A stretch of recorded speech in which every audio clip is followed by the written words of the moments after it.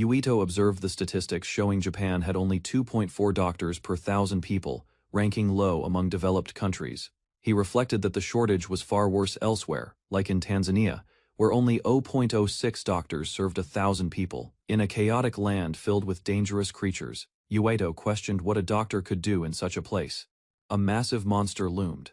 Yet he realized that medical skills could still save lives even here. Returning to Japan, Yuito hurried to meet friends, determined to help and make a difference. Yuito met his colleagues at a small restaurant after a busy day at the clinic. They discussed workloads and long hours, appreciating a rare chance to relax together. Yamagishi revealed he was going to be a father, surprising everyone. Other patrons congratulated him, sharing in the joyful news. The friends decided to celebrate together, strengthening their bonds before Yuito returned to work. Yuito was surprised when his friends reacted to his news while eating together. They learned that Yuito would be transferring to a new assignment, leaving them momentarily shocked. He explained he was going to Siwajima, a remote island lacking a doctor. Yuito emphasized that people in need required someone to go, showing his dedication. Despite career concerns, he left immediately after receiving the hospital's call, ready to help the island. Yuito focused intensely, preparing to perform a critical procedure for the sake of his patients. He began the hemostatic process, ensuring that bleeding and complications were carefully managed. Colleagues watched his determination, noting the precision and seriousness in his eyes. The hospital's exterior showed the calm outside, while urgent procedures unfolded inside. Tests revealed a patient with hypophosphatemic rickets, and Yuito analyzed the results with care and expertise.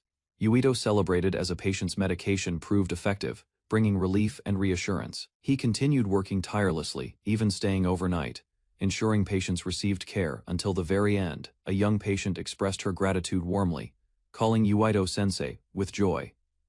Colleagues reflected on his character, acknowledging that he was a genuinely good and selfless person. Yuito reminded patients to continue their treatment, showing dedication and care even in small acts. A young patient waved goodbye to Yuito, grateful for his care. Yuito reflected that his transfer to a village without a doctor might be permanent, but he accepted the responsibility. Colleagues helped each other in the office, supporting Yuito's work before he departed. He thanked his co-workers for their assistance, showing appreciation for teamwork. Yuito smiled, determined to return someday and continue helping those in need. Yuito sailed to Siwajima, excited but facing rough seas on the way to the remote island. Seasickness struck him aboard the boat, but he persisted, determined to help patients in need. He struggled to communicate over the wind and waves, showing his perseverance despite challenges. The island approached, revealing a chaotic scene, testing his resolve before even arriving. Upon arrival, he met locals and a disorganized storage room, ready to take immediate action for those who needed him.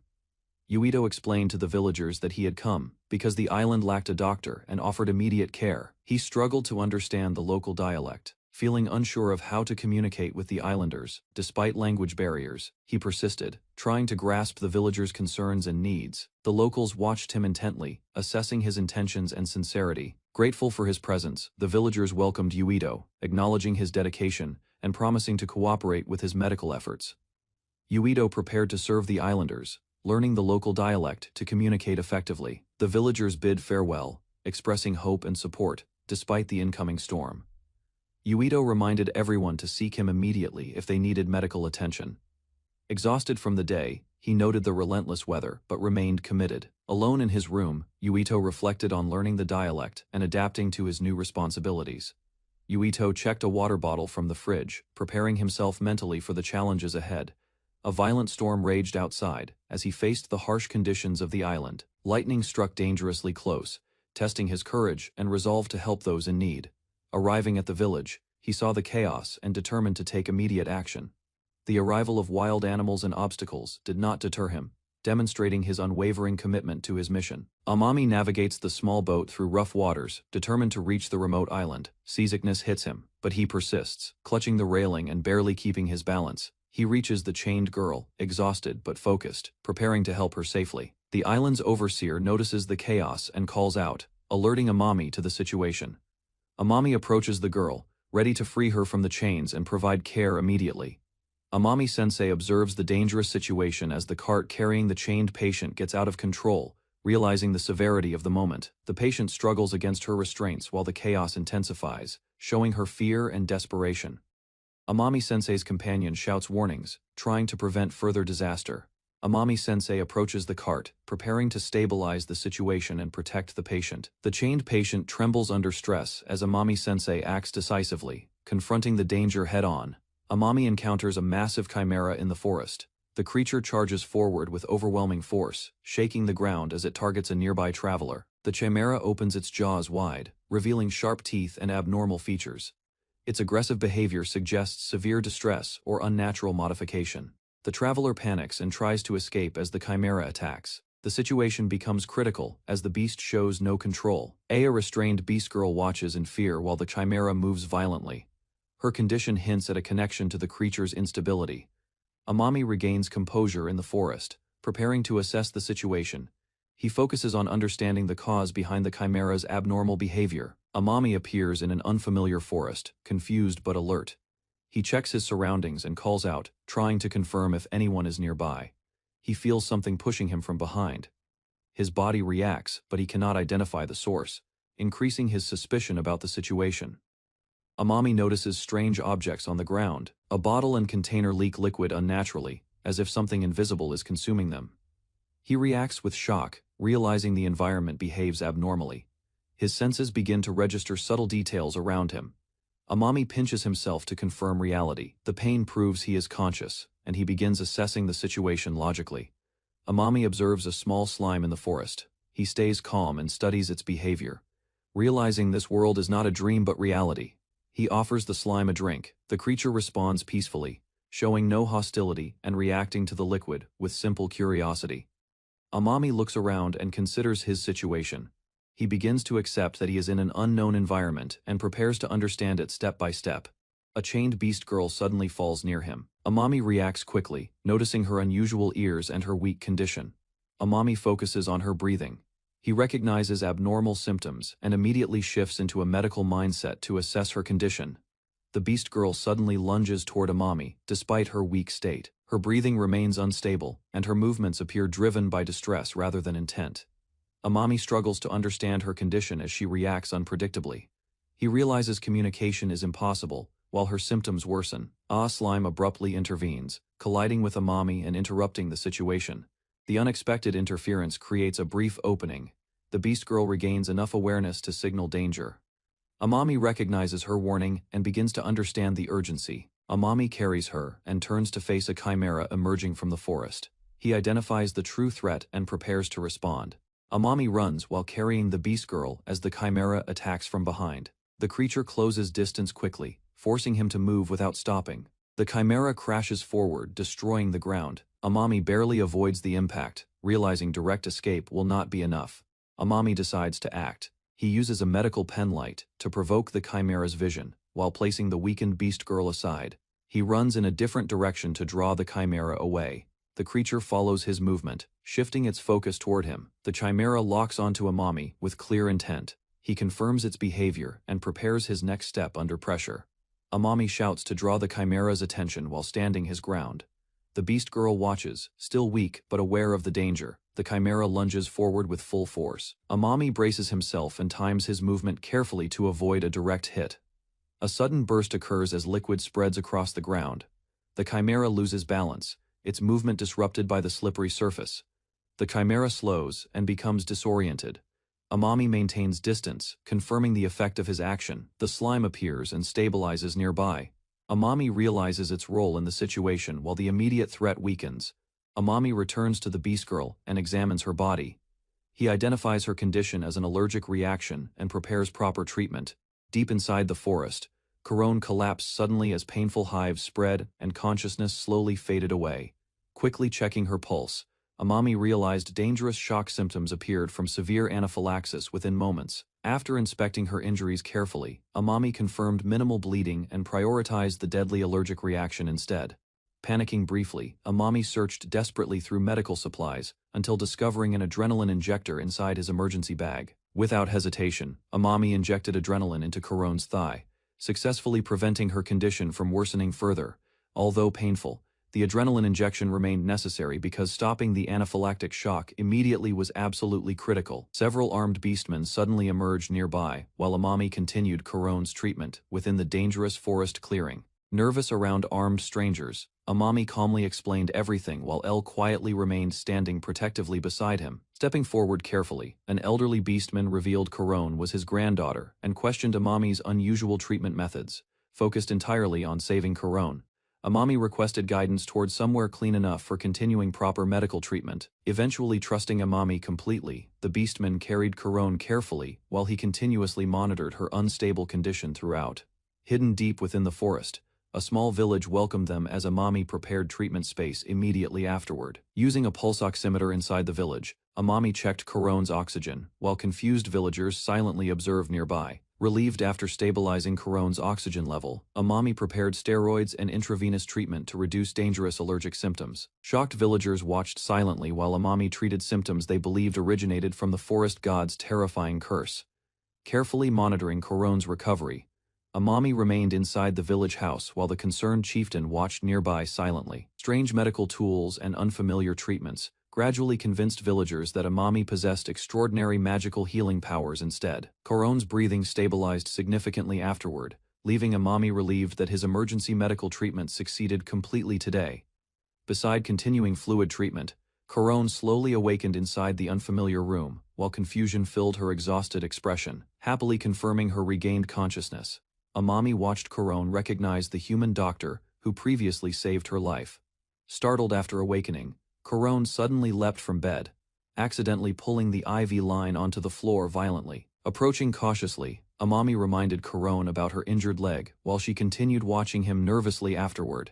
Hoping to finish treatment correctly, Amami politely requested another examination while Corone carefully listened nearby attentively today. Offering a gentle smile, Amami attempted calming Corone, though embarrassment quickly overwhelmed her unexpectedly afterward. Instead, confused and flustered, Corone caused another chaotic commotion while Amami silently observed the entire situation nearby awkwardly. Once calmer emotionally, Corone finally permitted Amami continuing treatment and examining her remaining injuries carefully afterward.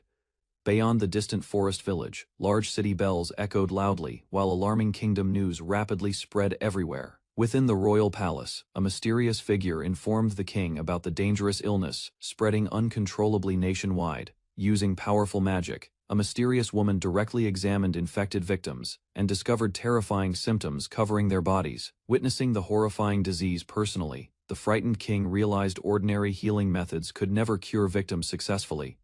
Inside the magnificent cathedral, the grateful king praised priests for treating the mysterious illness spreading throughout kingdoms. Calmly accepting gratitude, the horned priest explained delayed treatments caused countless deaths, despite faithful magical healing efforts. Secretly, the priest believed their magical abilities and unwavering faith remained insufficient against the spreading disease everywhere. While bells echoed across the darkened city, the priest reflected anxiously upon worsening conditions surrounding everyone nearby. Far within the forest village, Amami completed Corone's treatment successfully, without depending upon magic or faith whatsoever. Feeling pain disappear completely, Corone learned anesthesia and medicine greatly accelerated her physical recovery from injuries afterward. Quietly expressing gratitude afterward, Corone thanked Amami sincerely while he happily watched her healthy recovery continue progressing. During conversation inside the house, Corone wondered whether Amami used magical powers for healing patients successfully. Instead, denying magical abilities completely, Amami clarified he relied solely upon medical knowledge and professional experience treating patients. Listening carefully afterward, Corone realized medicine could be learned through study and practice by absolutely anyone someday. Encouraging Corone warmly, Amami promised teaching medicine willingly whenever she seriously desired learning the field professionally someday. Proper introductions finally followed afterward, allowing Corone gradually becoming comfortable around Amami's kindness and reassuring presence nearby. Happily informing Corone's grandfather afterward, Amami confirmed her recovery stabilized completely and danger no longer remained nearby. Suddenly, the elderly beastman revealed Corone's identity as a slave intended for returning toward dangerous slave brokers. Villagers explained surrendering Corone protected their settlement from violent retaliation carried out by ruthless slave traders. Corone's grandfather explained unauthorized healing violated church law, while compensation payments became financially impossible for villagers anymore. Attempting defending Amami bravely, Corone discovered villagers ignored her entirely because they considered her merely property. Instead, Furious after hearing their justification, Amami declared he would always help suffering individuals without hesitation anywhere afterward. Warning Amami seriously, the elderly beastmen insisted laws and magic mattered more than individual lives within society. Realizing forbidden medical practices occurred, villagers considered Amami dangerous, and decided eliminating him became necessary immediately afterward. Before villagers attacked Amami, the gigantic forest god suddenly appeared and destroyed village buildings through terrifying roaring violence. Terrified villagers panicked immediately while the massive beast rampaged everywhere, believing divine punishment struck their settlement today. Blaming Amami angrily, Kuron's grandfather accused him of bringing catastrophic disaster directly toward the vulnerable village population. Surrounded by collapsing buildings, Amami faced the terrifying creature directly, though surprisingly it never attacked him violently. Immediately noticing unusual behavior, Kuron realized the forest god deliberately ignored both her and Amami completely nearby. Observing strange parasites attached everywhere, Amami realized painful infestations caused the forest god's violent rampaging behavior recently. Examining wounds closely afterward, Amami discovered parasites continuously stabbed the creature, causing unbearable suffering and violent destruction. Amid widespread panic everywhere, Amami quickly announced having a proposal capable of stopping further catastrophic destruction immediately. Boldly negotiating afterward, Amami offered curing the forest god if villagers allowed Kuron leaving safely alongside him. Hearing Amami's proposal carefully, Kuron's grandfather agreed because saving the village outweighed returning Kuron to brokers. Carefully examining the forest god, Amami concluded surgery remained possible if the embedded object became removable afterward, successfully. Confused villagers questioned Amami's intentions, while the cautious forest god reacted warily toward approaching medical preparations nearby. Explaining his plan clearly, Amami requested Kuron's assistance removing the object causing unbearable pain within the creature. While organizing medical equipment, Amami declared refusing treatment never mattered regardless of species, status, or divinity. Afterward, calmly reaffirming his beliefs, Amami insisted saving lives remained every doctor's responsibility, despite fear or oppressive laws. Beginning treatment carefully, Amami cleaned the forest god's infected wound, while the creature roared painfully nearby throughout procedures. Parasites burst violently outward, while struggling villagers restrained the forest god during Amami's careful medical treatment afterward today, injecting lidocaine directly afterward. Amami successfully numbed the creature's pain and gradually calmed violent movements completely nearby. Using stronger anesthetic medicine later, Amami sedated the forest god until the massive beast collapsed peacefully unconscious afterward. After stabilizing the creature successfully, Amami prepared surgical instruments carefully, despite dangerous conditions and infection risks nearby. Closely examining the lodged weapon, Amami confirmed removing it required an extremely precise surgical incision afterward, successfully today. Studying the wound carefully, Amami discovered barbed spearheads prevented safe removal without causing devastating additional injuries afterward. Thoroughly disinfecting the wound beforehand, Amami prepared the forest god carefully while preventing dangerous infection during surgery procedures. Requesting assistance afterward, Amami instructed Kuron preparing surgical instruments carefully from his medical kit nearby today nervously. Despite unfamiliarity with medical equipment, Kuron seriously handled sharp instruments while assisting Amami throughout dangerous surgery procedures. Following instructions carefully, Kuron adjusted surgical tools successfully, while Amami praised her steady hands and quick understanding afterward. Continuing treatment independently afterward, Amami instructed Kuron cleaning injured villagers' wounds carefully using fresh water nearby today. Though hesitant after recent suffering, Kuron listened seriously, while Amami promised never forcing unwanted responsibilities upon her. Gathering courage gradually, Kuron willingly chose assisting Amami before he officially began operating upon the forest god afterward. As surgery commenced finally, Amami requested Kuron's assistance, tying his surgical gown properly behind him before treatment. Kuron first heard villagers discussing the forest god and became curious about the mysterious guardian nearby. According to the elder, the beast tribe survived because the forest god protected their territory constantly. Many villagers believed the forest god frightened intruders away using claws, fangs, and terrifying curses. While examining the injured victim, Amami discovered the curse originated from wounds inflicted by the forest god. Seeing the enormous creature resting peacefully, Amami finally understood the villagers' fear toward the forest god. After inspecting the barbed spear carefully, Amami realized direct removal would severely injure the forest god. Comparing the spear with a fishhook, he planned a safer extraction method before beginning the surgery. Preparing his surgical knife carefully, Amami decided to open the wound before removing the dangerous barb. While slicing through tight skin carefully, Amami stayed focused as the massive spear gradually loosened inside. Upon reaching the barb successfully, Amami confirmed the forest god's skin resembled ordinary human flesh closely. Carefully widening the wound further, Amami searched deeper for the dangerous hidden barb inside the creature. Blood suddenly poured from the wound, but Amami finally exposed the sharp barb beneath thick flesh. Slowly guiding the barb outward, Amami prayed nothing vital inside the giant creature became severely damaged afterward.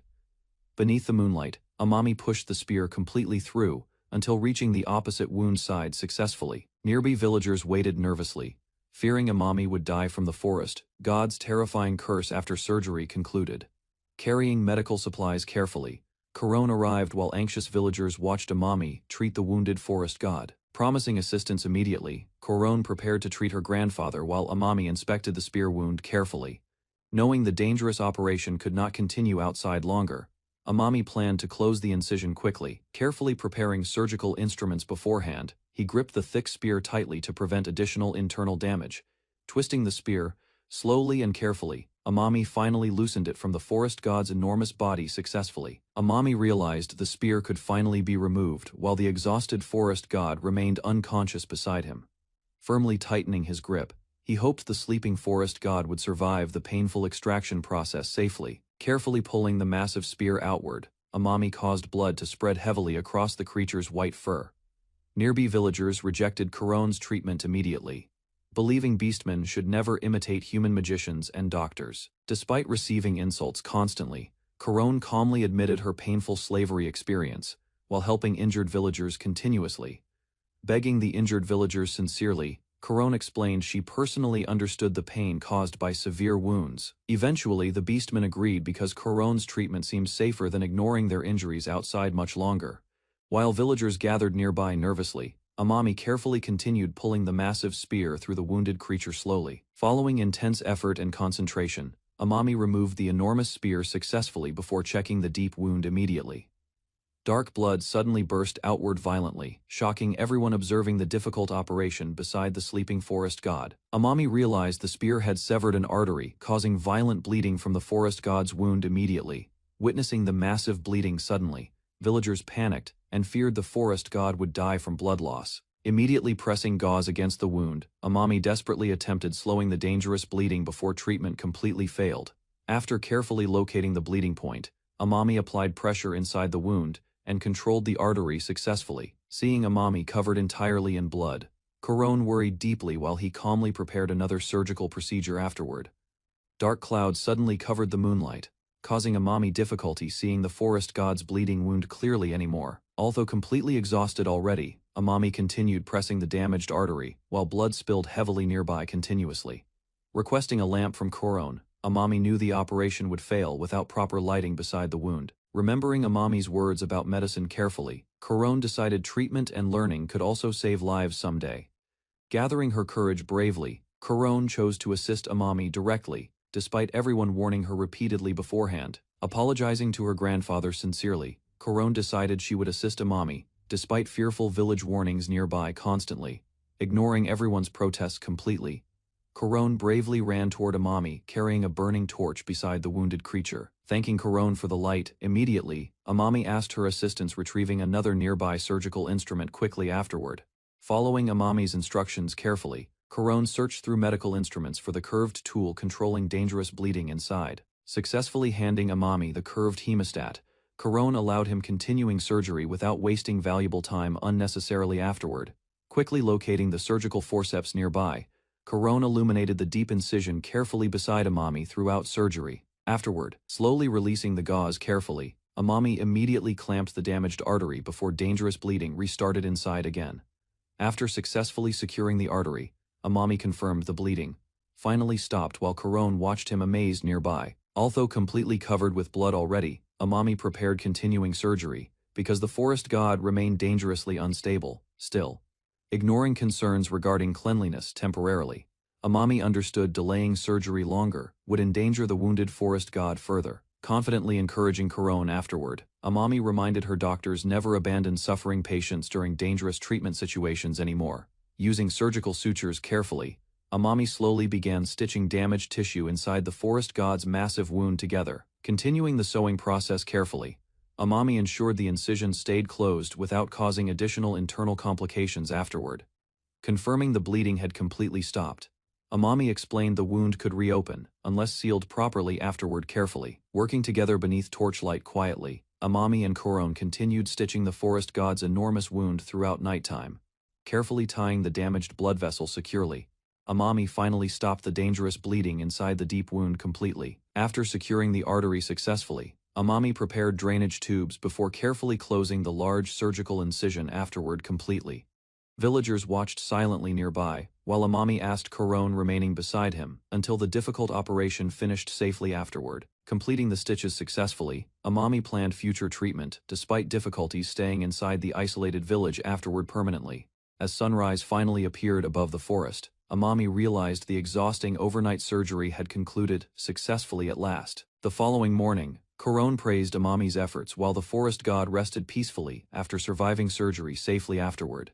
As sunlight spread beautifully across the sky, Amami declared the difficult overnight operation finally finished beside everyone present. Exhausted after removing the massive spear successfully, Amami collapsed backward, while Koron observed the recovering forest god quietly. Yuito washed the blood from his hands beside the river after treating injured people in the forest. Koron watched him carefully while he continued cleaning himself instead of resting. Yuito explained that blood could carry dangerous viruses even if wounds were not visible. Koron became confused by the unfamiliar idea. Yuito gently held Koron still and checked her face after noticing blood near her eyes. He taught Koron to wash her eyes properly because infection could spread through them as well. Yuito explained that surgeons could become infected if blood entered their eyes during treatment. Koron listened carefully and followed his instructions. While talking, Yuito realized that clean baths were only available to nobles, making proper hygiene difficult for ordinary people. He began thinking about how social status affected medical care in the kingdom. Koron suddenly pushed Yuito back into the river after noticing blood still on him. Later, Yuito spoke with the villagers about taking Koron along on his journey. Yuito learned from the village chief that people might return to capture Koron again, making the village unsafe for her. The villagers explained that death from childbirth, injuries, and disease was common because medical care was limited. Yuito compared their situation with modern medicine and understood how dangerous life in the village truly was. He saw that the village was slowly declining after losing many people, and even harming the forest god. The chief decided that Koron should leave the village and travel with Yuito to find a better future. Koron saw her grandfather blaming himself for failing to protect the village, despite all his efforts. Yuito remembered the people who once supported him, and believed nobody should carry every burden alone. He encouraged the old chief to keep searching for hope because problems could still be solved with determination. Koron comforted her grandfather and stayed beside him while he struggled with his worries. Before leaving the village, Koron promised her grandfather that she would return again someday. Koron decided to travel with Yuito, so she could help him heal people and repay everyone who had protected their village. She promised the chief that she would return after becoming strong enough to save others from sickness and injury. Yuito also planned to gather better medical tools for future treatments. Yuito admitted that he still felt unfamiliar with human society in this world. The chief hoped Yuito could find a safe place where Koron would be accepted. Yuito began searching for a land where many different races could live together peacefully. Yuito and Koron arrived at Yahello, the Great World Tree Kingdom, where the elves lived among enormous branches and ancient structures. Inside the massive tree, they saw a city built within the roots and walls of the living forest. The capital was crowded with roads, bridges, and countless people moving through the tree's interior. Koron learned that powerful magicians from the elven country had been sent to handle important matters there. Yuito quietly observed the unfamiliar elf magicians and warriors while entering the new kingdom with Koron. The elf leaders welcomed the visitors and promised to treat their injuries with care inside the World Tree Kingdom. Queen Melina and Princess Yuno explained that healing magic could only be used by humans, even among the elves. Yuno showed respect toward human healing methods and accepted the beliefs carried by Yuito's people. Queen Melina revealed that healing magic had become tied to politics, taxes, and power, instead of helping everyone equally. The leaders admitted that the world remained filled with sickness and conflict, despite the existence of healing magic. The villagers wished they also possessed the power to heal others, after seeing Yuito's medical knowledge save lives.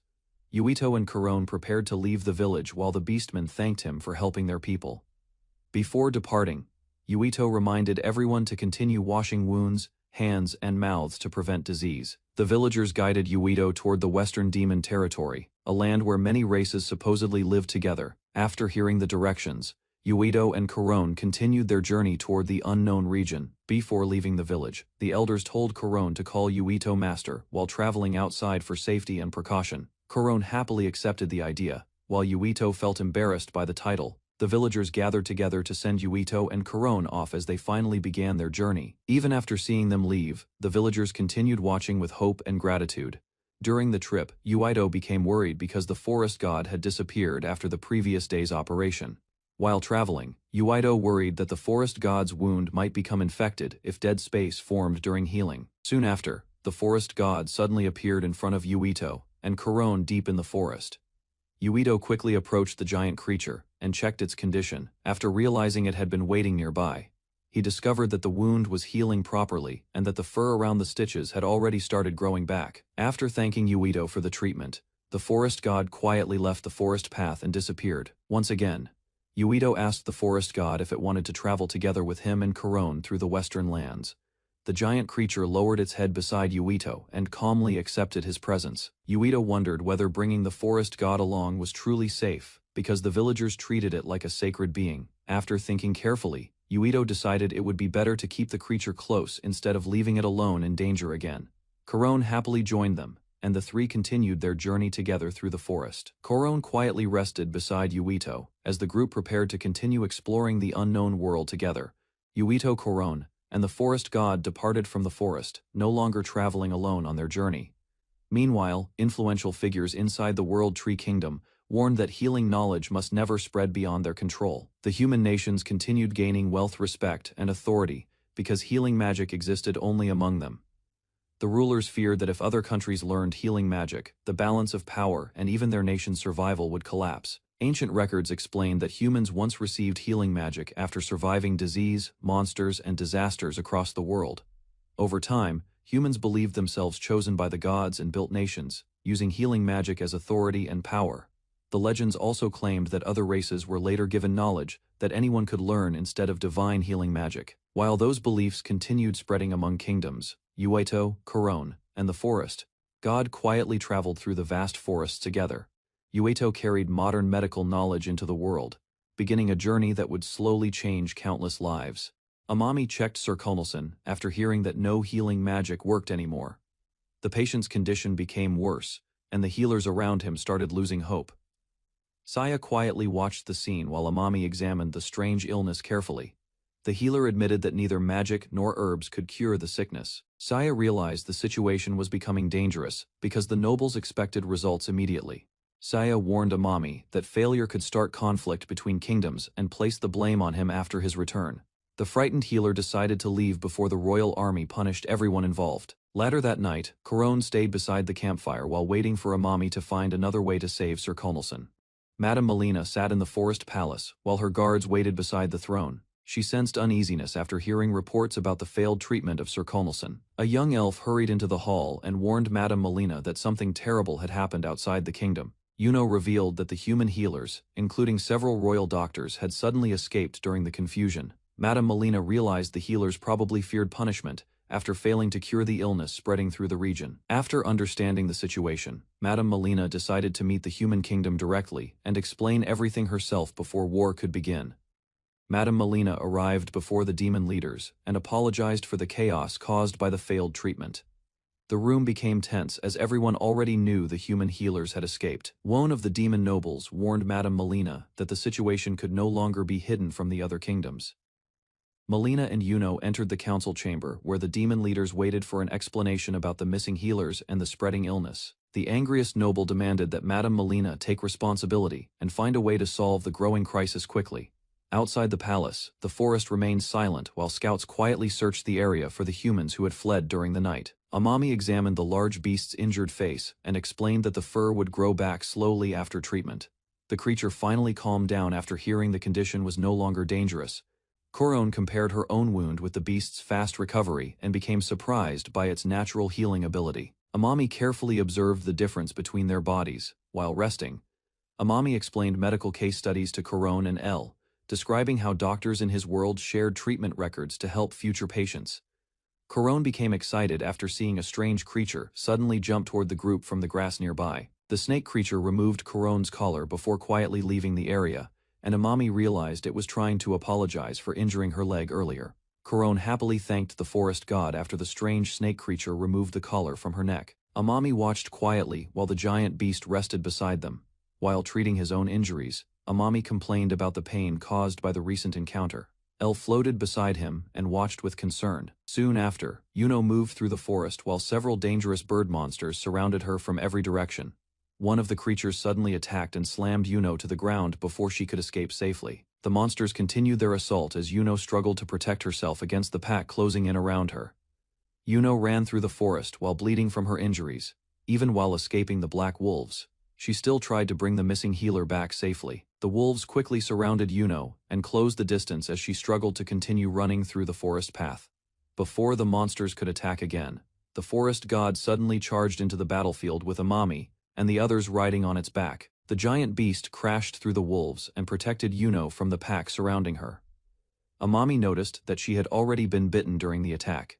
Yuno finally collapsed after seeing Amami Kuron, and the forest god arrived to rescue her from the monsters. Amami caught Yuno before she collapsed completely from her injuries and exhaustion after escaping the monster attack in the forest. Kuron asked Amami what they should do next.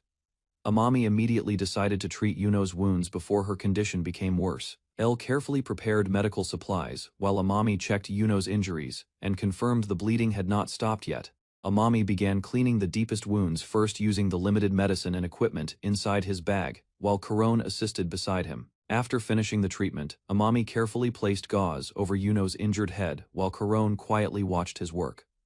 Amami noticed that Yuno's wound was still bleeding through the gauze. He immediately decided to use stronger medicine to stop the blood loss before her condition worsened. Kuron handed Amami the correct medicine while he prepared an adrenaline additive to control the bleeding during treatment. Amami carefully injected the anesthetic directly inside the wound instead of the skin so the medicine would work faster. Kuron watched nervously as Amami continued the treatment and cleaned the injured area with steady hands. After the procedure, the bleeding finally stopped. Kuron became impressed after seeing Amami successfully control Yuno's condition with modern medical treatment. Amami prepared a skin stapler from his medical bag and explained that it could close wounds faster than normal stitching during emergency treatment. He carefully used the stapler on Yuno's head wound while making sure the injury was safe enough for the procedure. Kuron became amazed after seeing the wound close so quickly. Amami confirmed that Yuno would recover, although his medical supplies were starting to run low. After the treatment ended, Yuno slowly regained consciousness while resting on the ground beside the group. Yuno suddenly woke up after the treatment ended. Kuron, Amami, and the forest god immediately noticed that she had regained consciousness safely. As Yuno tried touching her injured head, Kuron quickly warned her not to move too much, because the wound had not fully healed yet.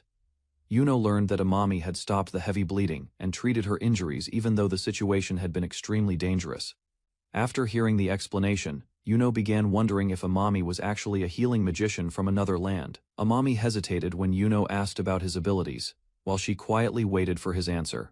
Kuron proudly told Yuno that Amami was different from ordinary humans, and called him the greatest healing magician she had ever seen. Amami promised that he would help anyone in need, while Yuno realized the forest god had trusted the right person all along. Yuno begged Amami to save her country from the growing crisis. Even after hearing the serious request, Amami calmly agreed to help without hesitation. After hearing his answer, Yuno became overwhelmed with emotion, and tears filled her eyes. Yuno quietly wiped away her tears while looking at Amami with renewed hope for her people's future. Yuno explained that her country was suffering from a deadly illness known as the spitting blood disease.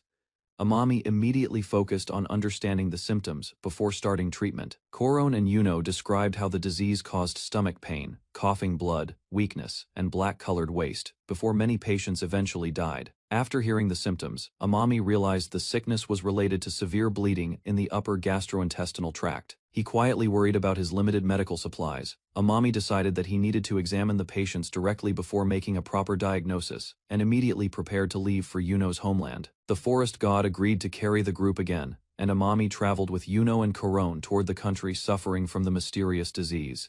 The forest god carried Amami, Yuno, and Corone across the mountains at incredible speed as they rushed toward the country suffering from the deadly disease. While traveling through the skies, Corone and Yuno looked over the vast land ahead and realized how serious the situation had become. Back in the Forest Kingdom, several demon nobles questioned whether Amami and the others would truly return with a solution. Madame Melina warned the council that the group needed to succeed quickly before the political situation completely collapsed. One of the extremists proposed assassinating the queen and starting a massacre to seize control during the growing chaos. After hearing the terrifying plan, Madame Melina became deeply worried about Yuno and the future of the kingdom. Dr. Amami finished his work before the storm arrived. He warned Okusawa to rest properly before going fishing again.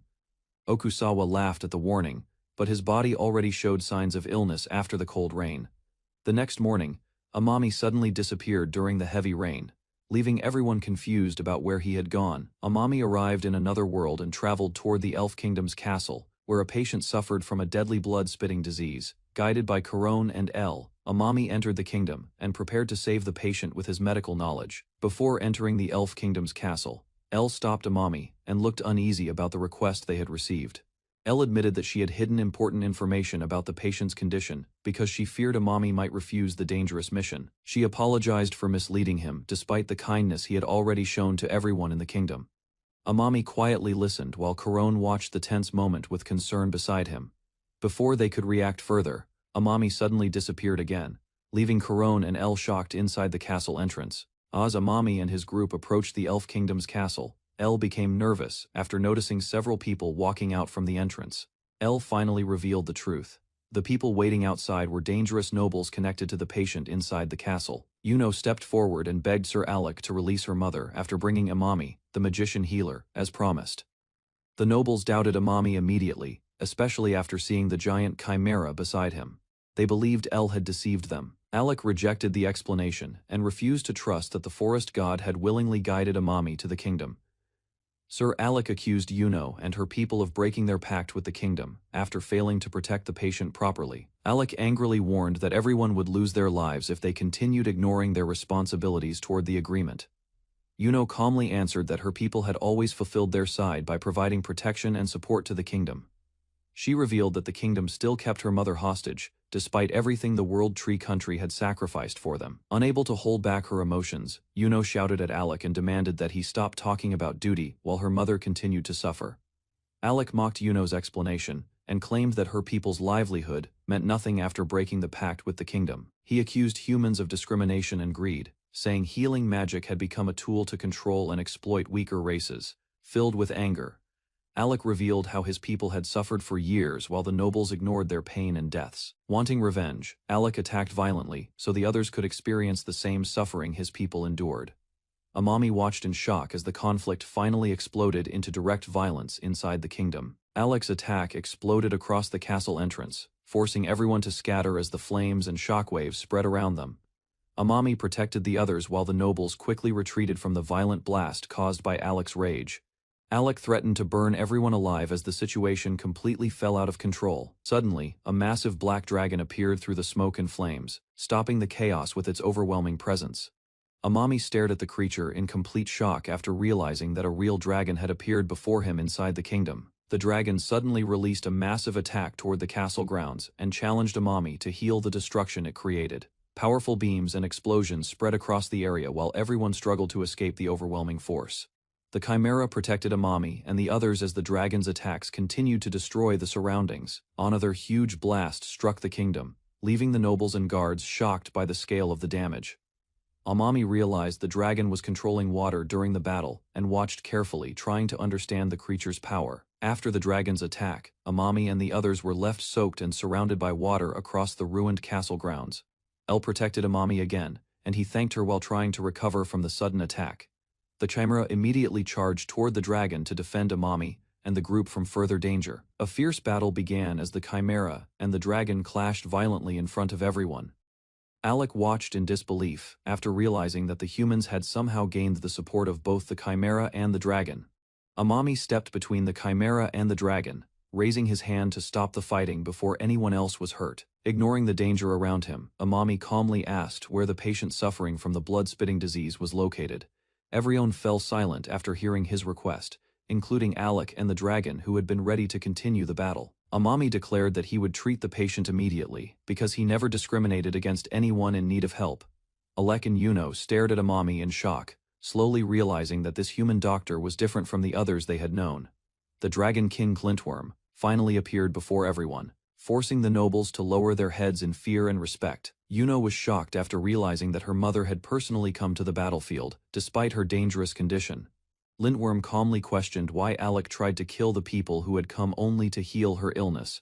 Yuno rushed toward her mother while Glintworm reminded Alec that he had been fighting against Amami and the others without understanding the situation. Alec looked back at the Chimera and realized too late that he had challenged allies connected to both the Forest God and the Dragon King. Glintworm calmly walked closer to the group and stated that coming to the battlefield had been the correct decision. Her overwhelming presence silenced everyone, and Amami, Corone, and Elle froze after feeling the pressure from the Dragon King. Glintworm stopped directly in front of Amami and carefully observed the human doctor who had entered the kingdom. She gently picked up Elle and greeted the small spirit warmly, showing that they already knew each other from the past. Amami watched nervously as Elle quietly reacted to Glintworm. Realizing their connection was far deeper than he first imagined, Glintworm admitted that the conflict had started because of her own mistakes, and apologized to everyone gathered at the castle. She immediately ordered Alec and the others to release Queen Melina and stop the fighting caused by her children's actions. Before anyone could respond, Glintworm suddenly coughed up blood, revealing the seriousness of her condition in front of everyone. Amami and Alec were shocked after realizing the powerful Dragonkin Queen herself had been hiding the illness all along. Amami quickly understood that Glintworm was the true patient suffering from the deadly blood-spitting disease. Amami immediately gave orders to Yuno and Corone, after realizing Glintworm's condition had become critical. Alec angrily tried to stop the human doctor from touching his mother, still unable to trust him completely. Ignoring the hostility, Amami stayed focused on the patient and carefully checked Glintworm's weakened body. Amami firmly ordered everyone to move quickly, so treatment could begin before the illness worsened further. Glintworm was finally carried to a quiet room inside the castle, while Amami prepared to examine the blood-spitting disease properly. Amami carefully examined Glintworm's eyes and noticed signs of severe anemia caused by the blood-spitting disease. He explained that her body had likely lost too much blood and warned that she might need an emergency transfusion. Corone and the others became confused after hearing Amami describe transferring blood from another person into the patient's body. Yuno slowly remembered hearing stories long ago about people sharing blood to save dying patients. Amami realized that traces of medical knowledge about blood transfusion might already exist somewhere in this world. Yuno explained that blood transfusions had been forbidden after many patients died from failed treatments in the past. Amami understood that problems like blood type differences and infections had likely caused those deadly accidents. While discussing possible treatments, Yuno showed Amami the leaves of the world tree that were used to reduce fever and pain. Amami carefully examined the leaves and learned that the entire country depended on the world tree's healing properties. After hearing how the leaves were prepared, Amami started considering whether the tree's bark might contain stronger medical effects. Amami suspected that the world tree's bark worked similarly to medicines like aspirin or quinine from his original world. Alec became confused after Amami showed him modern medicine tablets and explained how they were used to reduce fever and pain. Amami warned that medicines similar to aspirin would be dangerous for Glintworm because it could worsen her bleeding condition. He explained that some medicines thin the blood and damage the stomach, causing the opposite effect needed for treatment. Corone and the others listened carefully as Amami connected the world tree's healing properties to real medical science from Earth. Amami warned the group that the world tree leaves could worsen Glintworm's condition if they continued using them as medicine. Alec became anxious after hearing that the treatment they trusted for years might actually be harming the Dragonkin Queen. When asked how to save her, Amami suspected that Glintworm was suffering from internal bleeding somewhere in her digestive system. He explained that an endoscope would allow him to look inside the body and locate the source of the bleeding directly. Corone and the others listened in confusion as Amami described medical tools and techniques completely unknown in their world. While examining Glintworm, Amami noticed that the Dragonkin Queen understood far more about him than anyone else in the kingdom. Glintworm revealed that she believed Amami did not belong to their world and connected him to the mysterious elder beside him. The others became confused by her words, but Amami stayed calm and quietly listened to the weakened queen. Alec immediately asked his mother what she meant, worried after hearing her strange conclusion about the human doctor. Before explaining further, Glintworm admitted that her strength had reached its limit as her condition continued growing worse. Lintworm apologized to everyone and accepted that her condition might already be beyond saving, despite all the trouble caused around the kingdom. Alec held his mother's hand while Lintworm quietly cried, finally showing fear and sadness she had hidden for a long time. Corone desperately asked whether anything could still be done to save the Dragonkin Queen from the blood-spitting disease.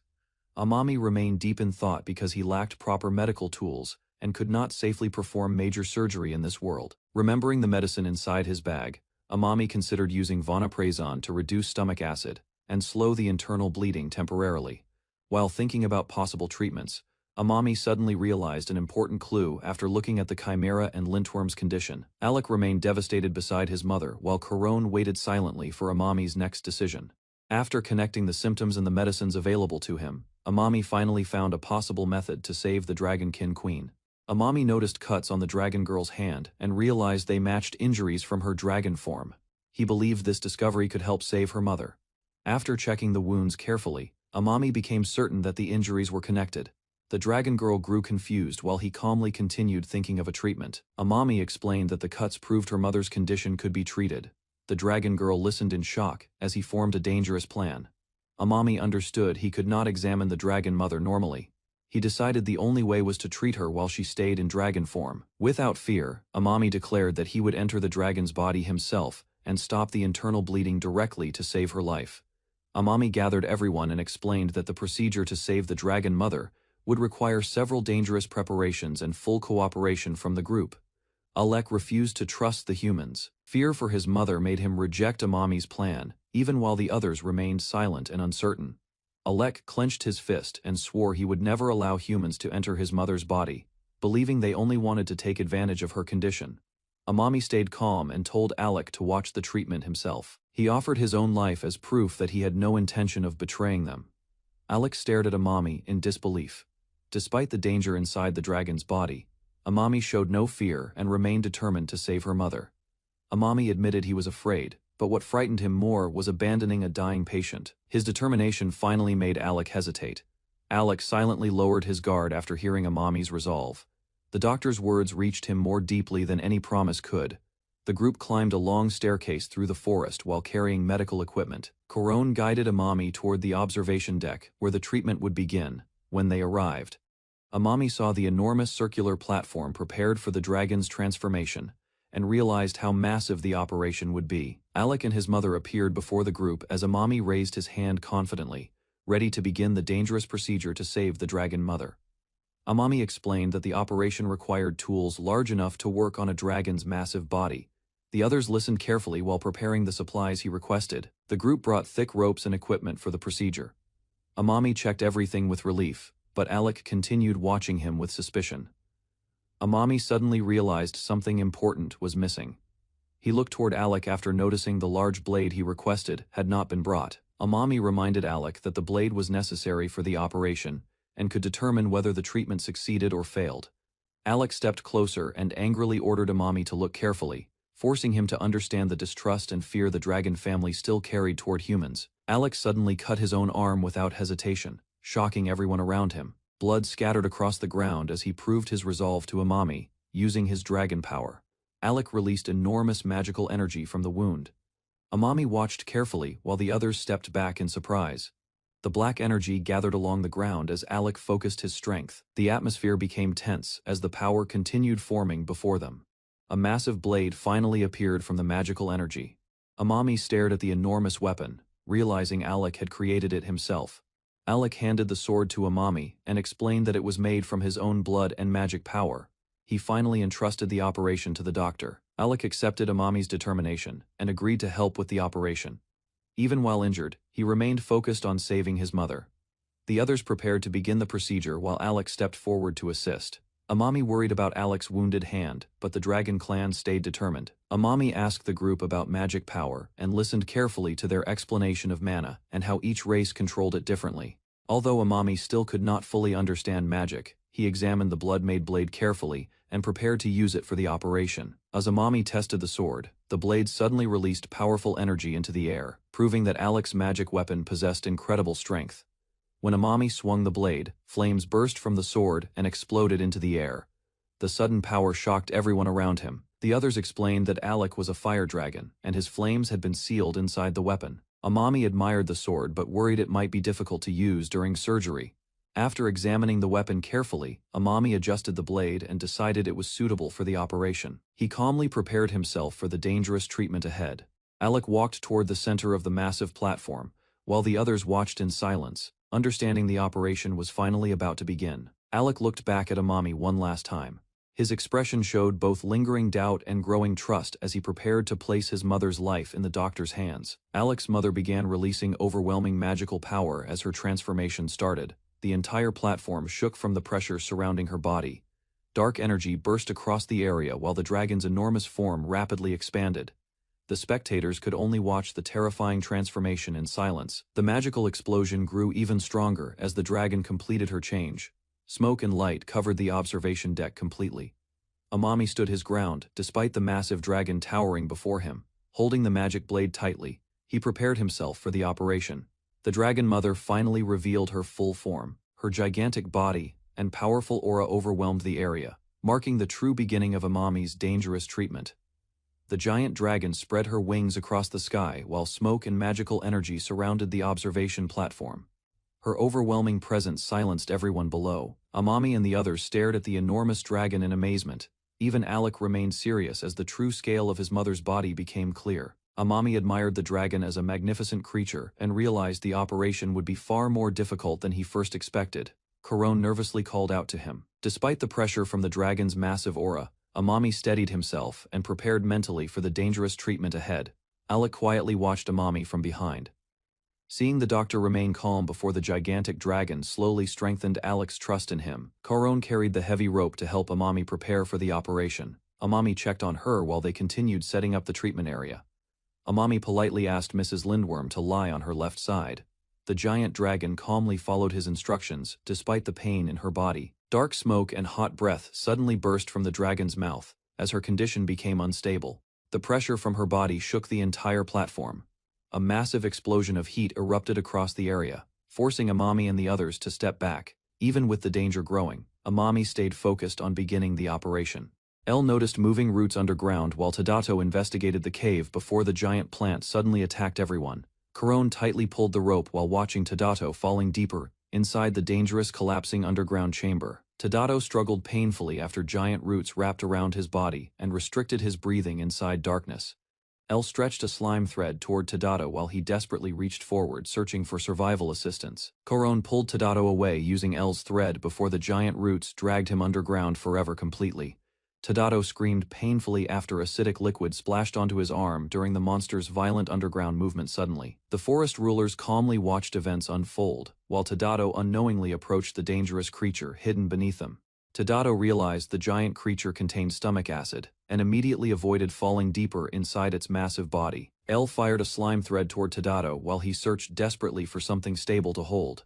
Tadato watched nervously after sharp debris crashed downward, narrowly missing his head inside the creature's dark stomach. Elle protected Tadato from falling debris, while the creature's stomach violently released dangerous acidic liquid around them.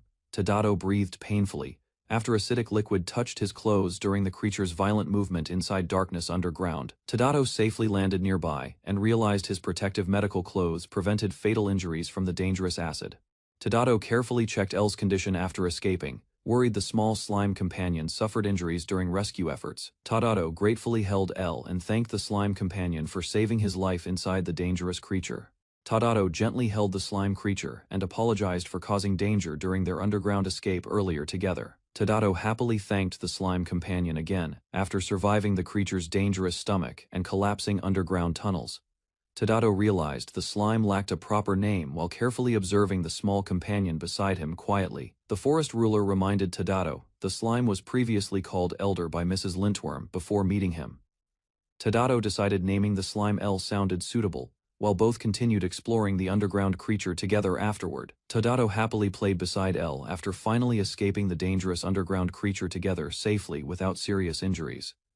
Tadato smiled confidently beside Elle before continuing their careful exploration through the strange underground passage ahead peacefully. Tadato and Elle moved deeper underground, while searching carefully for a safe path outside the giant creature. Koron suddenly noticed the rescue rope moving strangely and immediately realized something unusual happened underground below her. Koron anxiously held the rope tightly while waiting nervously for Tadato and L to safely return. Tadato carefully walked deeper inside the giant stomach while studying its strange biological structure using medical knowledge. Tadato examined the stomach carefully and compared its internal structure with normal human digestive anatomy differences. Scientifically, Tadato noticed flowing blood nearby and realized the injured area causing problems existed somewhere ahead inside dangerous darkness. Tadato avoided slippery liquid carefully while continuing deeper through the creature's massive stomach, searching for dangerous abnormalities. A violent explosion suddenly erupted ahead of Tadato, shaking the giant stomach and surrounding underground passage completely. Tadato suddenly panicked after another violent explosion erupted nearby, while L watched the dangerous situation beside him. Dark liquid spread across the stomach walls while Tadato carefully observed the violent internal damage surrounding them completely. Tadato noticed fresh blood flowing nearby and realized they finally approached the creature's dangerous injured area closely. Tadato discovered a massive abnormal growth attached deeply inside the creature's stomach wall. During careful examination there, using medical knowledge, Tadato identified the abnormal growth as a dangerous Yamada Type 4 polyp inside stomach. Tadato immediately realized the abnormal growth inside the creature's stomach was dangerous malignant cancer tissue spreading rapidly. Koron watched nervously while the massive creature weakened painfully from the spreading cancer, hidden throughout its enormous body.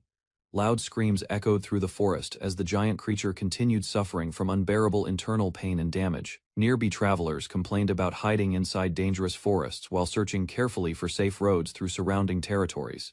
The frustrated travelers angrily blamed their enemies, while continuing deeper into the dangerous forest area together cautiously. The horned healer explained Isekai'd possessed abnormal healing abilities beyond ordinary magic users, treating deadly diseases successfully. The young mage believed another hidden treatment method existed if Isekai'd could cure impossible diseases successfully before. The young mage suddenly spotted dangerous black wolves approaching nearby while traveling carefully through the dense forest together. Inside the giant creature, Tadato examined the enormous tumor carefully while considering possible treatment methods seriously afterward. Tadato realized the creature suffered severe anemia because the massive tumor continuously caused dangerous internal bleeding inside. Tadato realized normal medical tools were unavailable and too small for removing the creature's massive dangerous tumor safely. Tadato decided using the strong rope for ligation could temporarily stop the severe internal bleeding inside successfully. Tadato considered using his heated sword like medical cauterization equipment, despite understanding its dangerous surgical limitations carefully. Tadato worried insufficient hemostasis would fail stopping the bleeding because proper electrocauterization equipment remained completely unavailable underground. Tadato feared Mrs. Lintworm would die from severe anemia if internal bleeding flooded her stomach continuously afterward. Tadato decided immediate surgery remained necessary because Mrs. Lintworm's dangerous condition continued worsening rapidly inside the creature. Tadato understood untreated stomach cancer could cause fatal anemia, organ damage, and severe physical complications eventually afterward. Tadato and L quickly surrounded the giant tumor, while preparing emergency treatment using limited available underground equipment carefully. Tadato tightly pulled the rope around the tumor stalk, while carefully avoiding sudden damage or dangerous tearing completely. Tadato carefully secured the rope knot around the tumor stalk before attempting emergency removal surgery, inside underground darkness. Tadato carefully used surgical knot techniques while tightening the rope around the massive tumor stalk securely underground. Tadato pulled the rope forcefully while struggling physically to completely block dangerous blood flow from the tumor. Tadato realized blood continued escaping from the tumor because the tightened rope still remained insufficient for hemostasis. Tadato strained desperately while tightening the rope harder until the tumor slowly changed from red toward purple. L suddenly noticed unexpected movement nearby, while Tadato remained focused entirely on stopping the dangerous bleeding inside. L controlled the tree branch skillfully, while helping Tadato tighten the rope around the massive tumor securely afterward. Tadato became surprised after realizing L could freely control the strange tree growing from its head naturally. Tadato thanked L sincerely, while both pulled the tightened rope together around the dangerous tumor stalk successfully afterward. Tadato confirmed the bleeding finally stopped after securing the square knot tightly around the giant tumor safely. Tadato immediately prepared his heated sword carefully before beginning the dangerous tumor removal surgery inside the creature. Tadato carefully burned through the tumor stalk using his heated sword as improvised surgical cauterization equipment underground. Tadato slowly continued, cutting the massive tumor while carefully preventing sudden bleeding or dangerous tissue damage nearby afterward. Outside the creature, Corone anxiously waited while violent shaking continued from Tadato's dangerous underground surgery procedure inside. Anna, their companion, confidently reassured Corone that Tadato would successfully save Mrs. Lintworm, despite the dangerous circumstances surrounding them. Corone remained suspicious toward Tadato's abilities, while nervously warning consequences if the human doctor failed the dangerous surgery. The young beastwoman trusted Tadato completely because he previously saved her life, despite having no personal connection whatsoever. The Forest Queen reminded Corone that Tadato also risked himself saving strangers without expecting anything in return. The Forest Queen sincerely hoped Mrs. Lintworm would survive the dangerous illness after enduring severe suffering for years. The Forest Queen calmly understood Corone's frustration and encouraged everyone nearby to continue waiting patiently together afterward. The Forest Queen gently reminded Corone that Mrs. Lintworm continued fighting desperately for survival inside the dangerous operation. Tadato groaned painfully while maintaining pressure during the dangerous surgery, deep inside Mrs. Lintworm's massive stomach urgently. Outside the forest, Mrs. Lintworm suddenly vomited enormous amounts of dark blood, while everyone watched in complete shock. Carefully slicing swollen flesh, Amami shocked Corone after exposing deep infection hidden within the giant creature. Escaping pressure forced Amami to secure damaged vessels quickly, while violent shaking endangered the risky treatment. Alone inside darkness, Amami searched deeper passages desperately before the enormous creature completely collapsed from internal damage. Fear overwhelmed Corone after recognizing arterial bleeding, while Amami continued performing dangerous surgery inside the creature. Suddenly losing control, the creature hurled Amami violently through collapsing tunnels while protecting fragile medical equipment, falling closer toward deadly stomach acid. Amami stayed composed while desperately searching escape routes through darkness. Violent internal movements slammed Amami against narrow walls repeatedly, while dangerous pressure rapidly continued increasing inside. Inside ancient libraries, Princess Yuno investigated mysterious records carefully, seeking answers behind the giant creature's illness. Outside nearby, Corone witnessed terrifying swelling before dark liquid exploded outward, spreading panic among frightened companions.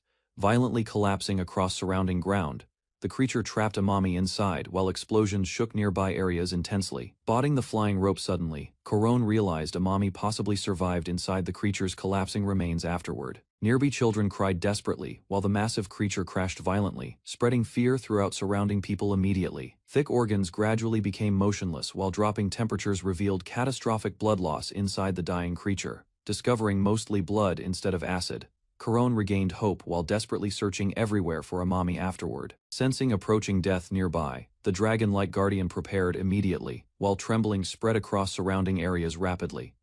Panic consumed Corone immediately after the guardian moved suddenly, refusing helplessly watching its mother die nearby. Approaching carefully, the young guardian pressed against wounds protectively while supporting its weakened mother's exhausted body. Strange glowing light transferred slowly from the guardian's body, reacting deeply within dangerous injuries inside afterward. Shocked villagers and beastmen watched silently after witnessing the guardian recklessly sacrifice dangerous powers without hesitation. Suddenly noticing faint figures inside glowing wounds, Corone regained hope Amami remained alive, somewhere within afterward. Explaining dragon biology carefully, the elf woman revealed guardians sacrifice mana, directly supporting their mother's survival. Losing excessive mana dangerously, the guardian weakened steadily while continuing life-threatening energy transfer throughout treatment procedures. Watching silently nearby, Corone noticed glowing energy fading slowly while the struggling guardian barely remained standing. Desperate villagers begged desperately for the guardian's safety, while fear intensified throughout increasingly hopeless surrounding crowds afterward. Exhausted beyond limits, the guardian admitted failure, despite risking everything attempting saving its dying mother alone. Overwhelmed by despair, the young guardian blamed weakness entirely, while staring hopelessly toward its dying mother. Refusing surrender completely, the guardian continued struggling desperately despite fading strength, threatening its survival continuously afterward. Silently observing nearby, Corone remained uncertain whether Amami still survived somewhere inside the enormous creature afterward. Begging desperately for survival, the guardian relied entirely upon Amami, while Corone prayed anxiously nearby afterward continuously. Emerging from glowing darkness suddenly, Amami appeared blood-covered yet continued carrying valuable medical equipment forward afterward. Violent rushing currents dragged Amami deeper inside the creature, while he struggled maintaining balance throughout afterward. Stopping against inner walls, Amami realized protective guardian mana shielded him completely from deadly stomach acid, thankful toward the guardian afterward. Amami calmly focused entirely upon surgery, despite surrounding dangerous acidic conditions everywhere. Discovering rescue ropes vanished completely, Amami accepted temporary entrapment, while continuing deeper inside alone afterward immediately. Finally locating the tumor's origin, Amami understood removing everything entirely remained essential, saving the creature afterward. Moving carefully through rushing blood, Amami survived solely because weakened stomach acid became heavily diluted inside, reaching damaged vessels eventually. Amami noticed unstable circulation immediately before searching desperately for bleeding solutions afterward. Carefully monitoring blood pressure, Amami realized dangerous shock threatened survival if circulation slowed excessively during treatment. Remembering severe blood loss consequences, Amami patiently waited before beginning another dangerous surgical procedure afterward carefully. Preparing cauterization carefully, Amami discovered suddenly his necessary surgical blade disappeared during dangerous treatment procedures afterward. Recovering missing equipment quickly, Amami resumed operating immediately while blood surged violently throughout surrounding passages afterward. Carefully advancing forward, Amami navigated narrowing vessels while tracking dangerous bleeding sources, with precise concentration afterward. Precisely targeting damaged tissue, he avoided piercing completely because mistakes would instantly kill the enormous creature afterward. Successfully striking bleeding points carefully, Amami sealed damaged vessels while enduring violent surrounding pressure continuously afterward. Despite exhausting remaining powers outside, dropping blood pressure confirmed the creature remained dangerously near death afterward. Battling violent blood currents continuously, Amami struggled maintaining position while avoiding being swept backward again afterward.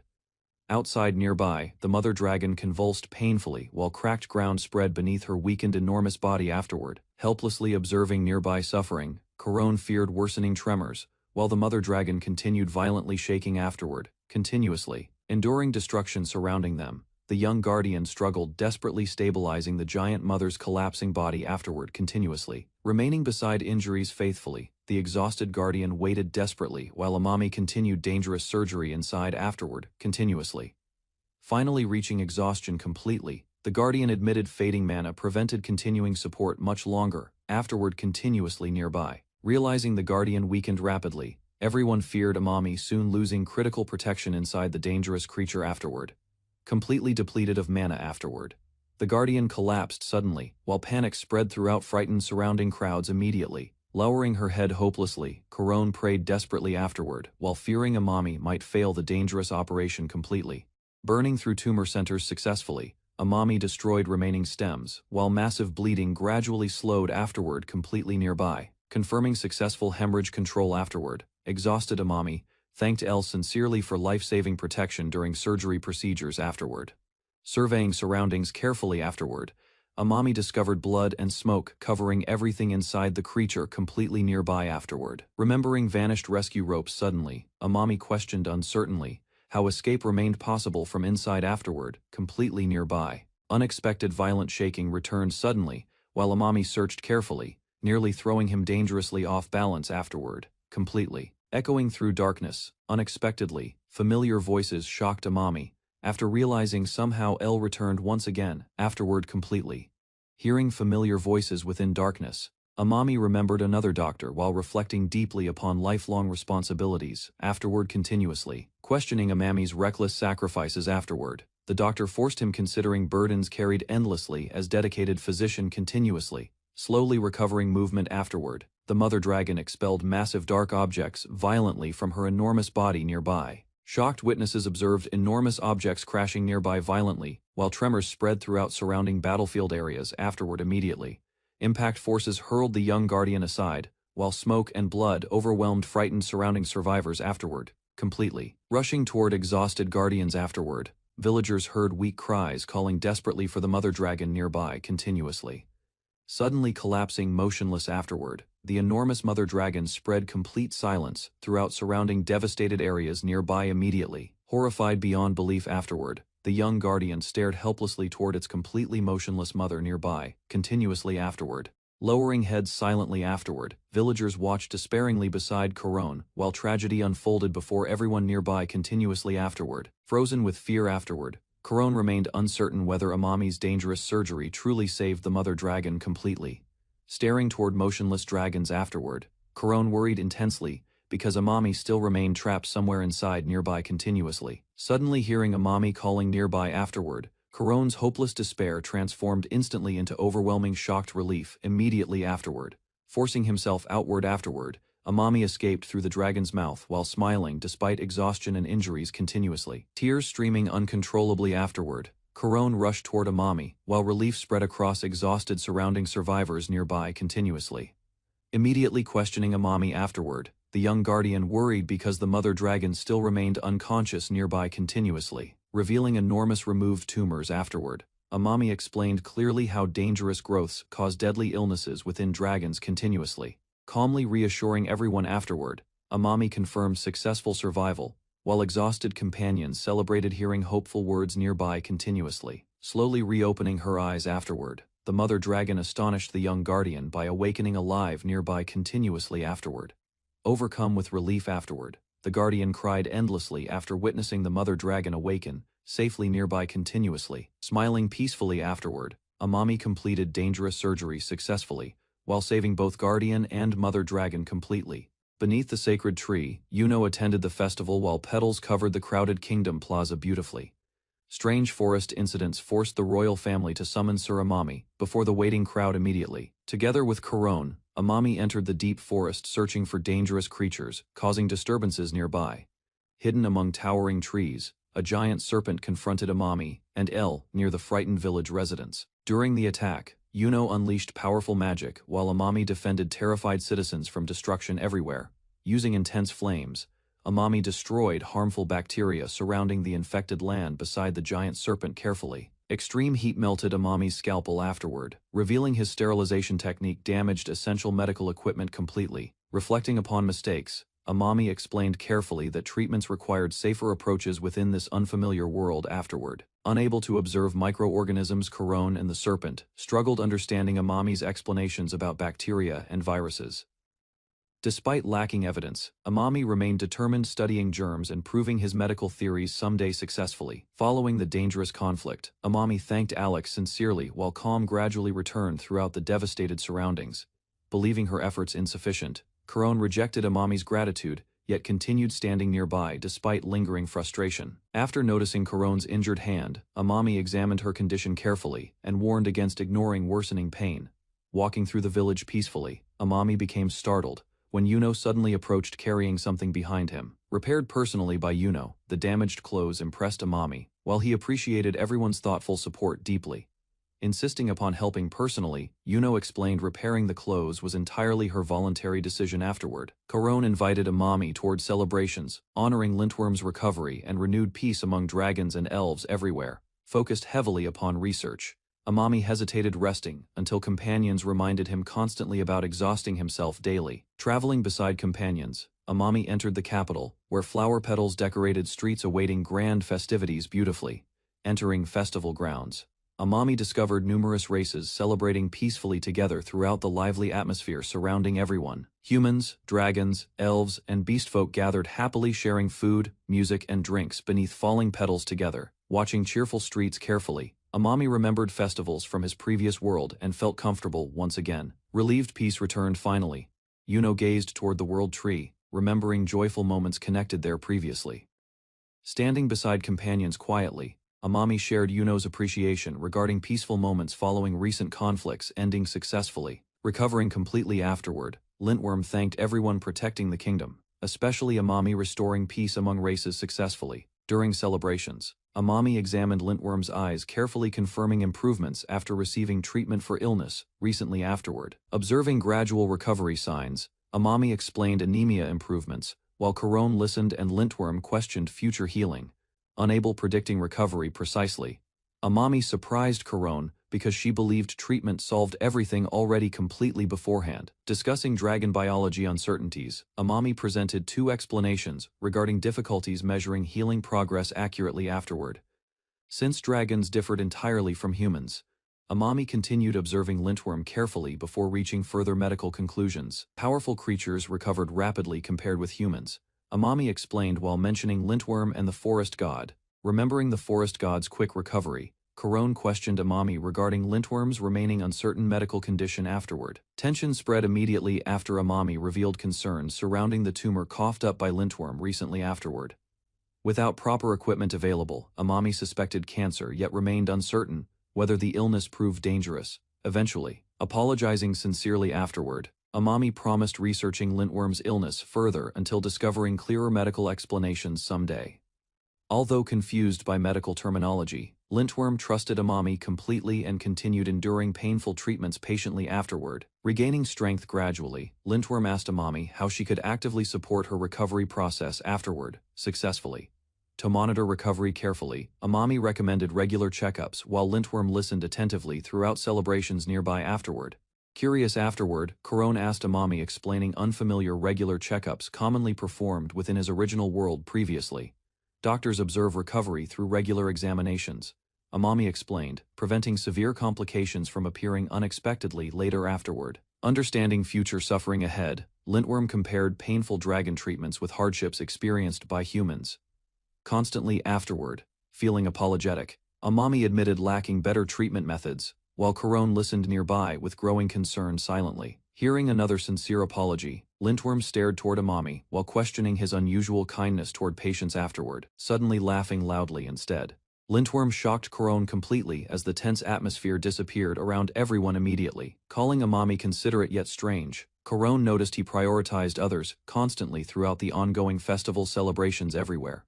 Trusting Amami completely afterward, Lintworm decided placing her health and future treatments entirely under his supervision. Because future checkups continued ahead, Lintworm requested Amami calling her Lin during their meetings afterward. Happily, witnessing a dragon interested in human doctors, excited festival crowds, who considered everything entertaining and unusual simultaneously. During celebrations, warrior Normam approached suddenly, immediately attracting attention from nearby people, including Princess Yuno afterward, questioning Lintworm's closeness toward outsiders. Normam confronted Amami while she calmly rejected accusations beside him firmly. Protecting Amami fiercely, Lintworm warned the former dwarf king against harming the doctor ever again afterward. Acknowledging possible disaster, the dwarf king nevertheless respected Amami's courage, despite dangerous risks from treatment previously afterward. Celebrating enthusiastically, the dwarf king forced strong alcohol upon Amami, while concerned Lintworm observed nearby silently afterward. Refusing alcohol threatened celebration moods. The dwarf king insisted while Amami awkwardly accepted another drink nearby afterward. Though unfamiliar and strong, kingdom liquor slowly became enjoyable for Amami during festival celebrations afterward, eventually happily. Drinking alongside Normam, Amami noticed someone searching urgently for the dwarf chief during ongoing festivities nearby afterward.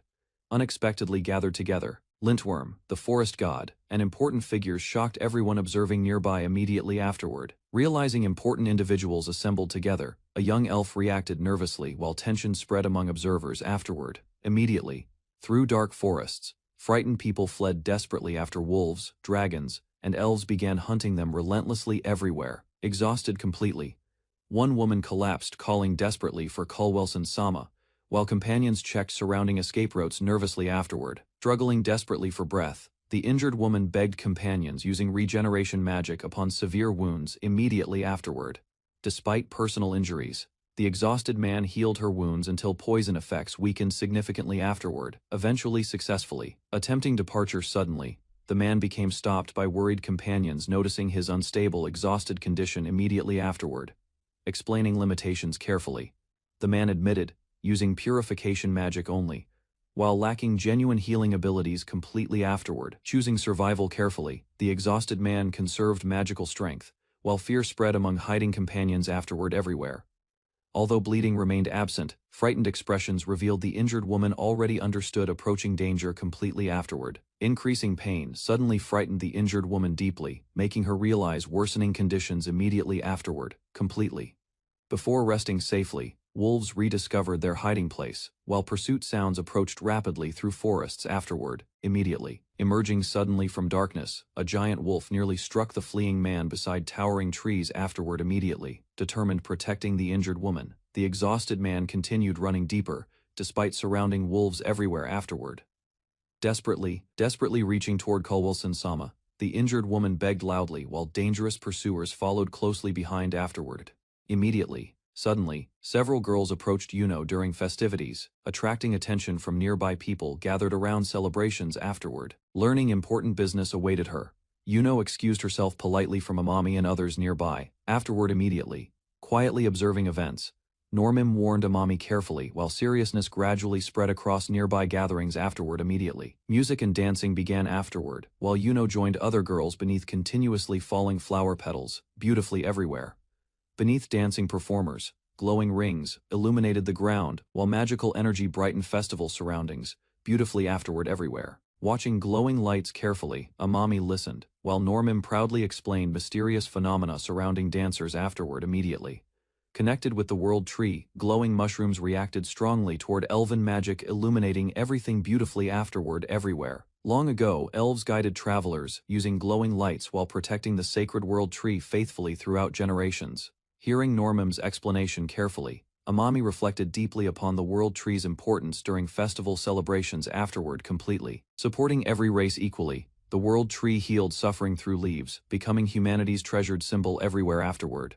Although magical power remained valued greatly, Normim admitted widespread distrust toward humans throughout the kingdom. Afterward, persistently considering possibilities quietly, the group discussed how healing magic and medicine could reshape futures worldwide afterward together. Looking toward future changes, hopefully, Normim admitted curiosity regarding Amami's potential accomplishments within the kingdom afterward. Completely listening carefully afterward, Amami realized medicine possessed entirely different meanings within this unfamiliar world. Completely afterward, deeply. During celebrations, Amami finally understood his role better, while Koro noticed changing expressions nearby afterward. Completely peaceful festivities stopped abruptly, after warnings revealed approaching black wolves, threatening the kingdom nearby afterward. Everywhere. Gathering around exhausted messengers, several elves demanded information immediately, while tension returned throughout surrounding crowds afterward. A flock of giant black birds suddenly attacked the forest ruins near the village. The creatures moved together and rushed toward the walls, while the guards tried to stop them from climbing higher. Tadato, Amami, and Philin defended the entrance, while more birds gathered around the ruins. The soldiers carried an important object toward the hollow, as backup forces prepared to arrive. An explosion struck the battlefield, and Philin realized the attackers were connected to the same group, causing repeated disasters across the region. Konalson, the holy priest, entered the scene and forced his way through the barrier to join the battle. After the fighting slowed, Karon and the others gathered quietly while waiting for Amami's next decision. Tadato Amami asked everyone to avoid unnecessary fighting, because he wanted to protect every life during the conflict. Karon watched quietly as the group prepared for another dangerous mission. Yuno handed her sword to Amami's group before leaving the city with the other warriors. The soldiers thanked her while preparing for the next attack. Karon departed with confidence as the remaining members stayed behind to defend the area and support Amami's plan. One of Amami's allies warned him that the enemy humans believed themselves superior and were responsible for the spreading violence. While the battle continued, Amami still chose to save lives, despite learning the enemies would continue causing harm to others. Tadato Amami understood the anger and fear surrounding the conflict, but he remained calm while listening to the others inside the shelter. Amami admitted that he could never ignore injured people standing before him, even if helping them created more problems for his group. He declared that he would treat anyone in need without discrimination, causing the others to react with frustration and confusion. Soon after, one of the enemy men arrived at the abandoned house searching for the missing magicians. The intruder discovered the magicians had already escaped through the window, leaving the room empty before the enemy could capture them. Alex struggled to accept Amami's decision to help the enemy, while Amami remained firm despite the growing tension among the group. The horned priestess encouraged Amami to follow his own beliefs and continue acting according to his principles during the crisis. Amami silently reflected on her words and strengthened his resolve before making his next decision. The priestess advised Alec to calm down and think carefully, reminding him to protect what he believed was right instead of acting out of anger. Alec finally regained control of his emotions, but the conflict inside him still remained visible as the situation continued. Amami arrived as the giant beast charged through the burning area. The people nearby could not stop its movement. The shrine maiden watched Amami carefully and believed he would still try to save everyone despite the danger. Uito immediately accepted the responsibility and prepared his medical tools while Karon stayed beside him. Amami focused on the wounded creature and searched for a way to calm it before more lives were lost. The giant beast finally turned away from the city as the tension around the battlefield slowly faded. The giant beast continued running through the rain while Amami stayed on its back to stop it from attacking the city. Princess Yuno ordered Alec and the guards to protect the evacuation route, while she watched Amami's dangerous plan unfold. Alec released his power and rushed forward without hesitation as the ground shook around him. A massive dragon suddenly appeared beside Yuno, creating an explosion that blocked the beast's path. The soldiers escaped in panic, while Corone protected Amami from the debris caused by the violent collision. Amami and the soldiers were surrounded as more monsters rushed from the forest without stopping. Alec encouraged the exhausted guards to keep defending the road until reinforcements could finally arrive. A new group of fighters suddenly appeared behind the front line and pushed the monsters back together. Philin reached her hand forward after spotting the wounded soldiers trapped near the battlefield. Princess Yuno led the united forces into the forest while Alec and the others followed closely beside her. The black dragon descended into the battlefield and forced the monsters to stop their advance for a moment. The forest god stood beside the dragon, protecting Alec and the soldiers from the surrounding beasts. Alec and the others realized the forest god had come to support their side during the battle. Philin smiled with relief as the dragon and the giant beast roared together, frightening the monsters away. The remaining creatures retreated into the forest while Amami checked the injured soldiers after the fighting ended. The black dragon quietly watched the battlefield after the fighting finally stopped around the forest road. Amami examined Sir Magician's injuries while Alec stayed nearby and waited for the results. Amami noticed the deep claw wounds could become infected if they were left untreated for too long. He decided the injured magician should be moved to the castle where proper treatment could be prepared safely. Heath escorted the wounded group toward the castle while Amami remained behind to help the remaining soldiers. Amami checked the survivors carefully and felt relieved after learning the casualties were kept low during the battle. The black dragon suddenly warned everyone that the danger around the forest had not completely ended yet. A scout noticed the remaining wolves retreating deeper into the forest and quickly informed the others. The dragon silently focused its glowing eyes toward the dark area beyond the trees.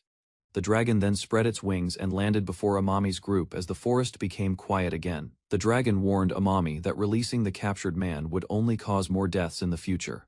The prisoner panicked after hearing the dragon's decision and struggled desperately to escape from its claws. Amami stepped forward and stopped the dragon before it could attack the terrified man. The dragon silently stared at Amami for several moments before slowly calming itself down. The captured man realized Amami was protecting him and begged for help while the others watched nervously behind them. The dragon suddenly threw the captured man onto the ground and demanded information about another missing human. The prisoner froze in fear as the dragon continued questioning him beside the ruined battlefield. Amami and Alec explained that they had only found one survivor among the wolves during the attack.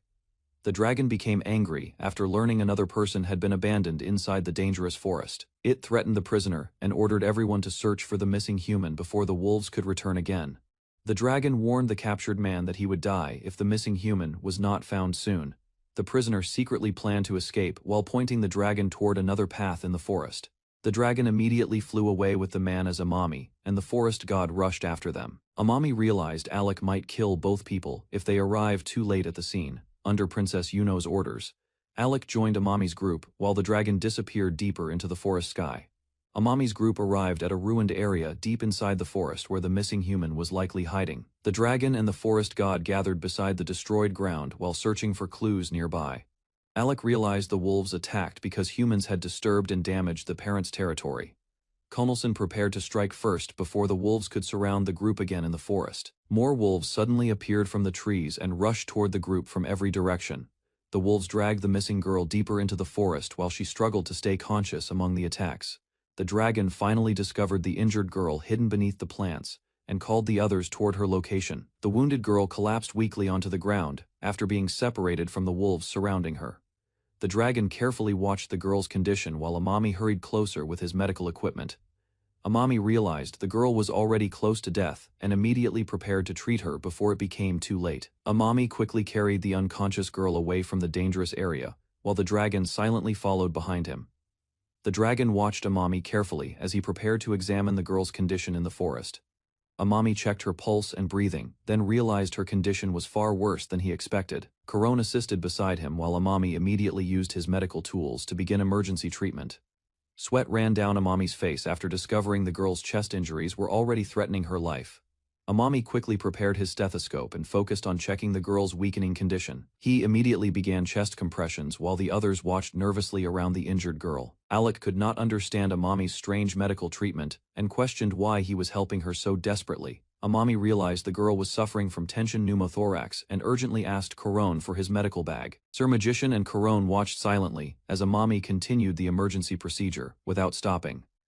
Alec became furious because Amami chose to save the criminal girl first, while Heath was still waiting for treatment at the castle. Amami quickly checked the injured people after the sudden attack in the forest village.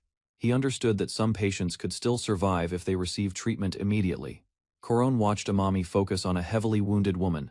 Sweat covered his face as he tried to stabilize her condition before it became fatal. Amami explained triage and placed the woman in the highest priority group because her injuries were severe. The lightly injured villagers waited for delayed treatment while others with minor wounds stayed calm nearby. After organizing the patients, Amami examined the injured snake monster and prepared to treat it as well. Amami ignored the selfish demands of the injured magician and continued checking the victims based on their conditions.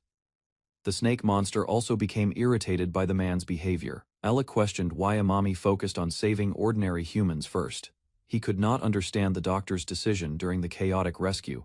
The nobles explained that the injured man held high social status, making Alec believe his life should have greater priority than others.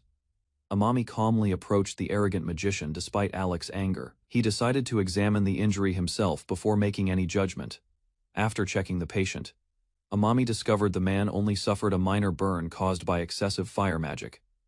Amami classified the priest as a green patient because the burn on his hand was only a minor injury that did not threaten his life. Without hesitation, Amami apologized and chose to prioritize another patient whose condition was far more dangerous. Alec and the priest were shocked by the decision. The priest became furious after realizing Amami refused to treat him immediately, despite his status. The priest continued demanding priority treatment, while Alec silently watched Amami focus on the collapsed victims nearby. Ignoring the pressure around him, Amami quickly performed emergency treatment on the critical patient and searched for the exact area causing the injury. Alec finally understood Amami's triage method and realized that Hike had been treated first because his injuries were the most severe and dangerous. While everyone watched in confusion, Amami prepared a strange medical tool that nobody in the fantasy world had ever seen before. Amami carefully inserted the needle into the injured woman's chest to release the trapped air threatening her life. The priest and Alec were stunned, after seeing the woman's condition immediately begin to stabilize from the treatment. As the procedure ended, the strange tool flew aside while the surrounding people remained speechless at Amami's medical skill. Amami explained that the woman suffered from tension pneumothorax, a dangerous condition where air pressure inside the chest slowly crushed the lung and threatened her life. Alec and the others silently listened while realizing the woman's injury had been far more serious than they first believed. After stabilizing her condition, Amami calmly explained that the treatment only bought enough time to move her safely to the castle. Alec immediately decided to bring Hike for treatment first and apologized for doubting Amami's judgment earlier. As they prepared to leave, Alec reflected on the unfamiliar medical rules. Amami followed and wondered if Hike could truly be saved. While everyone prepared to leave, the priest suddenly tried to escape and insulted the others, believing he could still save himself first. The black dragon instantly reacted and grabbed the fleeing priest before he could run farther from the group. Terrified, the priest begged for help and accused Amami of being a fake magician after realizing nobody intended to protect him. Amami calmly reminded the priest that his injuries were only minimal and that other patients still needed greater attention. Alec then asked Amami what he planned to do with the priest after they returned to continue treating the seriously injured patients. Alec questioned why Amami still wanted to save the selfish priest, while the black dragon also doubted whether such a human deserved help. Amami quietly listened as Alec apologized for his selfish thinking and admitted he still could not fully understand Amami's choices. Looking at the injured woman, Amami explained that he never wanted to abandon people whose lives could still be saved. Later, preparations were made near the world tree, while medicine and healing herbs were gathered for the injured patients. At the castle, the attendants apologized to the princess and served brewed world tree leaves while waiting for Amami's treatment to continue. Amami and Alec hurried through the castle while the injured patients were carried inside for treatment and rest. Alec carefully placed the wounded woman on a bed as Amami instructed everyone to let her recover quietly for the moment. After confirming the woman's condition had stabilized, Amami decided to prioritize Hike's treatment next and requested permission to use the room. The others gathered around silently while Amami began examining Hike's injuries inside the castle chamber. While checking the wounds, Amami noticed the cuts had not been properly cleaned before being wrapped, making the situation more dangerous than expected. Amami realized Hike's wounds had only been treated to reduce pain without properly cleaning the injuries, and he noticed the medicine smelled like world tree leaves. Although Hike endured the pain, Amami explained that the leaves could not fully heal him. He then asked Koron to help wash the wounds carefully. Koron assisted Amami while he thoroughly cleaned the injured areas to prevent infection from spreading deeper into the body. After applying local anesthetic, Amami warned Hike that he would need to widen the wounds in order to properly treat the damaged tissue inside. Alec and the others were shocked by Amami's explanation and could not understand why making the wounds larger was necessary for healing. Alec and the others could not accept Amami's decision to cut Hike's wounds further, believing it would only increase his suffering instead of helping him heal. Amami explained that the procedure was called debridement, a treatment used to remove damaged tissue and prevent infection from spreading deeper into the wounds. Princess Yuno quietly listened while watching Amami continue his careful explanation about the treatment process. Even after hearing the explanation, Alec admitted that he still could not fully understand the strange medical methods Amami used. Koron gently reminded Alec that, despite the confusion, Amami had always been trying to save and protect everyone from the beginning. Koron proudly defended Amami, while Alec quietly reflected on everything the doctor had done to help the injured people. Alec finally accepted Amami's methods and entrusted Hike's life to him. Amami then prepared surgical scissors and began the treatment carefully. Using the scissors, Amami slowly cut away the damaged tissue surrounding Hike's infected wounds to stop the condition from worsening further. Alec and the others watched nervously as pieces of dead tissue were removed one by one during the painful procedure. Princess Yuno and Koron silently observed the treatment, hoping Amami's strange medical knowledge would successfully save Hike's life. Amami carefully continued the debridement procedure, while Alec stayed beside Hike and silently watched every step of the treatment. After removing the damaged tissue, Amami confirmed that the debridement process had finally been completed successfully. Koron helped clean the wounds again while Amami prepared Vaseline and other medical supplies to protect the treated areas. Once the treatment was finished, Amami assured everyone that Hike's wounds were now stable and no longer in immediate danger. Seeing Hike recover safely, Amami promised that he would continue examining and treating him until he fully healed. After the treatment ended, Hike smiled with relief, while Amami quietly shared his happiness at seeing the patient recover safely. The others slowly began calling Amami's medical knowledge a kind of magic after witnessing the impossible treatment with their own eyes. Without resting, Amami immediately decided to continue treating the injured woman who had suffered from the lung injury earlier. As Koron brought his stethoscope, Amami prepared for the next examination, while the others watched him continue working tirelessly.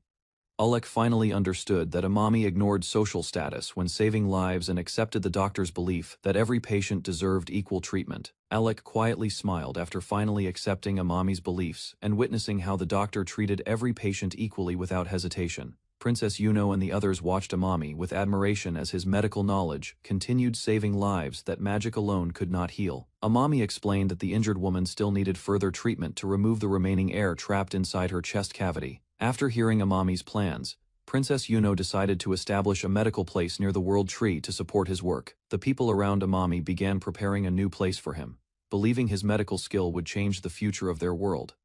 Far from the castle, the World Tree continued shining across the night sky, while the situation around the kingdom slowly became more unstable.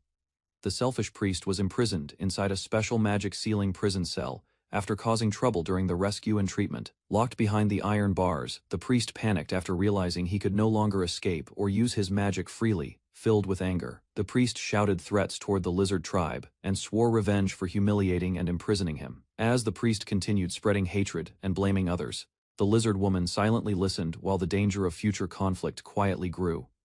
The demon guards warned the imprisoned priest that nobody in the World Tree territory considered him important enough to risk their lives protecting anymore. The horned woman calmly explained that if war truly began, the priest would no longer have any value to the people around him. Overcome with fear and anger, the priest violently attacked the prison bars while desperately trying to escape the sealed cell. The demons angrily rejected the priest's insults and blamed him for causing the conflict through his selfish behavior and hatred. After the outburst ended, the priest was struck down and forced to face the reality of his powerless situation. While the patients rested peacefully near the World Tree, the distant capital remained quiet under the dark night sky. Inside the Grand Cathedral Library, a messenger reported to Archbishop Isekai'd about the failed mission involving the holy priest, and the deacon sent to the World Tree. After hearing that the priest had abandoned his healing duties and was captured, Archbishop Isekai'd calmly listened while silently considering the growing situation around the World Tree. Princess Corone officially began the conference between forest tribes and demon clans, discussing alliances protecting lands from monsters and disease. Corone respectfully requested the clans renew their kingdom pact, while elders listened carefully and attendants silently observed the important meeting. Beside the hall, the sacred tree suddenly glowed brightly after hearing the proposal, symbolizing truth and future unity together. Without hesitation, a demon representative approved the proposal and confirmed Alex supported renewing peace between both powerful races, peacefully. Following the meeting, leaders prepared rebuilding cooperation between kingdoms, while Amami continued caring for injured people suffering after recent battles. Princess Yuno comforted the demon envoy after the conference, assuring mistakes during discussions would eventually disappear from everyone's memories. Remaining silent briefly, the envoy finally made another request, causing serious tension throughout the hall while leaders anxiously waited together. Chancellor Maillard requested protection for Yuito Amami under the elves' agreement, leaving representatives shocked after hearing his name publicly mentioned. An elf leader doubted Maillard's intentions, suspecting the request involved personal emotions toward Yuito, rather than simple protection alone afterward. Before conflict erupted, the demon representative interrupted everyone, reminding them, Yuito entered their world because Princess Yuno brought him there. Representatives discussed Yuito Amami's future inside the World Tree, while Maillard admitted fearing dangers threatening kingdoms surrounding their territories constantly. Unexpectedly supporting the proposal, Yuno requested Amami remain beside them, surprising several representatives sitting around the large conference table together. Princess Corone reminded Yuno that Amami once saved her life during danger, prompting immediate acknowledgement without hesitation from her afterward. Corone approved renewing the alliance and formally requested permission, allowing Yuito Amami remain safely within the hollow of the World Tree. Preparing final approval, Maillard suddenly realized several unresolved matters still existed between kingdoms, forcing her decision process to immediately pause. Maillard insisted Yuito Amami hear the alliance proposal personally before confirmation, wanting his honest feelings regarding kingdom's treatment toward him revealed. While discussions continued nearby, Yuito rested quietly inside a room beside the World Tree surrounded by medicine bottles and equipment. Suddenly noticing unusual breathing patterns, one beastfolk girl became alarmed after hearing strange sounds from the patient beside Amami there. Quickly informing Amami about the worsening condition, the beastfolk assistant watched nervously, while Yuito immediately approached the struggling patient nearby. Calmly examining the patient using medical equipment, Amami focused entirely on identifying the dangerous cause behind her breathing difficulties inside there. Carefully listening to breathing sounds, Amami taught Corone recognizing noises from the right lung before conditions became dangerously severe again later. While examining the patient using his stethoscope, Yuito explained treatment procedures as Corone carefully memorized every important medical instruction provided. Eventually regaining consciousness, the patient opened her eyes while Corone reacted excitedly and Amami confirmed her condition stabilized successfully afterward. Suddenly entering through curtains unexpectedly, a mysterious man transformed the atmosphere surrounding the patient's bed before anyone could relax completely there. Recognizing the mysterious visitor immediately, Amami and Corone froze nervously, while tension returned throughout the room surrounding everyone present again afterward. Amami explained Alec discovered the injured man unconscious inside the forest, before safely carrying him back toward the World Tree afterward. Calmly reassuring the patient, Yuito promised proper treatment and rest would eventually restore his health despite continuing pain afterward completely.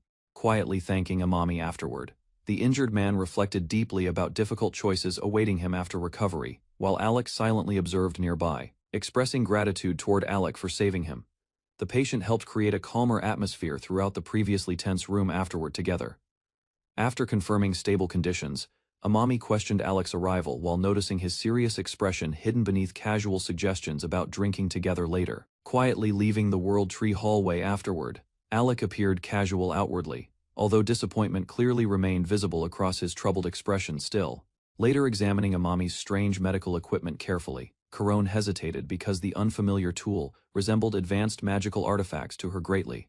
Encouraging proper practice afterward, Amami hoped Corone would master medical skills, helping protect herself and assist others during dangerous situations later. Remembering promises made with her grandfather previously, Corone tightly held the stethoscope while understanding Amami's trust in her abilities better afterward. Admitting possession of only one stethoscope, Amami requested Corone share equipment during treatments, strengthening her determination toward learning medicine seriously. Happily accepting Amami's proposal afterward, Corone thanked Yuito enthusiastically, while holding the stethoscope closely and smiling beside him, warmly there. Soon afterward, worries surrounded Amami, because limited medical supplies continued decreasing, while numerous patients still required treatment inside the World Tree. Chancellor Myard formally introduced herself before Amami, surprising both Yuito and Corone, after suddenly appearing personally before them there together, unexpectedly. Rather than feeling nervous, Amami became fascinated with Myard's unusual glasses, allowing curiosity completely distract him from formal introductions immediately afterward. After carefully inspecting the glasses, Amami discovered genuine lenses resembling technology from his original world,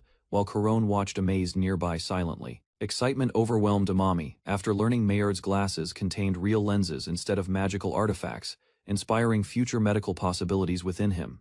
Realizing prolonged examination became inappropriate, Amami apologized quickly before returning Mayard's glasses while she explained needing them constantly afterward there. Myard guided Amami back toward Alliance representatives, while leaders waited patiently and Yuito announced another important matter requiring immediate discussion there. Before hearing Alliance proposals completely, Amami prioritized discussing injured patients while representatives listened carefully as meeting atmospheres gradually shifted afterward there. Amami warned recovering victims faced dangerous infections following wolf attacks, especially emphasizing possible rabies outbreaks spreading among survivors. Afterward seriously there. Carefully explaining rabies afterward, Amami described deadly infections spreading through scratches and bites, shocking representatives, hearing terrifying details there immediately afterward. Silence filled the meeting hall once Alliance leaders understood Amami's warning seriousness, including demon representatives unable ignoring circumstances any longer there. Yuito admitted uncertainty regarding rabies existing identically within their world, yet preferred preparing carefully before dangerous diseases spread further afterward there. Calmly questioning Amami afterward, Mayard requested necessary preparations because she understood the doctor already possessed organized plans addressing the growing crisis. Amami requested permission isolating injured patients while monitoring conditions regularly and investigating historical symptoms resembling rabies throughout nearby kingdoms carefully afterward. Accepting responsibility afterward, Princess Corone promised handling patients personally, while leaving every important medical decision entirely within Yuito's control. Their completely Alliance leaders later questioned how Amami deserved repayment, because his advanced treatment methods already saved numerous lives inside the World Tree successfully. Corone explained Amami deserved proper compensation since his medical abilities surpassed expensive healers and magicians, famous throughout surrounding kingdoms greatly afterward. Quickly refusing rewards afterward, Yuito insisted genuine desires helping injured people motivated him more than receiving wealth or recognition personally there afterward. Surprised by Amami's response afterward, the demon representative realized Yuito valued saving lives beyond status, wealth, or personal advantages completely there. Brief awkwardness spread throughout the Alliance meeting after the demon representative jokingly accused Amami of undervaluing her important life there publicly. After calming tensions, Amami discussed a medical institution called Koishikawa Inpatient Facility, where ordinary people received equal treatment regardless afterward there. Yuito described the founder dedicating life toward creating hospitals where medicine benefited everyone equally, deeply fascinating Alliance leaders there afterward completely. Princess Corone realized Amami dreamed about establishing similar medical centers inside the World Tree beyond temporary patient treatments there. Afterward seriously. Openly declaring his ambitions, Amami promised providing medical care for anyone seeking help despite understanding difficulties awaiting him afterward. There completely. Quietly considering Amami's proposal afterward, Alliance leaders reflected calmly about establishing genuine medical centers within the World Tree together someday there. Princess Corone and the demon representative praised Yuito's selflessness, before Mayard interrupted politely, asking Amami something important afterward, there immediately. Mayard explained Corone already became Amami's medical disciple, before asking whether elves and other races could receive similar teachings afterward there. Immediately accepting the request afterward, Amami shocked Mayard because advanced healing methods usually remained hidden secrets among powerful healers, there completely. Yuito explained widespread medical education could save countless lives, because he alone could never rescue everyone throughout the world there afterward, completely. Inspired greatly afterward, one representative immediately supported building medical centers inside the World Tree, while hopeful atmospheres gradually spread there afterward. Princess Corone declared everyone deserved treatment regardless of status, while Amami became confused after suddenly being called forward again afterward there. Far from the meeting hall, a holy bishop prepared mysterious healing rituals inside grand cathedrals, surrounded by ancient magical prayers. Afterward there, sacred energy flowed brightly throughout the chamber, while the bishop continued rituals and injured women nervously awaited miraculous healing results afterward. Moments later, the woman discovered her injured leg healed completely, while cathedral visitors praised the bishop's miraculous divine abilities, afterward enthusiastically there. After healing her leg, the bishop warned curses remained within wounds, before giving holy water for returning pain afterward. There carefully gratefully accepting assistance afterward, the woman departed the cathedral, while followers admired miracles restoring her ability, walking normally again there afterward, completely. Priests praised the archbishop enthusiastically for healing severe injuries quickly, believing only divinely chosen individuals performed miracles afterward. They're successfully completely. However, another priest questioned whether poor commoners deserved sacred healing before the archbishop defended equality among all humans there afterward publicly, despite noble speeches earlier. The archbishop later revealed prejudice by excluding every non-human race from equal compassion and treatment afterward, there completely. Inside the cathedral, priests mocked supposed holy water until urgent news arrived regarding Archbishop Ecl Face, calling emergency meetings afterward, there suddenly completely. Following the announcement, tense atmospheres overwhelmed the church, while priests throughout the cathedral realized serious situations were unfolding there afterward, completely. As archbishops gathered through cathedral halls, Arch noticed Saul's unexpected summons, increasing suspicions surrounding the emergency assembly afterward. There immediately completely. Walking toward the gathering chamber together, Saul questioned Comet regarding emergency summons, while priests quietly followed behind them. Afterward there silently completely. Comet admitted ignorance regarding the meeting yet complained about dangerous church assignments following incidents involving slave traders. Afterward, there recently, completely. While approaching the gathering hall, Saul realized every member of the 6 stars had received emergency summons afterward, there simultaneously together. One priest believed Maya would ignore summons again, because strange experiments obsessed her beyond anyone's ability controlling afterward, there completely anymore. Inside the chamber, gathered members mocked charitable actions, lacking profit or influence, exposing corruption hidden within church organizations afterward there openly completely. Soon afterward, remaining 6 stars members arrived, gradually, while FEA and Zess joined the emergency gathering inside the chamber there together completely. Finally appearing before everyone, the 6 stars leader welcomed attendees, while chamber atmospheres grew heavier approaching the meeting's real purpose afterward there. During emergency discussions, the 6 stars leader revealed Holy Priest Kulnelson abandoned duties before capture occurred at the World Tree afterward there. Church officials realized the situation endangered secrecy surrounding sacred healing magic, while tension spread rapidly throughout the chamber.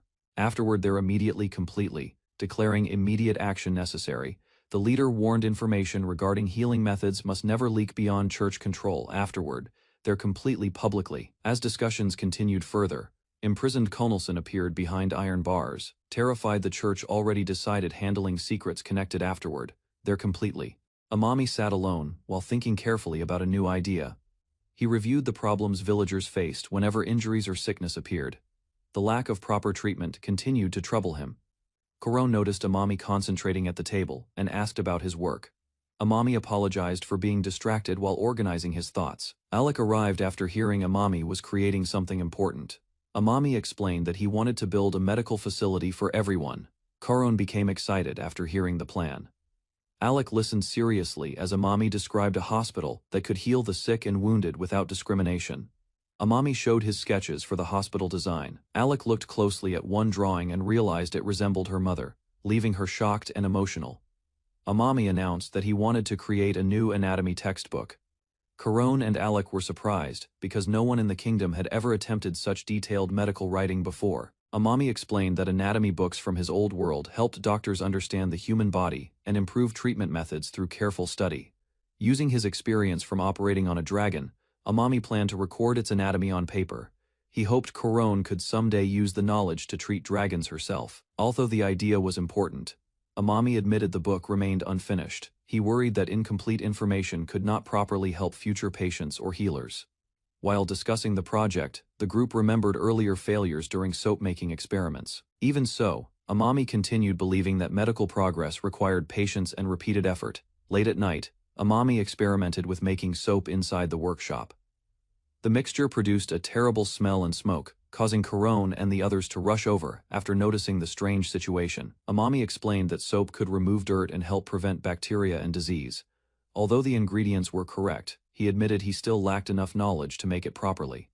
Corone became interested after learning soap could keep people healthy and improve hygiene. Even after the failed attempt, she enjoyed helping Amami test new medical ideas. Amami continued thinking about larger goals for the village. He wanted to build a hospital, prepare treatment tools, and create proper examination rooms for future patients.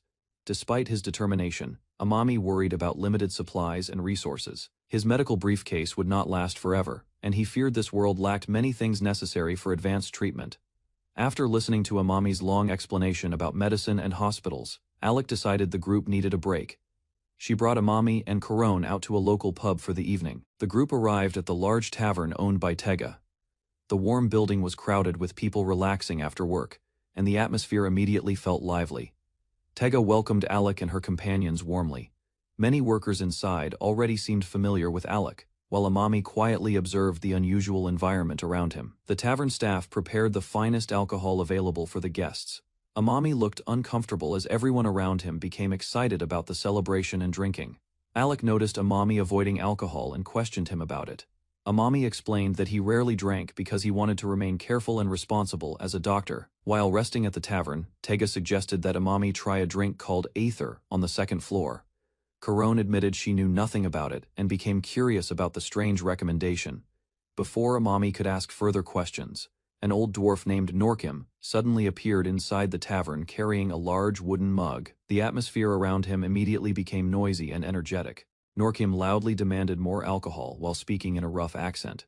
His drunken behavior confused Amami, who struggled to understand what everyone found amusing about the situation. A young man calmly handed another drink to Norkim while the others watched. Amami quietly wondered what kind of trouble the old dwarf had caused before arriving at the tavern. Norkim eventually offered Amami a mug of strong alcohol as a gift. However, he warned the doctor not to interfere with matters connected to the dangerous Thai booze. Amami carefully tasted the tavern's drink, while Alec immediately warned him not to follow the reckless habits of older drinkers around the room. The group introduced Amami to another alcohol called Kelwisha.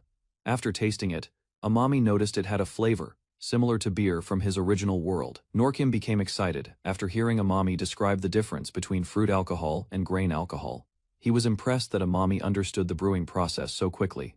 Amami explained that drinks like beer were usually served cold where he came from. Alec and Norkim became curious after hearing about chilled alcohol for the first time. After trying the idea themselves, the tavern workers reacted with complete shock and excitement. Tega immediately realized Amami's strange knowledge could completely change their alcohol business. After hearing about chilled alcohol, Norkim demanded another serving immediately. Corone handed the drink over while Amami watched the old dwarf's excited reaction with surprise. The moment Norkim tasted the cold alcohol, he became completely overwhelmed by the experience. The refreshing flavor shocked him far more than ordinary drinks ever had before. Norkim continued drinking, while loudly praising the sensation.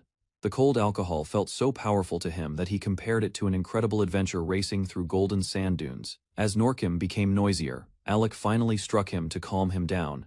The tavern quickly returned to normal, while Amami silently observed the chaotic scene around him. Even after calming down, Norkim continued praising the chilled drink. For the first time, he believed alcohol could create a peaceful feeling similar to watching a beautiful sunset. Norkim praised Amami's knowledge about alcohol, believing the young doctor understood brewing better than many tavern workers. Amami modestly denied being especially wise about it. Amami admitted that he used to drink often in his old world, and preferred whiskey over beer. Alec became surprised that someone who rarely drank now still knew so much about alcohol.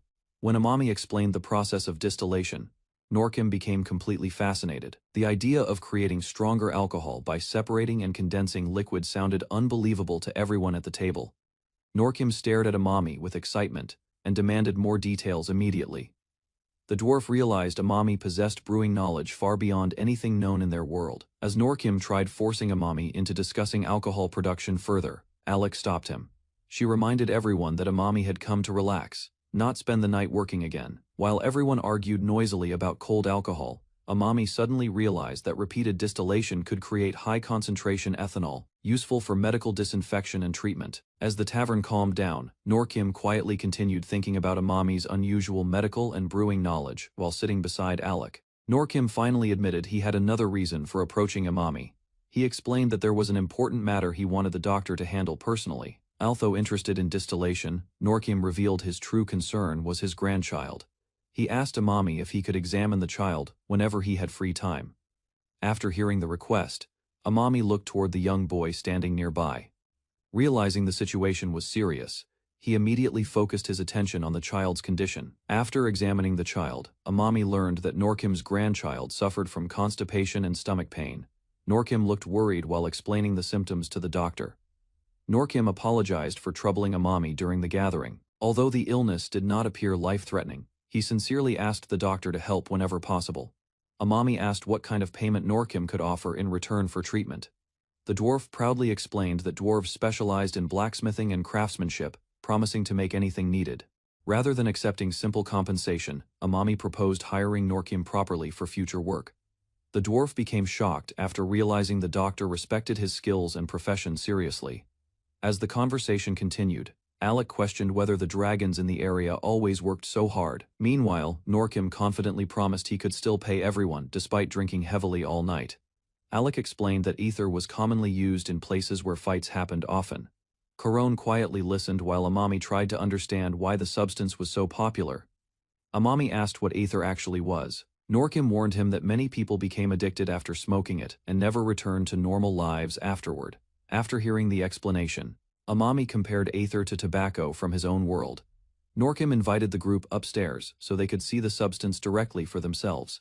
The group moved to the upper floor where smoking was allowed. Alec informed someone named Shia that they were entering the room together. Inside the room, they were welcomed by Shia, a mysterious woman connected to the smoking area.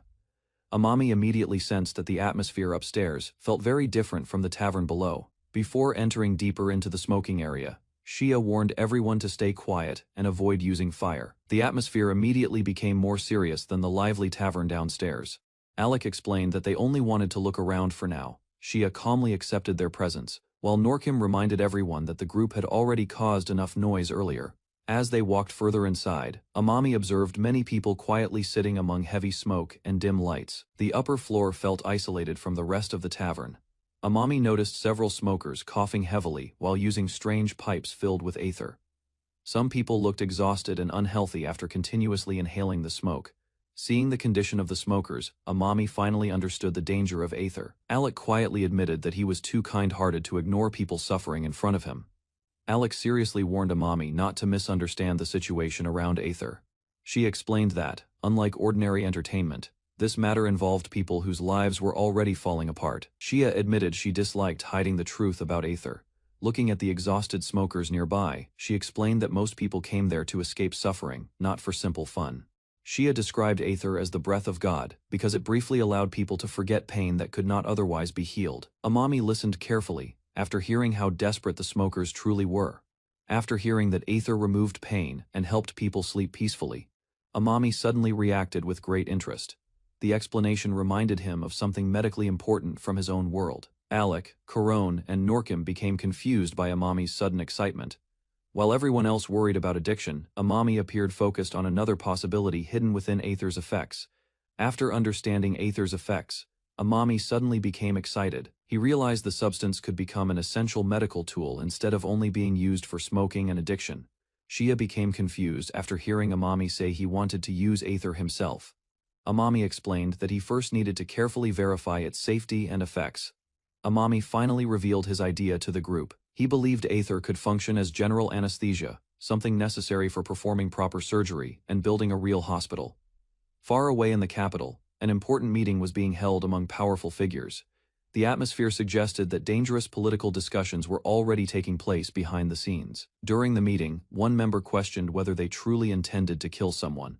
Another person coldly insisted there was no more peaceful solution available for the situation. Inside the capital meeting room, the group argued about how dangerous the situation had become. While some wanted to investigate carefully first, others no longer cared whether their targets returned alive. Unable to agree on a plan, the members decided to settle the matter with a coin toss. Everyone silently watched as the coins spun through the air. The leader ordered each person to predict the results of the gold, silver, and copper coins. The atmosphere remained tense as nobody was allowed to avoid answering. One by one, the members announced their predictions while staring at the falling coins. The outcome would decide who received the dangerous assignment. When all the coins landed on tails, the group reacted with surprise. The woman named Zess was then chosen to handle the mission personally. After the coin toss ended, Zess calmly accepted responsibility for the mission. She believed someone with better luck was naturally more suited for dangerous assignments like this one. The others reacted with mixed feelings after Zess volunteered. One member complained that the target had ignored the organization's rules and caused unnecessary problems for everyone involved.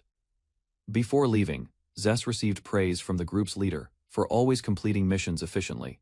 She silently bowed, accepting the task without showing fear or hesitation. Soon afterward, a merchant named Ran was summoned to a carriage waiting near the capital gates. The messenger instructed him to enter immediately for an important journey. The carriage quickly departed from the capital, pulled by a strange beast. As they traveled across the open land, Ran quietly wondered where the mission would take him next. Inside the moving carriage, the mysterious traveler announced that they were heading southwest toward the territory controlled by the elves and the World Tree. The traveler quietly continued the journey while thinking about the destination ahead. The mission toward the elves' country appeared connected to the dangerous situation discussed earlier in the capital. Meanwhile, back at the tavern, Alec praised Amami for discovering a useful medical purpose for Aether, instead of treating it as only a harmful substance. Amami explained that before using Aether for treatment, he needed to perform proper clinical testing. Corone became confused after hearing unfamiliar medical terms from his world again. Amami carefully considered the risks involved with testing Aether as anesthesia. Although he already had possible volunteers in mind, he knew dosage and treatment methods needed thorough research first. Alec suggested that Amami speak with Shia again, since she understood Aether better than anyone else around them. Amami immediately agreed to continue learning more about the substance. While discussing the hospital project, Alec admitted she genuinely liked Amami's plans for helping people. She then mentioned that Norkim could create special tools and blades if needed. Amami quickly became interested after hearing about custom blades. He explained that different medical procedures required many sizes and types of sharp instruments for surgery. Alec smiled after realizing how serious Amami was about improving medicine in the village. Amami admitted he would probably continue injuring himself while testing unfamiliar tools and methods. Alec then explained that a material called soul silver could replace blood when using magic. Amami became shocked after realizing the rare substance might greatly improve medical treatment and surgery. Alec admitted that she still did not fully understand Amami's strange medical methods. Even so, she promised that she would support everything else needed for building his hospital. Excited by Amami's interest in soul silver, Alec suddenly grabbed him and rushed outside. Corone and the others watched in shock as Alec loudly promised to show him the rare material herself. Alec carried Amami through the cold sky while a small dragon flew ahead. The wind became stronger as they crossed the mountains. Amami looked around nervously while Elle stayed close beside him. He wondered where Alec was taking them. Alec told Amami they would rest after landing. Far ahead, lights appeared beyond the clouds. Amami finally saw Tosdium Mine and the large city around it. The deep pit and many castles surprised him. Alec explained that the place was once the Dwarven Kingdom before it became the giant mining city Amami now faced. Alec guided Amami through the abandoned Dwarven Kingdom. The old buildings were empty because the dwarves had moved to richer mines in Tosdium. Amami and Elle rested inside a ruined house while Alec prepared a fire. Amami still could not understand why the dwarves left everything behind. Alec explained that an old dwarf named Norim once stayed there until the end. Amami quietly thought about Norim's past and hometown. Amami remembered Norim's wish to build a hospital that could save everyone in need. While walking through the silent streets, Amami decided the hospital should be built there to continue Norim's dream. A noblewoman asked Norim to help rebuild the country. Her request reminded him that his skills were still needed. Norim quietly looked over the ruined land of the dwarves. The empty streets and silent snow made him realize how much had been lost. Norim accepted the request and swore to meet everyone's expectations. The others trusted him to restore the old kingdom again. While discussing the new construction plans, the group noticed that Amami was missing from the meeting. They soon learned that Alec had taken Amami to the abandoned Tosdium mine to search for soul silver and study dragon mana crafting.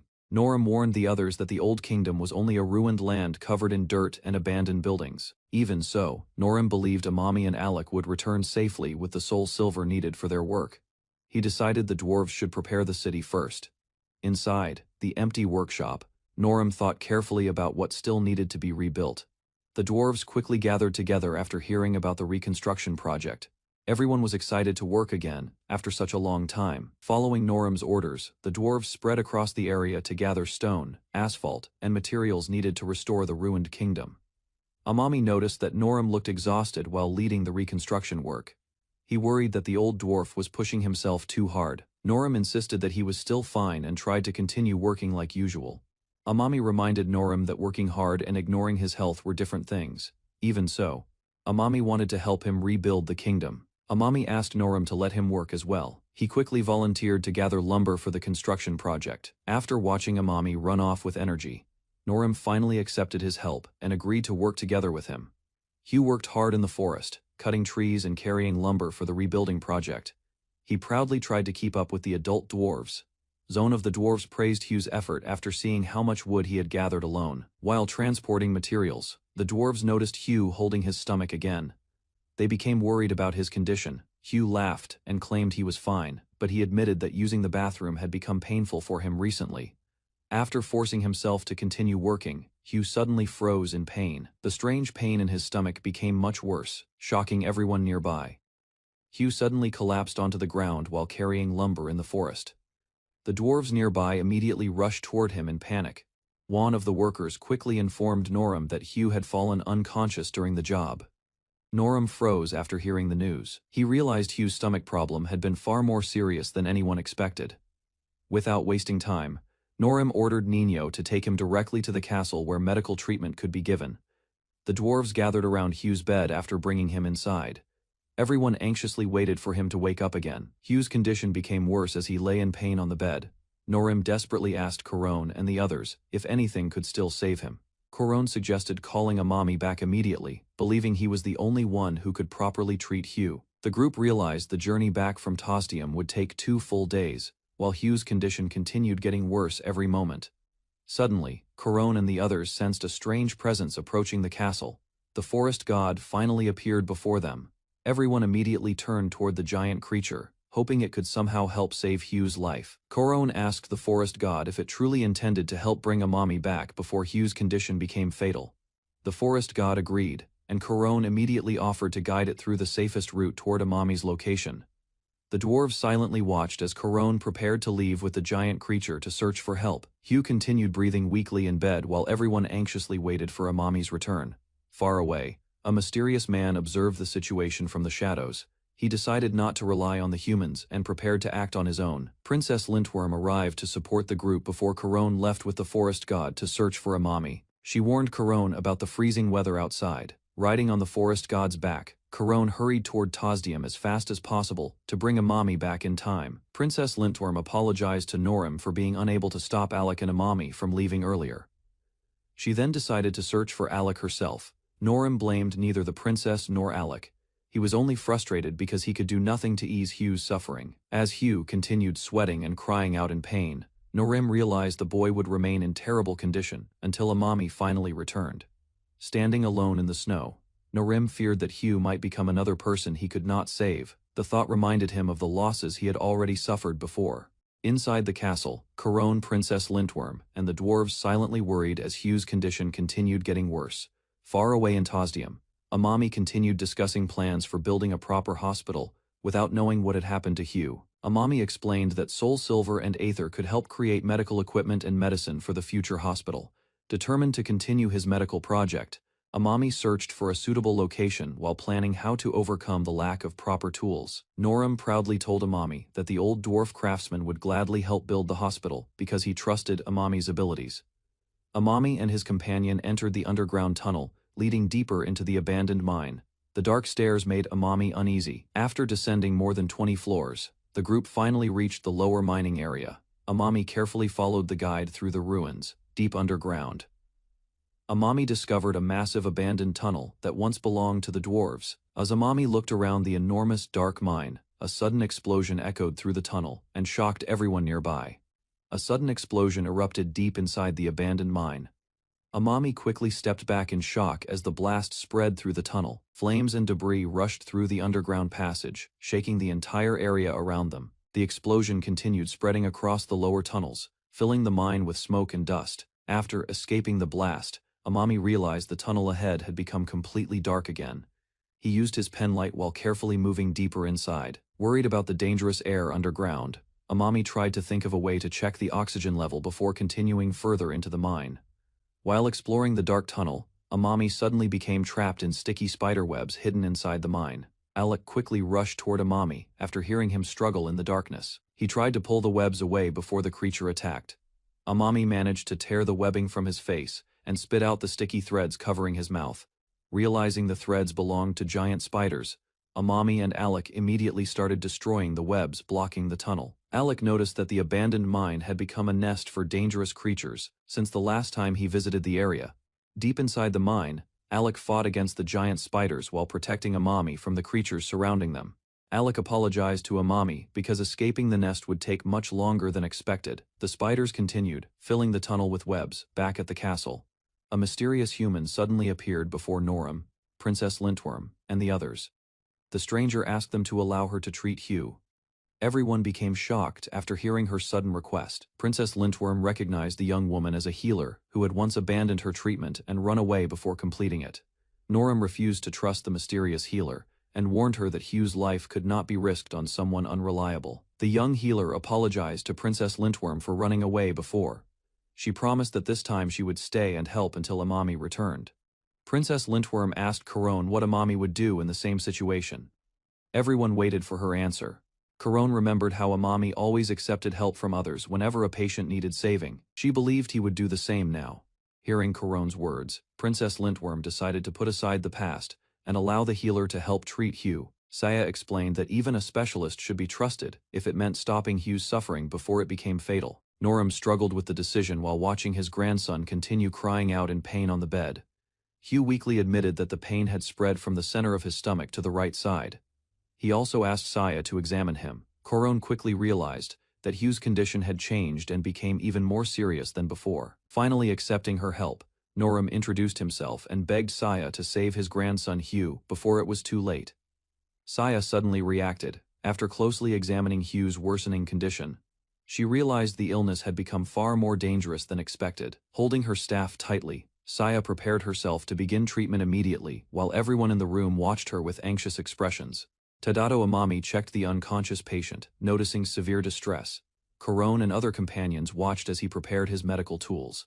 Amami observed unusual energy patterns within the patient. Deposits and mana buildup were concentrated in his body, signaling a magical interference that complicated his condition. He carefully examined the patient's torso, identifying the curse as the source of swelling and pain.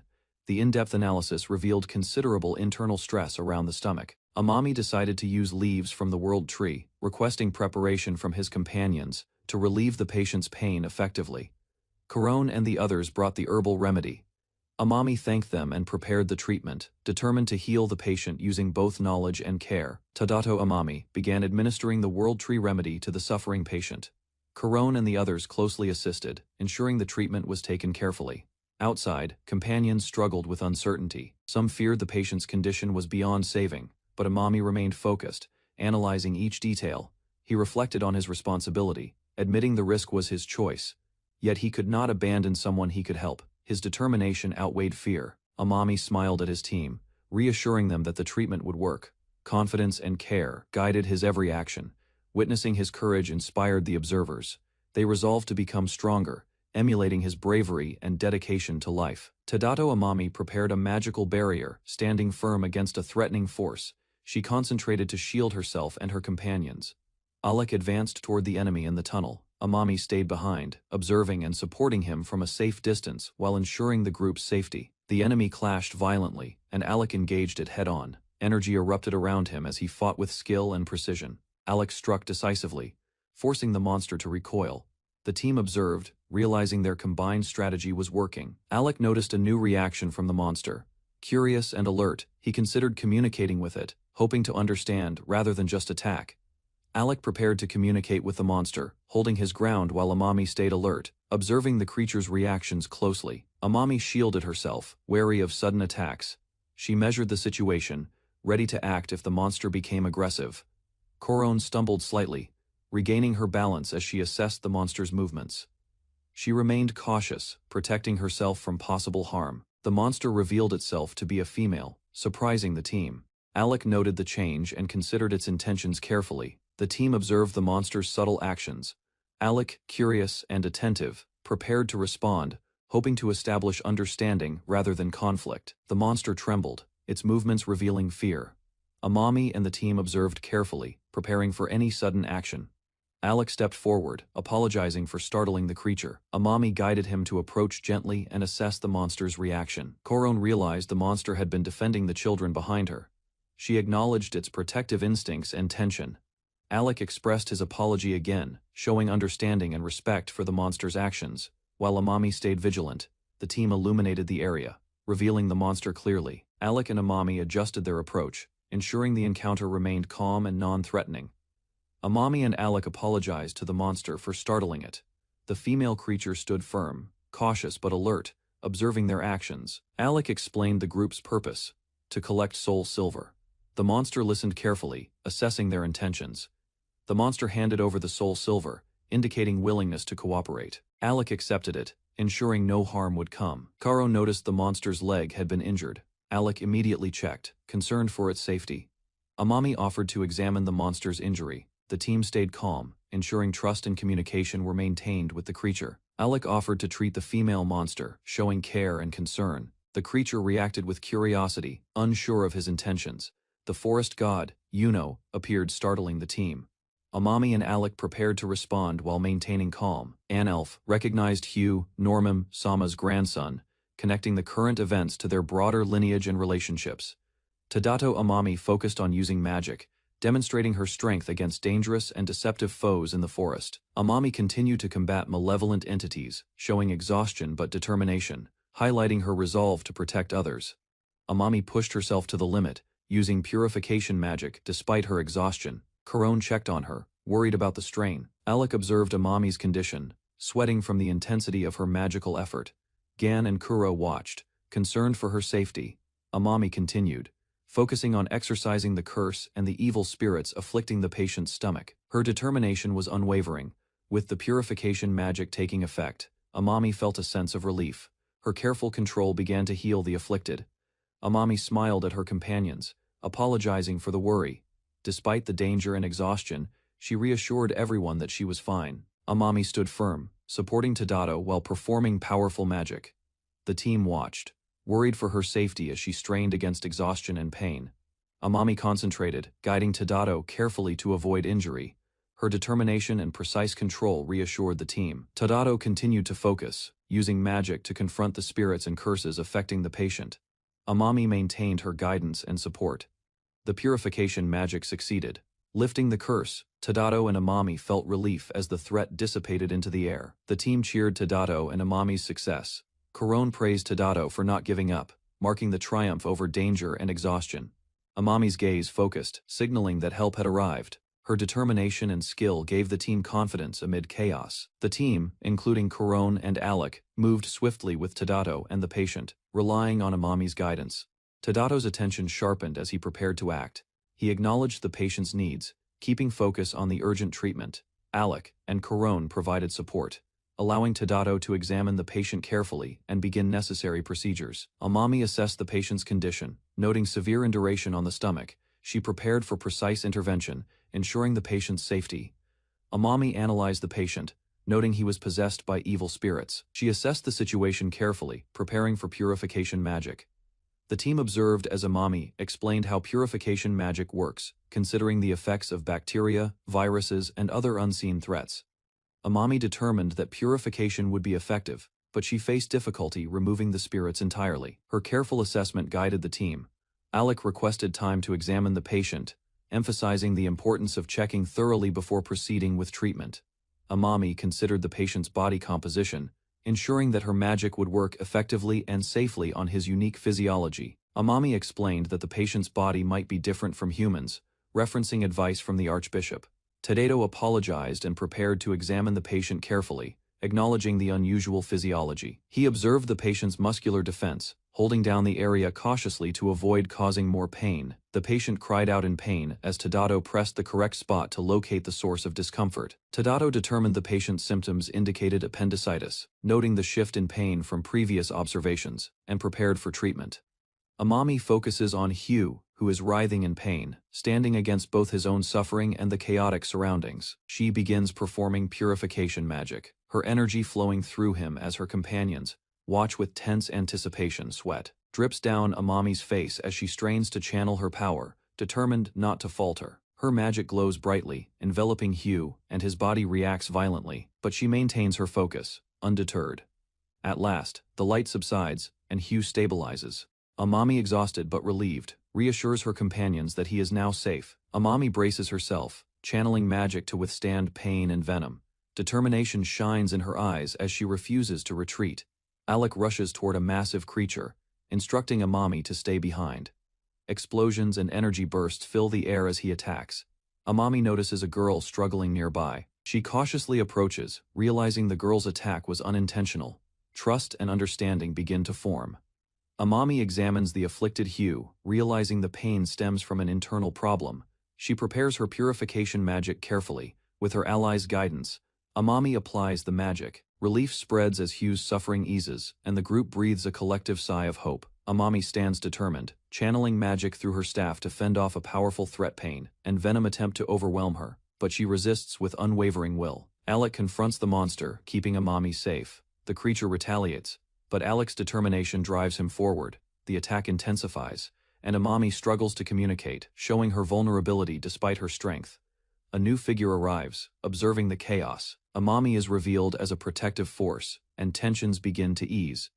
Amami, still cautious, prepares to aid those in need, proving her resilience and skill in the face of danger. Hugh lay writhing in pain, his body tense. The team hesitated, fearing that the medicine might fail or worsen his condition. Shia, determined and resolute, stepped forward. She apologized for previous doubts, and prepared to administer the treatment.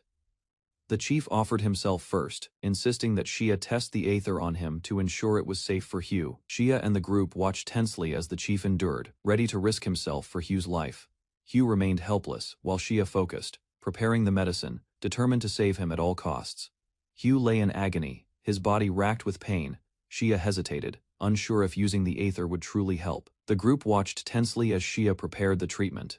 The forest healer stepped forward, apologizing for past doubts. The chief offered himself first, volunteering to test the aether, willing to risk his life for Hugh. Shia focused, the tension in the room mounting as everyone awaited the outcome. The chief endured the procedure with gritted teeth, proving the aether's effect. With the test successful, the group prepared to heal Hugh, hope returning to their eyes. Merchant Randano arrived at the city gate during nighttime, showing his passport calmly before entering the heavily guarded district without resistance.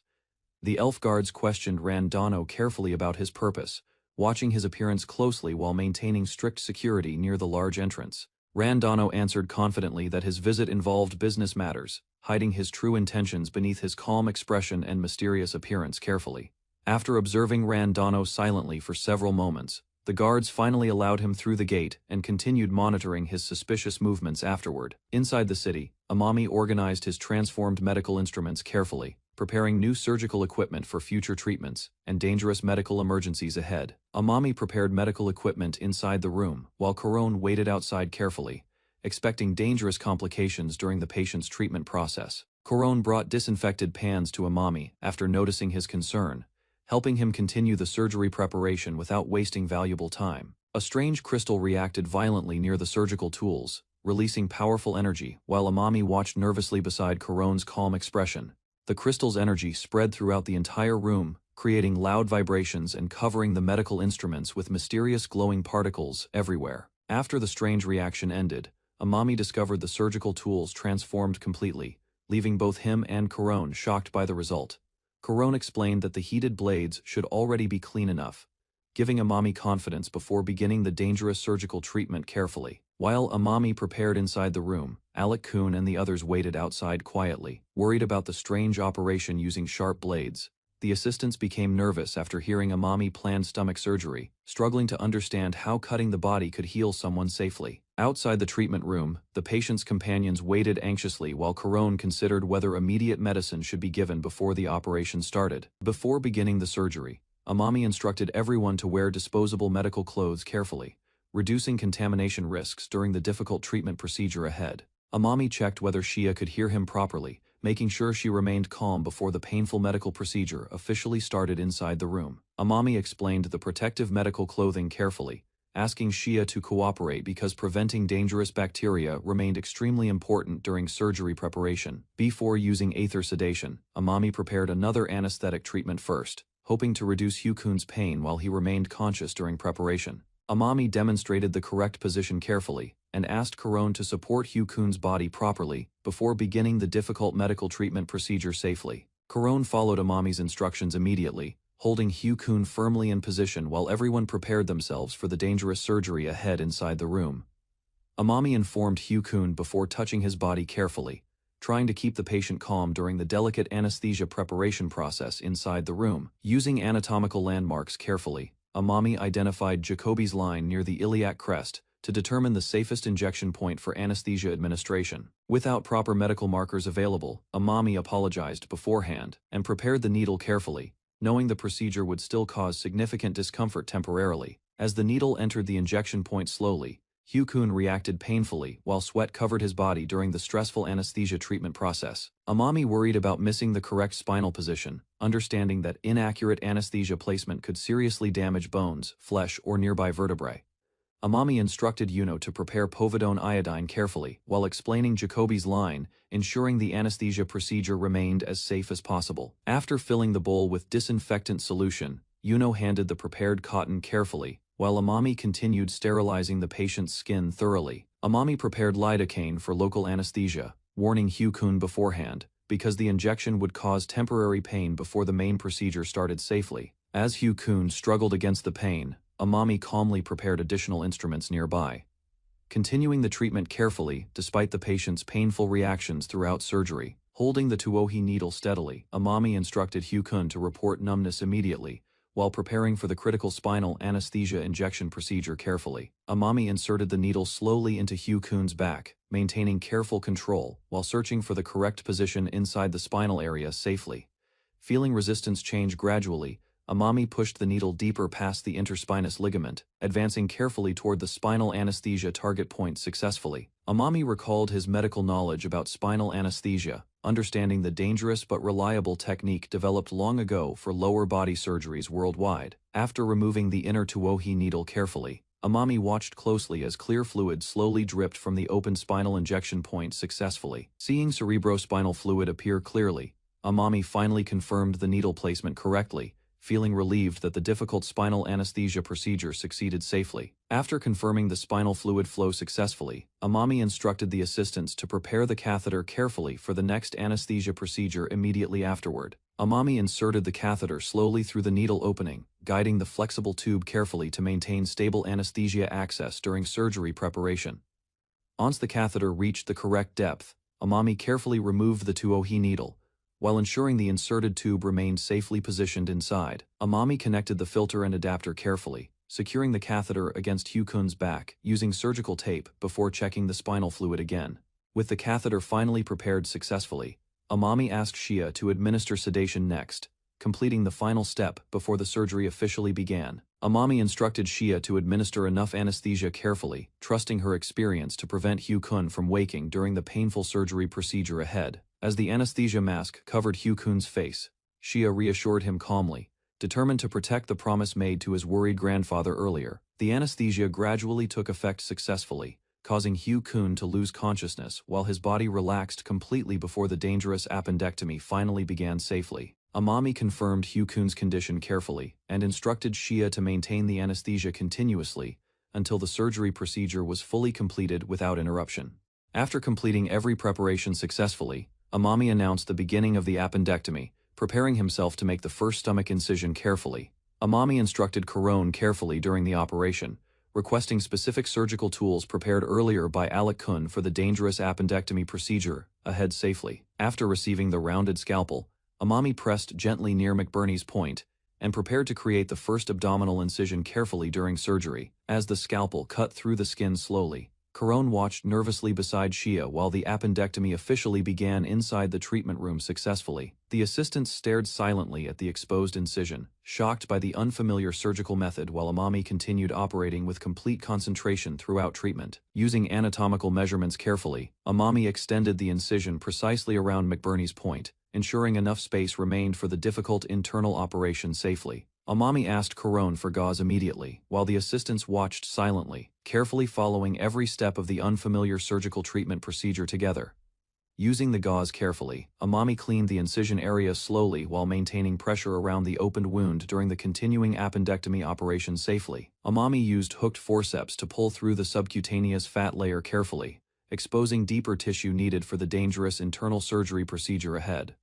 While cutting through the thick fat carefully, Amami realized Hyukun's dwarf body structure made the operation harder than originally expected during treatment preparations. After completing the difficult layer carefully, Amami placed the surgical instruments aside briefly, preparing himself mentally for the next operation stage ahead.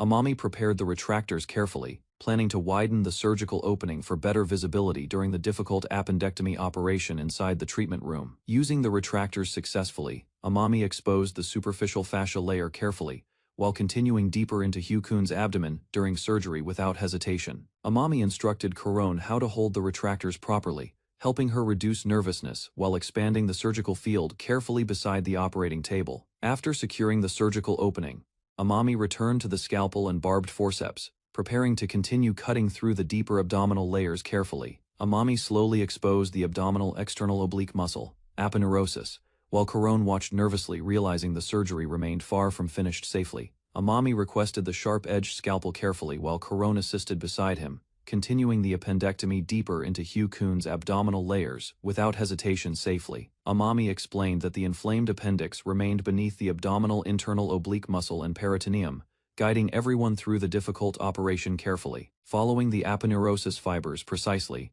Amami cut through the tissue slowly, widening the surgical opening little by little during the dangerous appendectomy procedure. Amami prepared Mayo scissors and a self-retaining retractor carefully, securing the surgical field open for easier access to the deeper abdominal structures safely. After exposing the abdominal internal oblique muscle clearly, Amami realized they were finally approaching the inflamed appendix, hidden deeper inside Hyukun's abdomen. After opening the deeper abdominal layer successfully, Amami confirmed the surgical field clearly, while checking the exposed muscle tissue carefully during the appendectomy procedure. Amami instructed Corone to reposition the retractors carefully, widening the deeper opening further for safer access inside Hyukun's abdomen during surgery preparation. Identifying the semilunar line precisely, Amami prepared to cut through the transverse abdominal muscle carefully using peen scissors during the difficult operation safely. Using the scissors steadily, Amami cut through the muscle tissue slowly while maintaining careful control over the deep surgical opening throughout the operation procedure.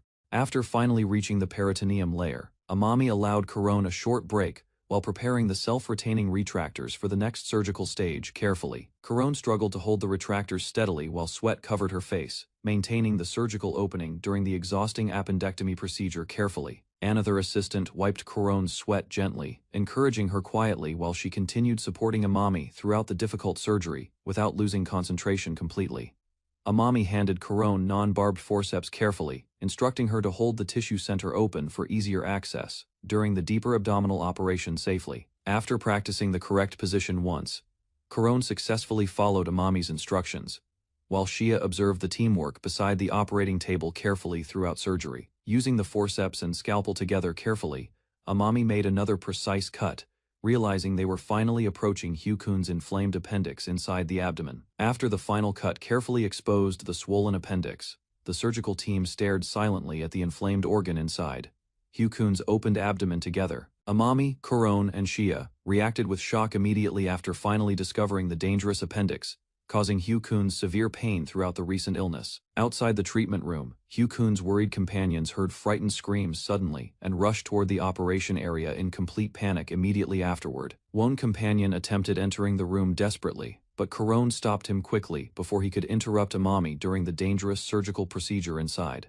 Although trusting the village chief previously, Hyukun's companion struggled accepting Amami's surgery method, believing cutting open someone's stomach sounded completely unreasonable and terrifying. Hyukun's companion argued angrily with Kuron outside the room, demanding immediate passage after hearing frightening screams from the dangerous surgery inside earlier. Kuron refused to move aside despite the pressure, standing firmly at the entrance while protecting Amami's operation from interruption by worried companions outside. Kuron restrained the angry companion calmly, explaining she never wanted others repeating mistakes caused by panic and reckless actions during dangerous situations before.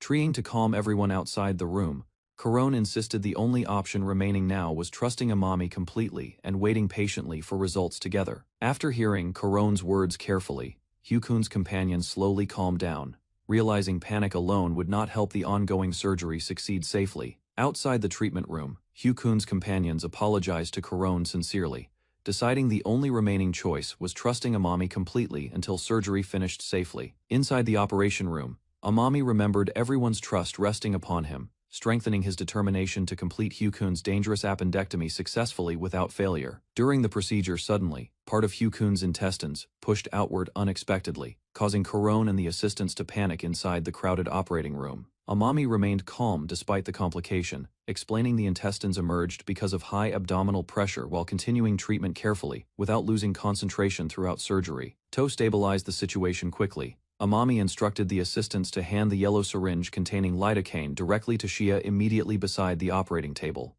The assistants quickly passed the yellow syringe carefully between themselves, making sure Amami received the correct medicine needed during the dangerous surgical complication immediately. Following Amami's instructions carefully, Shia removed the cap and connected the syringe directly to Hyukun's spinal anesthesia filter beside the operating table. After injecting all the medicine successfully, Shia completed the procedure, while Kuron questioned the unfamiliar treatment method Amami prepared earlier during surgery. Amami explained the medicine worked as spinal anesthesia, different from aether sedation, helping control pain and stabilize Hyukun's condition during the difficult operation. As the spinal anesthesia finally took effect successfully, the intestines stopped protruding outward, allowing Amami and the assistants to continue surgery safely again. Amami explained that lidocaine inside the spinal subarachnoid space relaxed Hyukun's abdominal muscles, preventing the intestines from protruding outward during surgery safely. The assistants listened carefully as Amami described spinal anesthesia's strong effects, realizing the same medicine once treated the massive forest god successfully before. Although still inexperienced during surgery,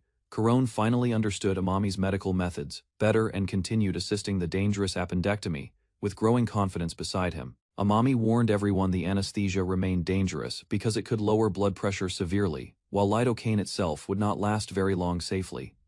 Realizing the anesthesia time remained limited, Amami and the assistants prepared themselves mentally, understanding the appendectomy needed finishing as quickly as possible now. During surgery, Amami carefully inspected the patient's intestines, noticing human-like anatomy, while Kuron assisted searching carefully for the illness. Remaining composed, Amami observed the matching anatomy carefully and examined the swollen tissue while analyzing the patient's worsening condition. Beneath the surgical light, the enlarged appendix appeared clearly, confirming infection had spread and caused the patient's severe suffering. Watching intensely, Kuron finally understood the operation's danger as Amami calmly prepared himself for the next critical surgical procedure. Explaining urgently, Amami confirmed immediate appendix removal was necessary, because surrounding inflammation remained limited enough for survival afterward. Relief filled Yuno after Amami removed the swollen appendix, believing her purification magic stabilized the patient throughout surgery successfully. While preparing another procedure step, Amami thanked Yuno sincerely because her magic prevented deadly inflammation before surgery officially began. Hearing Amami's gratitude, Yuno proudly realized her abilities could genuinely assist medical treatment, instead of remaining ceremonial support only. Briefly considering healing magic's mystery, Amami quickly refocused completely, because the operation demanded absolute concentration and precise movements continuously. Carefully blocking the artery first, Amami calmly continued operating beside Kuron to prevent bleeding and successfully save the patient. Handing Yuno the instrument carefully, Amami instructed her firmly while she concentrated intensely to avoid disrupting the delicate operation. Carefully observing Amami prepare the suture thread, Yuno sensed growing tension because the upcoming procedure required complete surgical precision. Steadily guiding thread around the artery, Amami maintained precise movements, while Kuron continued assisting throughout the difficult operation successfully. Closely monitoring Amami's actions, Yuno learned incorrect ligature tightening could cause dangerous internal bleeding inside the patient's weakened body. Applying controlled pressure carefully, Amami secured the artery successfully and moved closer towards safely removing the dangerously infected appendix. Reaching calmly for Mayo scissors, Amami entered surgery's final stage, while Yuno and Karon observed silently beside him carefully. Carefully cutting the tied appendix section, Amami stabilized surrounding tissue, while separating the infected organ without causing dangerous bleeding, successfully. Intently focusing together, Yuno and Karon watched the appendix removal, while Amami carefully monitored the patient's fragile condition continuously. Confirming bleeding never occurred, Amami relaxed slightly afterward and thanked Yuno, because her assistance prevented dangerous surgical complications entirely. Preparing another instrument carefully, Amami explained the remaining opening still required proper closure, despite successful appendix removal already completed. Firmly instructing Yuno carefully, Amami clamped the intestinal opening precisely because damaging surrounding tissue could become extremely dangerous afterward. Concentrating intensely, Yuno watched Amami attach another clamp higher along the intestine, while tension increased around everyone nearby dramatically. Requesting threaded 3-0 Vicryl carefully, Amami positioned the needle slowly while Karon handed instruments and monitored movements attentively nearby. Methodically stitching the intestinal opening, Amami repeated precise movements several times, ensuring the wound remained completely sealed afterward securely. Tightening the final stitch carefully, Amami confirmed successful intestinal closure while everyone nearby watched the operation's completion with overwhelming relief. Asking Yuno to manage the clamp, Amami prepared surgery's final stage while she steadied her nervous trembling hands carefully nearby. Nervously touching surgical instruments directly initially, Yuno regained composure after Amami calmly reassured her during the stressful procedure afterward. Following Amami's instructions precisely, Yuno tightened the clamp carefully, despite fearing mistakes that could seriously damage surrounding tissue afterward. Finishing intestinal stitches completely, Amami prepared stronger 1-0 Vicryl sutures, while concentrating on securing remaining clamped tissue carefully afterward. Working calmly beside Yuno, Amami tied another ligature carefully, bringing the dangerous appendix operation extremely close toward completion afterward. Tightening the appendix base ligature precisely, Amami stabilized surrounding tissue carefully, because the operation reached its most critical moment afterward. Once everything remained secure, Amami lifted a sharp scalpel carefully, preparing complete appendix removal from the patient's body immediately afterward. Nervously observing silently, Yuno and Karon watched Amami cut remaining tissue slowly during surgery's final and most dangerous stage, carefully, skillfully. Separating the appendix completely, Amami avoided additional bleeding and finally removed the infected organ after prolonged surgery successfully afterward. Relief spread among assistants immediately after success, while Amami completed final patient checks and Yuno reflected proudly upon surgery afterward. After appendix removal, Amami ordered assistants away before disinfecting the remaining stump carefully, preventing additional infection inside the patient afterward. Instructing Yuno carefully, Amami requested steady support while preparing another surgical step beside the operating table afterward during recovery procedures. Slowly cutting remaining thread afterward, Amami secured the treated area carefully while cleaning the surgical field with precise movements continuously. Finishing the ligature successfully, Amami thanked Yuno sincerely while she felt relieved assisting throughout the dangerous surgery beside him afterward. Carefully repositioning the treated stump inside the intestine, Amami secured the wound completely while surgery approached successful completion afterward. Finally, maintaining steady movements carefully, Amami tightened remaining sutures securely while preventing the treated wound from reopening during surgery afterward completely. Using prepared purse string sutures carefully, Amami sealed the intestinal opening successfully, while tightening thread securely around the treated stump afterward. Closely inspecting stitched tissue afterward, Amami cut excess thread carefully and confirmed neither bleeding nor leakage appeared nearby during examination. Remaining firmly sealed afterward, the intestine showed no complications while Amami confirmed complete treatment of the infected area successfully. Afterward completely, hearing the appendix issue resolved completely. Karon and Yuno relaxed, while Amami quietly prepared final recovery procedures nearby afterward together. Exhausted yet relieved, Amami thanked Yuno and Karon sincerely for assisting him throughout the dangerous appendix surgery successfully afterward together. Reminding everyone surgery continued afterward, Amami carefully prepared stomach incision closure, while the patient rested peacefully nearby during recovery procedures. Throughout the quiet forest night, Amami and assistants continued operating, despite exhaustion while focusing completely on saving the patient successfully afterward. Slowly regaining consciousness afterward, the patient eased everyone's tension while surrounding villagers observed carefully for recovery signs nearby continuously afterward. Opening the clinic door calmly, Amami revealed successful surgery results, while villagers realized medical knowledge cured the deadly illness afterward completely. Rushing anxiously toward the clinic afterward, worried villagers gathered outside eagerly awaiting updates regarding Hugh's dangerous condition from Amami afterward. Appearing beside the chief calmly, Amami confirmed surgical success immediately, restoring hope and easing tension among gathered villagers nearby afterward. Overcome emotionally, the chief cried heavily after hearing Hugh survived peacefully, while Yuno and Corone watched with relief afterward nearby. Celebrating enthusiastically throughout the evening, villagers surrounded Amami gratefully after witnessing medicine successfully save someone's life afterward together completely. Quietly reflecting afterward, Corone realized villagers misunderstood surgery as spiritual magic, while slowly appreciating medicine's true importance completely afterward nearby. Watching celebrations silently afterward, Corone recognized Amami's actions transformed village perspectives deeply through the unforgettable successful surgery nearby completely afterward. Calming excited villagers carefully, the chief protected Hugh's recovery while everyone expressed gratitude and relief toward Amami afterward, nearby together. Through emotional tears afterward, the chief promised everlasting gratitude while respect replaced previous fear and suspicion toward Amami, completely nearby afterward. Shaking Amami's hand proudly afterward, the chief declared permanent trust, while Yuno and Corone quietly observed nearby together, afterward peacefully. Morning sunlight spread peacefully afterward, while the successful appendectomy concluded completely through Amami's knowledge and teamwork saving Hugh's life together. Inspired by successful surgery afterward,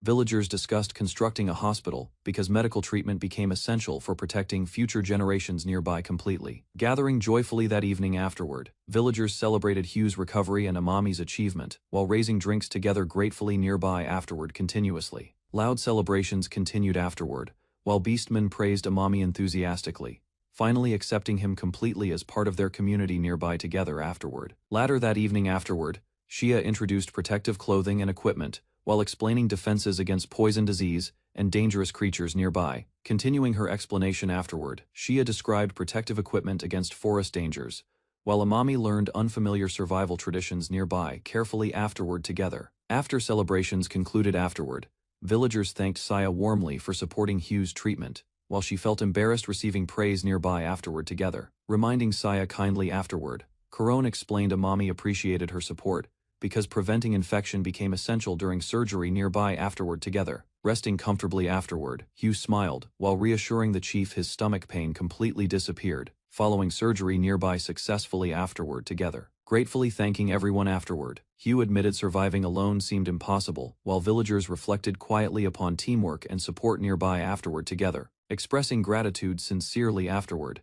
the chief thanked every assistant involved, while villagers finally understood medicine's importance, alongside cooperation nearby afterward together. Relaxing peacefully together afterward, Saya, Corone, and others enjoyed the clinic's calm atmosphere after enduring stressful surgery nearby, afterward completely together. Arriving during celebrations afterward, Oldie searched for Amami, while villagers welcomed him warmly and discussed Hugh's successful recovery nearby together afterward. Despite successful surgery afterward, Oldie remained concerned about Hugh's condition, while others celebrated nearby throughout the peaceful village evening together afterward. Inspired by medical success afterward, the village chief promised Amami a proper hospital protecting villagers from future deadly illnesses nearby together. Eventually discovering Amami already returned home afterward, villagers reflected quietly upon his dedication, while Hugh rested peacefully nearby throughout recovery together. Following celebrations afterward, Corone learned Amami barely walked home because surgery placed overwhelming physical strain upon him nearby,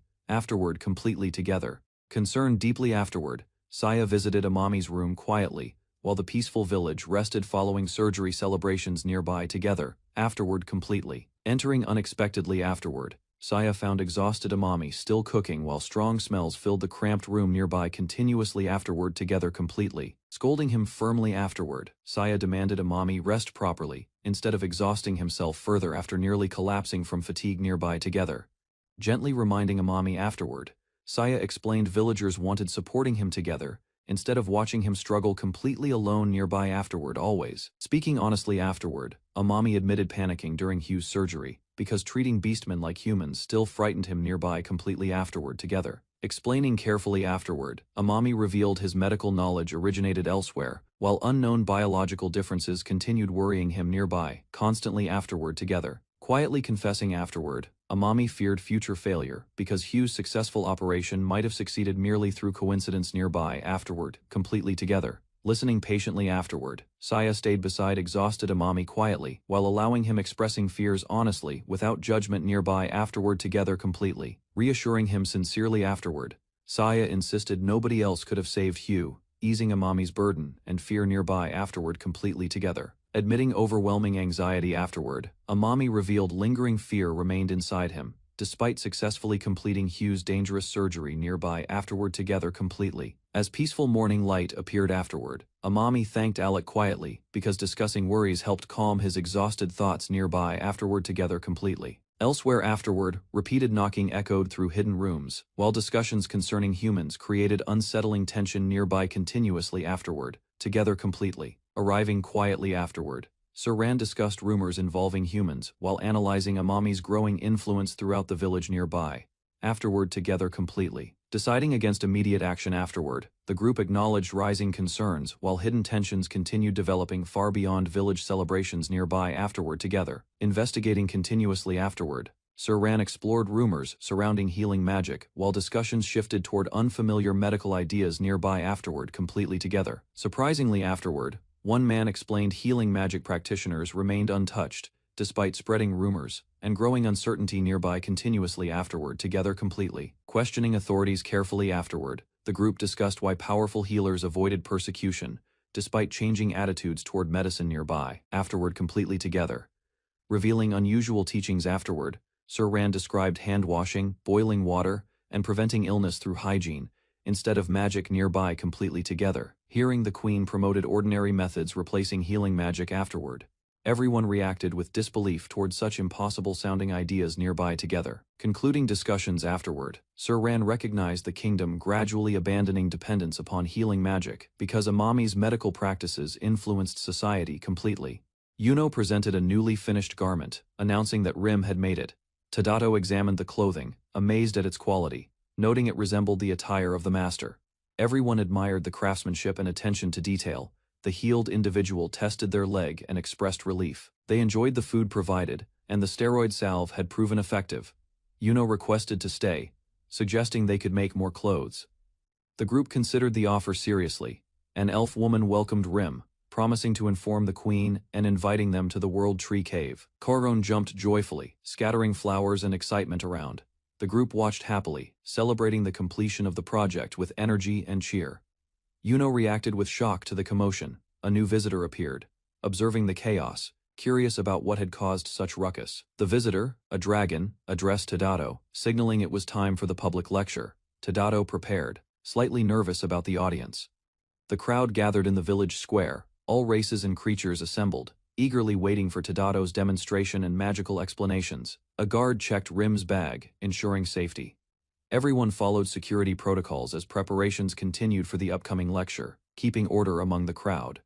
The crowd gathered, observing the large audience. One expressed desire for a wadjet, noting the event's unusual scale. A guard emphasized thorough checks, reminding everyone of potential danger. The group acknowledged the advice, understanding the importance of security measures. The vampires arrived, elegantly seated. They represented their nation, observing the event closely, preparing for Tadato's public lecture at the World Tree. The characters discussed the diplomats' presence, realizing they were part of a larger interspecies gathering. Plans were shared quietly among allies. The guests explained that they invited the vampires, interested in the public lecture. Tadato prepared, aware of the diplomatic importance of the event. A young woman asked if Tadato would demonstrate his healing magic to foreign visitors, surprised by the scale of the event. The group discussed preparations, ensuring the setup was stable. Everyone reassured one another that the arrangements would not fail. The dragon explained the purpose of the public lecture, to spread knowledge widely. Tadato aimed to teach as much as possible. The dragon clarified Tadato wanted as few people to suffer as possible, emphasizing careful management of the lecture for safety. Tadato and the group gathered, confirming readiness. Everyone aligned for the lecture, prepared to present healing magic and knowledge confidently. Tadato greeted the gathered crowd, thanking everyone for attending. He prepared to teach about bacteria, emphasizing its importance in daily life. Hugh raised his hand eagerly, describing bacteria as tiny harmful creatures. Others listened attentively, absorbing the foundational lesson from Tadato.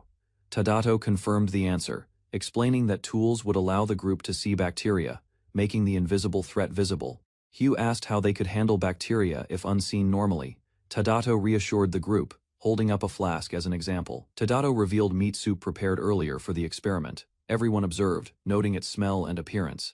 Setting up the practical demonstration, Hugh asked if bacteria caused stomach pain from old food. Tadato confirmed, explaining bacterial multiplication and influence on food safety. Tadato presented a swan neck flask, showing the group how bacteria struggle to enter.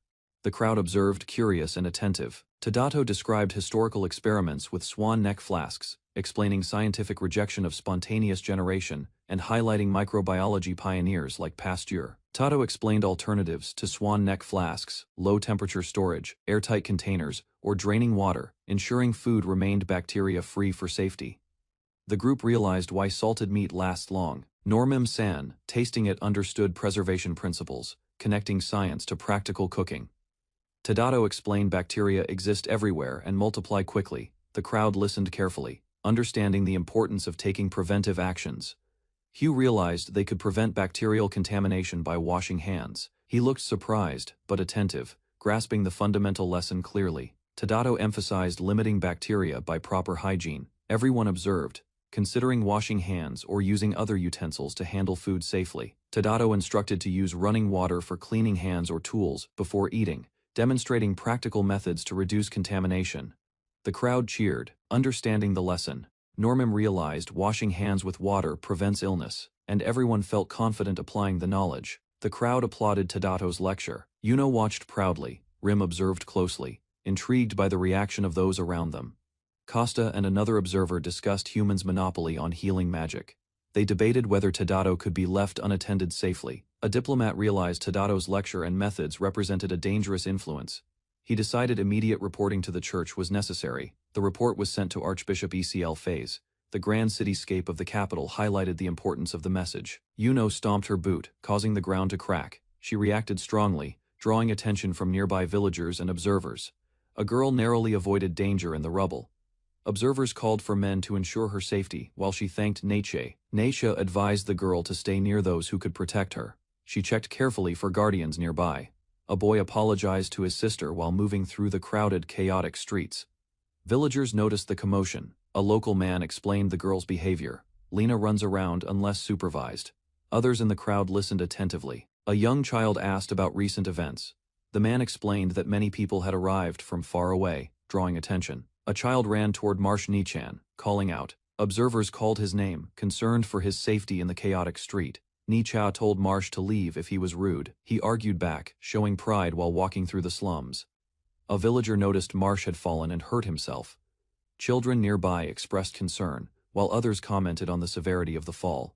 Summonon prepared to heal the injured hand immediately, carefully extending their hand to fix it and ensure no further damage. From above, observers noted how she overcame venom, demonstrating resilience.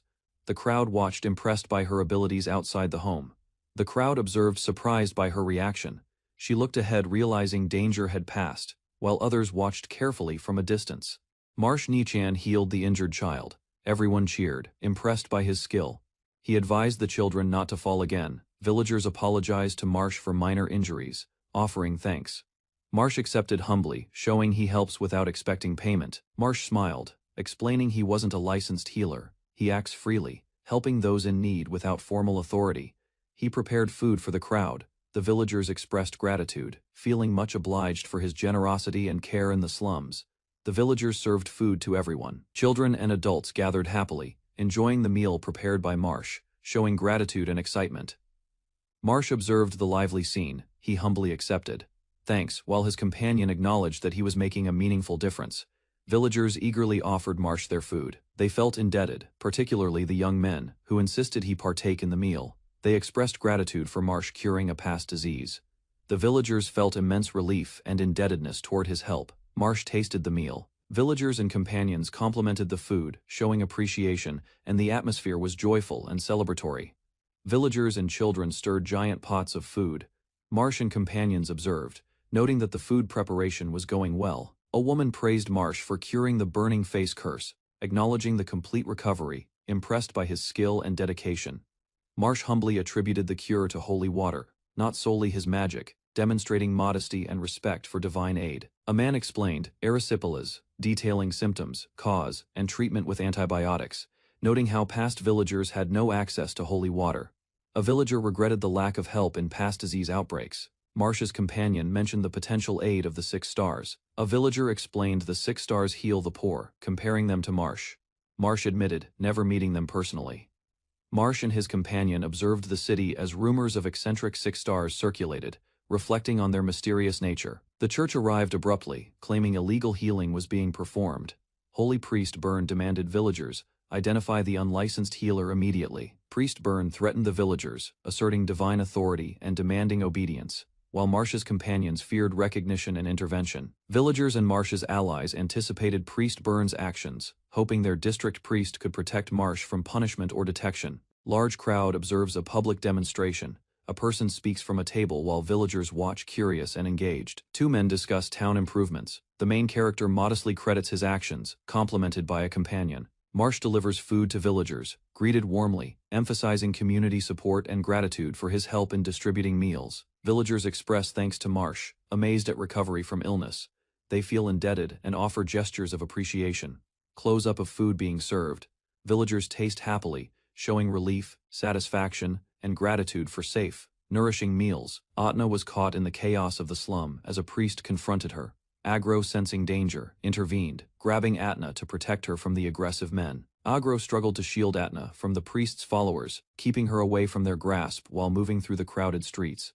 The priest threatened punishment for illegal healing, demanding Atna's capture, but Agro maintained control, refusing to hand her over. The priest, empowered by his authority, realized the scent of holy water on Atna and recognized her presence. He accused her of heresy and vowed she would face execution, brandishing his staff in anger. Agro and Atna faced the imminent threat together, preparing for the confrontation that could decide her fate. Fia and Comet prepared to leave the city. Comet asked if he should accompany Fia, as both were part of the 6 stars, a group striving to improve the world. On their way, they encountered obstacles in the slums. Comet intervened to help, while Fia guided their path. They discussed how to reach those in need efficiently. Near the slums, they planned to secure a factory and gather workers to produce holy water in large amounts to aid the population. They noticed the archbishop, who focused only on producing more holy water. Fia grew frustrated with his narrow priorities while Comet stayed thoughtful. Comet revealed that a curse was spreading among prostitutes in town. Fia listened carefully, realizing the archbishop's intentions would force them to act sooner to protect the vulnerable. Fia decided she couldn't wait any longer. She rose from the bench and told Comet and the others to continue with their tasks while she moved forward to take action. Comet watched her leave, worried about the archbishop's unpredictable behavior. He wondered what plans the archbishop had, unsure how it might affect Fia's mission. In the slums, local thugs attempted to cause trouble, but Fia stepped forward, ready to confront them. Fia challenged the thugs, calling out a healer operating without authorization. She declared their actions unfit for members of the Holy Church. A young girl stumbled while fleeing, and Fia's presence ensured she stayed safe, preventing further harm as the chaos unfolded. Fia faced a group in the slums, her eyes sharp as she assessed the situation. A man confronted her, surprised to see her in the rough area. She challenged them directly, asserting her presence and questioning whether they intended to cause trouble. Her confidence forced the group to hesitate. Fia moved through the crowd, checking for anything they might need while keeping control of the situation. The group stepped back, yielding to her authority. A figure observed from a distance, silently watching Fia as she maintained order in the slums. The townspeople expressed gratitude toward F for her intervention. She acknowledged them calmly, continuing her work as a member of the 6 stars. A healer used her skills to help a young girl, performing her work in a crowded area so that no one would be left untreated. The townspeople expressed their gratitude, including a child who hoped the healer could help her mother next. The healer calmly accepted their thanks. The unlicensed healer walked through the crowd alongside Fia, preparing to discuss important matters privately with her companion. A man called out, alarmed by the healer's presence, but Fia moved forward confidently, undeterred by warnings. Another ally reassured the townspeople, affirming that Fia was trustworthy, and she began to lead the group on a careful walk.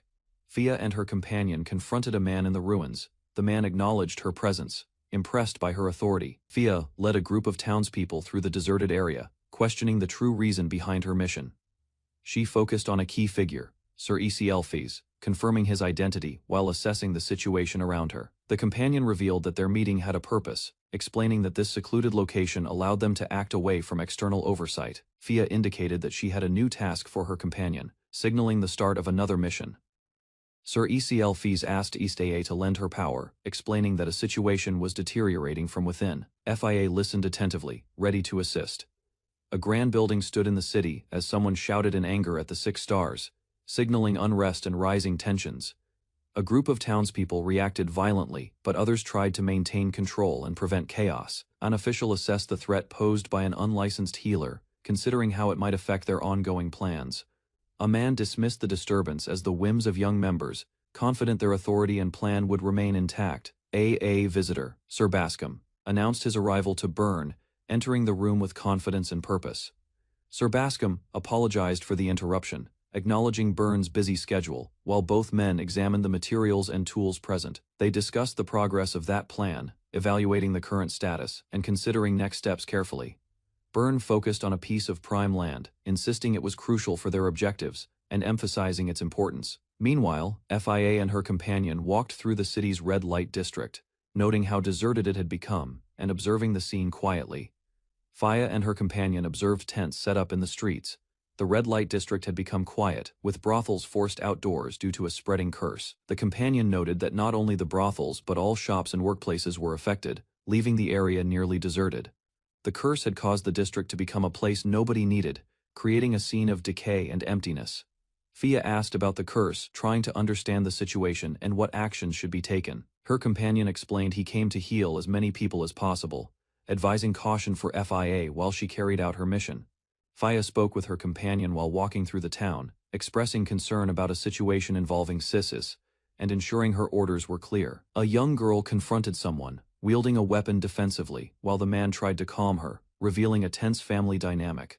The girl expressed disgust and anger toward the man, demanding to know why he appeared in her sister's home. The group welcomed the man inside, revealing familiarity and a strong bond among the characters, while Fia and her companion observed. The girl and her companion were surprised by the man's presence, realizing the closeness between the visitor and their group, hinting at trust and cooperation. Fia apologized to her companion for making him stay, expressing concern about her sister and the ongoing situation.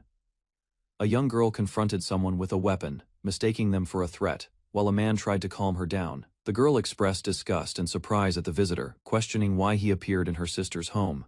Fia and her companion observed the situation, noting the bond and familiarity among the group as they welcomed the visitor inside. A healer intervened, curing a potentially deadly infection, showing her skill in protecting the young girl from serious harm. Fia's companion examined the extent of a young girl's curse, asking about marks on her hands and feet, determined to understand the severity. The girl and Fia coordinated, checking carefully while trying to avoid alarming anyone else in the room. The curse had begun spreading across the area a few days earlier, originating from unknown intruders, and causing widespread concern. The girl admitted she had overlooked some details while chasing the intruders, realizing her actions contributed to the ongoing curse. The companion expressed regret and concern for the town, noting that past events had worsened the red light district's reputation and the curse's impact. A man scolded a companion for always rushing into fights, claiming he worsened situations instead of helping. The companion reassured him, refusing apologies, showing awareness of the work and effort already done. Sir Isekai'd smiled confidently, promising that everything would be okay despite the chaos around them. He declared he would take responsibility for the current mess and resolve the situation directly. Elsewhere, a subordinate reported in, showing that order and communication continued even amid uncertainty and tension. Fia and her companions arrived at the slums to investigate a mysterious curse affecting the district. The once bustling area was now deserted, with tents set up by struggling shop owners. The curse had driven the residents away, leaving the district in ruins. Fia and her allies discussed the situation, realizing the danger would spread if not stopped. They met with a local informant, who explained that the fugitives had avoided the slums for unknown reasons, complicating their mission. Fia and her group strategized to inspect the area safely, planning to speak with key figures first. The mysterious curse was intensifying, threatening the town, and Fia prepared to confront its source with caution and determination. Fia arrived in the village, Observing the chaos left by a spreading curse, villagers were wary, some blaming the red light district for their suffering, while others looked to FIA for guidance. Arch and FIA walked through the deserted streets, noting the devastation and overcrowded new settlements near the slums. FIA realized the curse was part of a larger scheme, weakening the people to reduce their numbers deliberately. Determined, FIA declared she would hunt down the mastermind, instructing Arch to follow her as they set off to confront the source. FIA confronted the slum ruffians with calm authority, asserting her presence as a 6 Stars member. The men hesitated, intimidated by her reputation, while she assessed the situation and planned her next move. FIA's allies prepared to leave, trusting her judgment and leaving the troublemakers behind. Arch observed the ruins of the town, noting the impact of neglect and the ongoing curse. FIA resolved to uncover the mastermind behind the devastation, and gave Arch orders to follow her. Ready to confront the source of the chaos, FIA arrived at the desolate village, confronting the 6 Stars. Her presence unsettled them, but she remained composed, assessing the situation calm and assertive. FIA questioned the 6 Stars' motives, making them retreat and leave without resistance. Elsewhere, Arch arrived to heal the afflicted villagers, including children, using his mysterious and potent abilities. Nora and Arch investigated the spreading curse in the town, realizing it was more dangerous than anyone imagined. FIA and Arch prepared to confront the mastermind behind the crisis, determined to stop the corruption and save the town. FIA faced the suspicious group with unwavering calm. The 6 Stars emissaries tried to intimidate her, but she simply questioned their intentions. Her composure unsettled them further, and they prepared to leave under her silent warning. Outside, a distant observer watched, analyzing the ruined cityscape with careful eyes. Arch and FIA discussed the spreading curse, noting how the red light district had been devastated. Determined, FIA explained her plan to investigate the mastermind behind the calamity, ready to act with Arch at her side. Sir Bascom and his companion discussed urgent matters regarding the cursed slaves. They realized immediate action was needed to prevent further spread of the curses. Sir Bascom inspected the cursed slaves carefully, planning to burn everything that could propagate the curse before it escalated. Preparations began, including acquiring materials used for purging. The team coordinated quickly to execute the plan without delay. FIA surveyed the area, checking how far the flames could reach. She ensured that the operation would cover all necessary zones. The villagers were briefed to maintain order, and the team prepared to burn the infected zones completely, leaving no risk of further contamination. The day before the Arch of the 6 Stars investigation, Nora and her friends discuss creating holy water that can heal curses. They consider whether the special fruits could be used to produce it and help the red light district. Nora gathers the team, explaining that they have all the ingredients. She asks who can make the holy water and promises her boss will purchase it from them. Excited by the possibility of saving lives, the group agrees to act. Leftovers can be kept for themselves. The members prepare to start, sharing tasks and motivating each other to help the cursed district. Transport is arranged, and they bring all ingredients to a storage area. Nora thanks the helpers as the team begins unloading, ready to start producing the holy water. The team investigates the curse of the red light district. Nora reassures the townspeople that they are looking into the problem carefully. Lone member, Marsh, decides to stay in the district to treat everyone's curses directly. The residents express their gratitude, feeling hopeful for the first time in a long while. The townspeople thank the team, and there's a sense of relief. Nora reflects that the town is about to change for the better. Everyone works together joyfully, helping each other and sharing tasks as the holy water is prepared and distributed. The production is complete, and Marsh inspects the final results. The team smiles, satisfied that their efforts have brought real healing and hope to the district. Nora and the team inspect the completed holy water. They agree that although it smells strange, the work is worth it, as it will help those suffering from curses. Several residents decide to visit Nora's place to receive the holy water. The team welcomes them and prepares to distribute it to those in need. Some suspicious onlookers watch the town's activities, questioning whether the holy water will prevent the curse from spreading. One conspirator plans to burn the storage of holy water, hoping to sabotage the efforts. The saboteur begins their action, but another team member intervenes quietly, preventing detection and protecting the town's chance for healing and change. The conspirators discuss their plan to gain favor and wealth, quietly spreading fire in the town while keeping their intentions secret. One of the saboteurs eyes the town carefully, instructing their team to be cautious while executing the scheme. The group begins their sabotage operation, lighting the designated area as they plan to return later. The fire spreads over the plants and surroundings, igniting the storage of holy water. An explosion erupts as the holy water ignites, and the conspirators are overwhelmed by the unexpected power of the magical and medicinal combination. showing the force of Nora and her team's preparation. From a high vantage point, conspirators watch as the bonfire is lit, signaling the start of their plan. They laugh, feeling confident that the chaos below will serve their scheme, lighting the streets and preparing to intervene in the district. The fire spreads quickly toward the storage of holy water, threatening to destroy the team's efforts. One of the conspirators notices the intensity of the blaze, realizing it may be stronger than expected. Nora and her team stand firm in the street, determined and ready to confront the sabotage, their resolve unshaken as the conspirators approach. Nora confronts the saboteur, noting that he carries flammable oil and that the town has already been evacuated, neutralizing his leverage. The conspirator panics as Nora and her allies advance, realizing that their plan to harm the town is failing. The team strikes decisively, targeting the saboteurs and dismantling their attack. The holy water and magical defenses erupt, overwhelming the conspirators and thwarting their scheme. Nora's group explains to the captured saboteurs that their actions were allowed to expose them and prevent greater harm, emphasizing that persistence, without caution, leads to failure. Despite destruction around them, Nora and her team remain determined, stating they can make holy water anywhere, even if homes are lost. The main conspirator sweats nervously, realizing that his plan to escape with magic may fail against Nora's preparedness. The saboteurs attempt to dive through the flames, trying to evade the team's countermeasures, but Nora and her allies are ready. Explosions and magical effects erupt around the saboteurs as the team's combined holy water and magic defenses overwhelm them. The town sees the destructive extinguishing in action. The conspirators are shocked, impressed, and defeated, while Nora's team stands firm, their determination proven true. The fraudulent magician confronts Nora's team, confident in his own power and unaware of who he faces. He attempts to strike with magic, shattering structures and aiming to overpower the group. His spells collide with the defenses and tactics of Nora and her allies, creating sparks of resistance. The magician reveals a ceremonial artifact, thinking the heavens favor him, and that his side is invincible. Nora's team stands united and resolute, prepared to counter the magician's arrogance with strategy, skill, and determination. Nora reveals to the conspirator that their time to act was controlled, explaining that she had help from Bascom to set up the plan.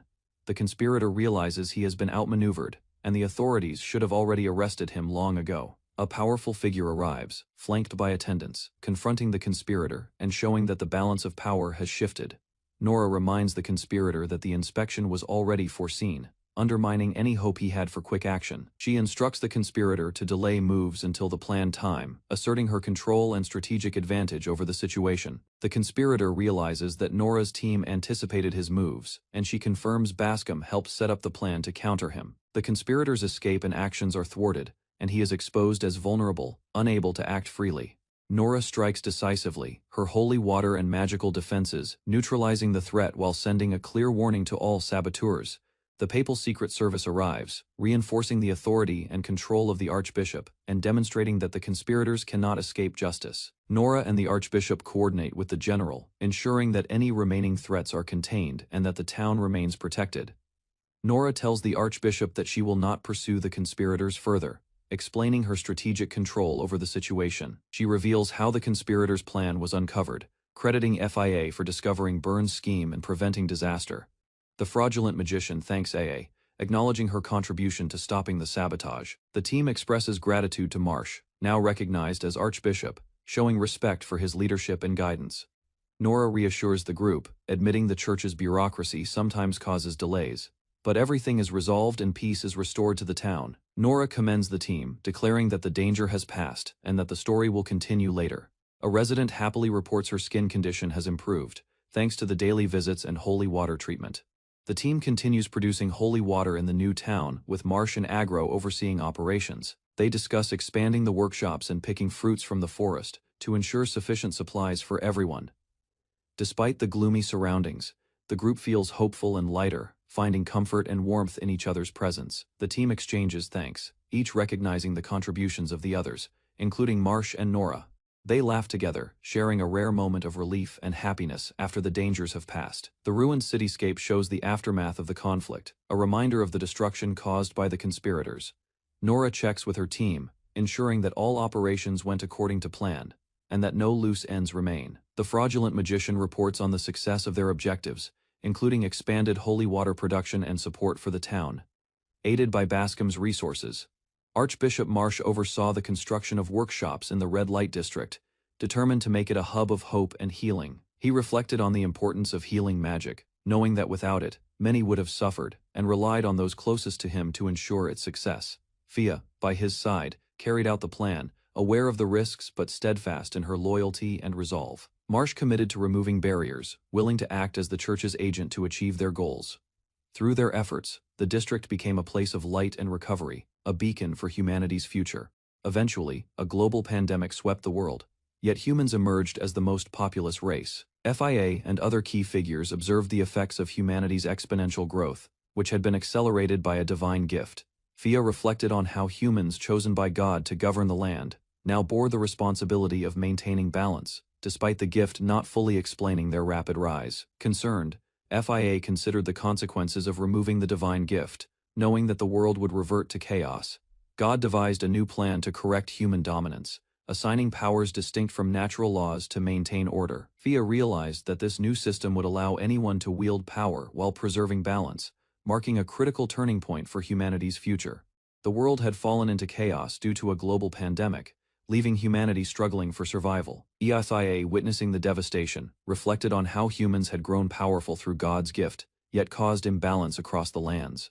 Fia realized the humans, chosen by God to control the land, were now faced with the consequences of their unchecked growth. God, lamenting humanity's exponential expansion, chose not to revoke the gift, fearing regression to the past. Instead, God decided to bestow the world with a new force, one that would challenge human dominance. This new law allowed anyone to harness power without breaking natural laws, forever changing the balance of the world. Amami demonstrated Normim's wooden measuring box. The hospital staff watched carefully while learning how accurate measurements improved medicine preparation greatly. Amami explained the box contained 1 liter exactly. The staff finally understood why precise measurements were necessary for hospital treatment. The chancellor noticed Amami's methods differed greatly from ordinary standards. Amami explained hospitals required careful measurements to prevent dangerous mistakes. The chancellor became fascinated by Amami's measurement system. She apologized sincerely and requested him to teach their hospital staff properly. Later, the chancellor invited Amami to the hospital banquet. She wished to honor him alongside distinguished guests from abroad. Maillard insisted on accompanying Amami to the banquet. She worried dangerous problems could happen while important foreign guests visited nearby. 2 mysterious visitors from the country of night arrived suddenly. Their intimidating appearance immediately surprised Amami, Maillard, and the hospital staff. The chancellor apologized politely after arranging the unexpected meeting. She admitted wanting to personally meet the famous visitors from abroad herself. Amami quietly asked Maillard whether the strange visitors truly belonged to the country of night. Everyone watched the approaching guests carefully. A noble girl introduced herself as Clofei, the 3rd princess of the country of night. She greeted everyone with elegance politely. Princess Clofei introduced herself politely to Amami Yuito. She hoped they could maintain a good relationship during her important visit. During the banquet, Amami asked about the country of night. Clofei explained their empty daytime cities and active nighttime society carefully. As Clofei continued speaking, the atmosphere suddenly became serious. Everyone noticed the sadness hidden behind her calm expression and quiet eyes. Clofei explained that vampires treasured the night because darkness protected them from the dangerous sunlight, threatening their people constantly every day. The tall vampire attendant revealed their race suffered an ancient curse from the sun. Therefore, vampires could survive only during nighttime. Amami became shocked after hearing vampires were cursed by sunlight. He immediately asked Clofei what the terrifying curse truly meant exactly. The vampire attendant revealed painful skin damage caused by sunlight exposure. Amami quickly recognized the condition as severe photodermatosis disease symptoms. The attendant apologized for Clofei's injured condition after traveling beneath daylight.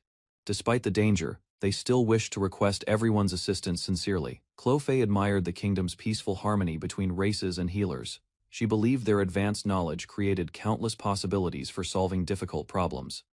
Finally, Clofei asked Amami for help saving the country of night.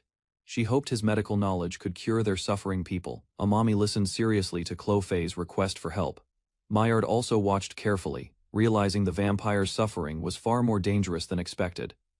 Maillard suddenly remembered stories about vampires drinking blood. The frightening thought shocked her, causing everyone nearby to react nervously and cautiously. Maillard immediately asked Amami for reassurance after becoming frightened. Amami calmly answered her, trying to prevent unnecessary panic among everyone present there. While observing the banquet dishes carefully, Amami noticed Clofei avoided eating meat, beans, and bread served on the table completely during dinner. Amami asked about the country of Night's ordinary meals. Clofei explained their staple food was special maize called plum grown domestically. Clofei explained their people survived mostly on plum because barren soil prevented other crops from growing successfully within the country of Night. After hearing their diet and symptoms, Amami realized he might understand their illness. He carefully revealed a possible medical explanation immediately. Amami diagnosed the vampire's mysterious curse as pellagra. Clofei and her grandfather became shocked after hearing his unexpected conclusion during the banquet. Amami explained, pellagra resulted from niacin deficiency caused by poor nutrition. The condition created severe sunlight sensitivity and dangerous health complications afterward. Hearing Amami's explanation, Clofei desperately asked whether he could truly cure pellagra and save the suffering people of her homeland. Amami explained, pellagra commonly appeared among people surviving entirely on maize. Everyone became shocked after learning food caused their mysterious illness. The World Tree representatives admitted they wanted helping the country of Night, but replacing plum completely remained impossible with current resources available. While thinking carefully about their situation, Amami suddenly realized another possible solution existed. His expression immediately changed after remembering important knowledge. Amami suggested processing plum differently by turning the maize into tortillas. He believed this method could reduce the dangerous nutritional deficiency. Everyone at the banquet became confused after hearing Amami mention tortillas. The unfamiliar word immediately caught the entire room's attention completely. Amami explained tortillas required treating maize with alkaline water first. This process allowed the body absorbing important nutrients properly afterward, completely. Amami described the treatment method called nixtamalization. Everyone listened carefully while learning how tortillas could prevent dangerous nutritional deficiencies successfully afterward. Clofei immediately begged Amami to teach them about tortillas. She believed this new knowledge might finally save the country of Night. The following day, Amami decided teaching tortilla preparation immediately. Everyone became excited. After hearing they would finally begin creating the special food. Inside the kitchen, Clofei and the others respectfully requested Amami's guidance. They prepared themselves to learn tortilla making seriously from him together. Koron encouraged Clofei enthusiastically before tortilla preparation started. Although nervous initially, Clofei quietly listened while everyone gathered together inside the kitchen. Clofei questioned Koron's abilities carefully despite Melina supporting Amami. Amami honestly admitted uncertainty regarding Koron's actual cooking experience and practical knowledge. Clofei explained the country of Night trusted outsiders carefully, because dangerous situations threatened their homeland constantly. Therefore, she remained cautious toward Koron initially. Amami defended Koron confidently before everyone present. He explained, she worked seriously, learned quickly, and always supported him during important hospital responsibilities. Faithfully, after hearing Amami's praise, Koron confidently reassured Clofei. Clofei finally relaxed slightly while beginning trusting Koron more than before during preparation together. Clofei apologized sincerely for doubting Koron earlier. Koron quickly forgave her while Myard urged everyone continuing the tortilla preparation immediately together. Amami instructed everyone boiling plum inside prepared lye water. Carefully, Koron managed the sand timer while assisting the cooking process enthusiastically afterward. While waiting, the group questioned whether the process required excessive time. Amami explained nixtamalization normally needed resting overnight after boiling completed properly. Amami revealed plum prepared the previous day for comparison. Everyone noticed the softened maize developed a strong golden color after treatment successfully. After observing the transformed plum closely, Amami explained the golden surface proved nixtamalization worked correctly. Everyone reacted with amazement and curiosity immediately. Amami washed the treated plum carefully with water afterward. Meanwhile, everyone complained he sacrificed proper sleep preparing ingredients since yesterday morning alone. After removing the kernels, Amami instructed everyone crushing them completely. Koron enthusiastically volunteered immediately, determined helping the tortilla preparation process successfully continue forward. Koron carefully crushed the softened kernels, while Amami encouraged her efforts. Myard quietly observed nearby, believing the work appeared surprisingly simple initially. Amami taught everyone kneading the paste thoroughly before rolling it carefully. The prepared dough slowly began resembling proper tortilla bread shapes afterward, successfully. Finally, the tortillas cooked above the heated pan evenly. Everyone became surprised after discovering the tortillas smelled pleasant instead of strange or unpleasant. The freshly cooked tortillas were finally completed successfully. Everyone tasted them immediately and praised their simple flavor with subtle sweetness afterward happily. Clofei carefully took her first bite of tortilla quietly. Everyone watched nervously while waiting for her honest reaction toward the unfamiliar food. After tasting the tortilla completely, Clofei became surprised by its delicious flavor. She happily declared the unfamiliar dish truly delightful and enjoyable. Clofei wondered whether these delicious tortillas could really cure their sunlight curse. Amami answered honestly that success remained possible, despite uncertainty still existing. Hope slowly returned to the country of night representatives afterward. Clofei sincerely thanked Amami while promising continuing their efforts toward curing the terrible illness. Amami prepared another unfamiliar dish using tortillas, meat, vegetables, and spicy ingredients. Maynard became confused after seeing the unusual combination together. Amami introduced the completed dish as tacos. He selected ingredients resembling foods commonly eaten within the country of night before serving everyone. Maynard complained about the spicy and strong-smelling ingredients immediately. However, Amami explained tacos tasted much better when every ingredient combined together properly. After reluctantly tasting the taco, Maynard became completely shocked by the flavor. The delicious taste instantly changed her opinion toward the strange ingredients. Everyone happily watched Maynard enjoying tacos enthusiastically afterward. Amami promised teaching taco preparation too, while the room filled with excitement and laughter. Tega suddenly arrived while everyone relaxed together afterward. He urgently asked whether Amami was available for another important medical situation nearby, immediately. Several soldiers from the country of night entered the hospital injured. Amami quickly guided them inside, while Clofei worried about their condition seriously. One soldier explained his companion became heavily drunk after drinking chilled kelwisha. The intoxicated soldier accidentally crashed directly into a nearby wall. Amami immediately treated the injured soldier carefully, despite his embarrassment. Clofei comforted him while promising their people would eventually overcome such shameful incidents. After examining the injury carefully, Coron informed Amami the soldier's bone probably remained unbroken. Everyone felt relieved hearing the positive medical assessment afterward. Coron confidently volunteered, cleaning the injured soldier's abrasion carefully. The surprised soldier immediately watched her preparing medical treatment beside Amami attentively afterward. Coron gently washed the wound using saline solution instead of ordinary water. The soldier became shocked after feeling absolutely no pain whatsoever. Watching Coron's careful treatment closely, the injured soldier realized her healing abilities were genuine. His earlier doubts completely disappeared immediately afterward entirely. The soldier sincerely apologized for doubting Coron previously. Everyone acknowledged her impressive medical skill, while Amami proudly watched beside the hospital staff together. Clofei admitted feeling jealous, because vampires could not use healing magic. Coron listened quietly, after receiving unexpected praise from the vampire princess sincerely. Clofei believed healing magic required special talent originally. Coron immediately denied this, explaining Amami taught anyone could learn medical knowledge gradually. Coron revealed she previously lived as a slave without freedom. However, learning beside Amami slowly helped her gain confidence and purpose afterward.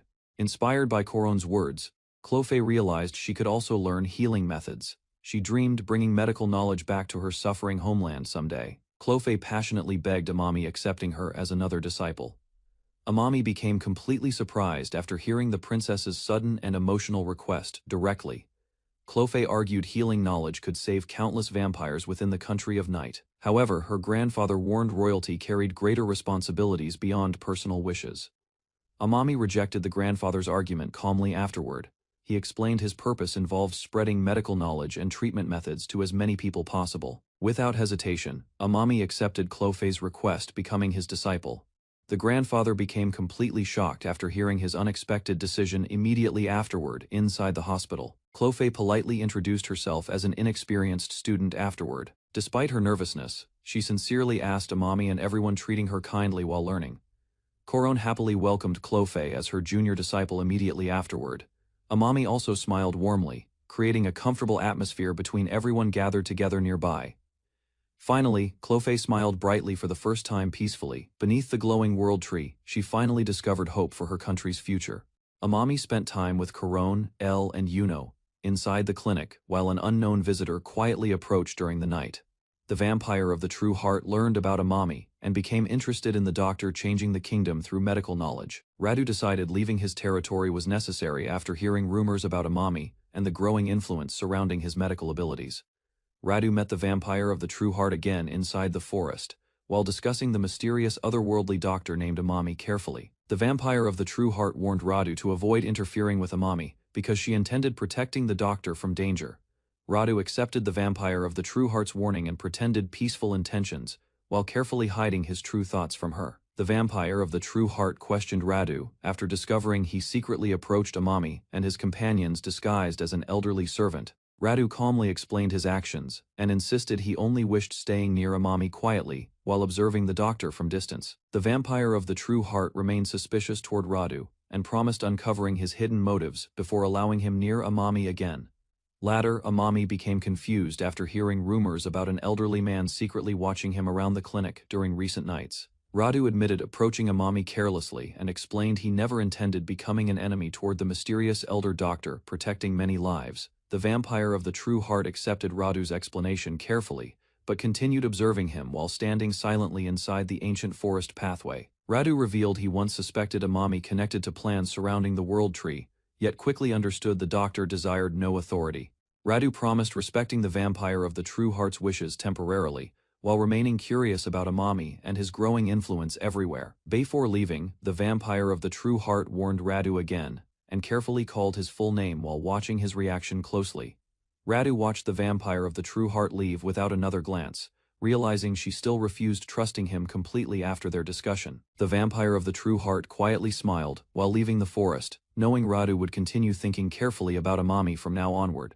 Radu looked toward the bright night sky and believed Amami's arrival created new possibilities, without bringing unnecessary conflict or bloodshed into kingdoms. Elsewhere, the vampire of the true heart prepared leaving the forest, and carefully wrapped an important object before starting her quiet journey alone. She finished securing the small package properly, intending delivering it safely while continuing protecting Amami from hidden dangers surrounding the growing political tensions. The vampire of the true heart carefully finished preparing the small package, while ensuring the thread remained tightly secured before leaving quietly alone. Inside the clinic, Chloe proudly showed Coron her improved stitching technique after practicing carefully under Amami's guidance for many recent days together. Chloe compared her sewing work beside Coron's results, and became nervous after noticing the clear difference between their current skill levels. Still, Coron encouraged Chloe kindly and reminded her continuous practice would improve her abilities, while everyone inside the clinic continued learning useful medical techniques. Later, Amami revealed newly created threaded needles, giving Coron and Chloe better tools for stitching wounds and helping future patients safely together. Coron and the others praised the newly threaded needles, while Chloe proudly explained helping create them together for Amami's growing hospital project. The group accepted the medical tools carefully and hoped the new needles would help Amami save more suffering patients across nearby regions. Everyone became shocked after seeing the enormous hospital construction site, where Amami and his companions continued building advanced medical facilities together. Amami proudly watched the hospital construction progress, while workers, beasts, and allies cooperated together to complete the ambitious medical project successfully. Although amazed by the massive hospital, Amami wondered whether such an enormous building was truly necessary for only one doctor alone. Amami thanked the workers after hearing they planned building a lecture hall beside the hospital for future medical lessons and public education. The group visited the completed lecture hall while Amami explained he needed proper space for teaching medicine and sharing important medical knowledge. Amami explained modern medicine depended on 3 important pillars, and believed the hospital would support future medical progress throughout the kingdom successfully. He described practice, research, and education as the foundations of medicine. While everyone listened carefully beside the enormous hospital construction site together, Yuno and the workers learned research meant developing better treatments for every species living throughout the world, surrounding Amami's expanding hospital project. Shia explained Amami still depended heavily on personal experience when using Aether, because reliable medical records about it remained extremely limited everywhere. Amami declared he wanted documenting proper Aether quantities for every species, age, and body type, through careful future medical research studies. The elves understood Amami's plans and explained researching the world tree's leaves carefully would become necessary for advancing his medical discoveries further. One elf worried Amami's medical tools and supplies were running low while the world tree alone could not provide every needed resource. Amami admitted Norman and Alec currently supplied his tools, yet he understood those limited resources would eventually become insufficient for future demands. Amami explained research and education remained essential for medicine, while planning investigations into useful materials every species could provide for treatments. Amami admitted accomplishing everything alone was impossible, so he decided teaching medical knowledge widely throughout the kingdom, became absolutely necessary for progress. After reaching an important decision, Amami prepared the lecture hall and organized his first official medical education session inside the growing hospital. The students gathered nervously while the instructor proudly announced the beginning of practical lessons involving healing techniques and patient examination methods together. During the lesson, the students learned proper healing magic required careful examinations before treatment, instead of relying only on magical power alone. During the medical lesson, Deacon Peel correctly explained patient examination required seeing, hearing, asking questions, and carefully touching the patient's body. The instructor demonstrated physical examinations and explained touching methods often revealed hidden illnesses before healing magic could properly identify dangerous conditions. After examining the patient's stomach carefully, the instructor identified curse symptoms and explained abnormal conditions affecting digestion through practical abdominal examination techniques. Deacon Quinan answered confidently during the lesson, while the instructor encouraged every student speaking immediately whenever they discovered important medical observations independently. The students discussed tongue marks seriously and learned unusual patterns often revealed illnesses, curses, or dangerous physical conditions requiring immediate medical attention. Deacon Quinan nervously confirmed tooth marks on the tongue caused the patient's sloshy stomach condition, while the instructor listened carefully beside everyone. The instructor asked Deacon Peel for the correct diagnosis, causing the nervous students to immediately focus carefully on the important medical question. After hearing the explanation, the instructor proudly confirmed Deacon Quinan answered correctly, while the gathered students reacted with surprise and excitement together afterward. The instructor questioned the patient further about swelling symptoms, while the students applauded Deacon Quinan's impressive medical observation skills during class enthusiastically. The patient learned the curse caused water congestion inside his body, and improper eating habits could worsen his dangerous medical condition further.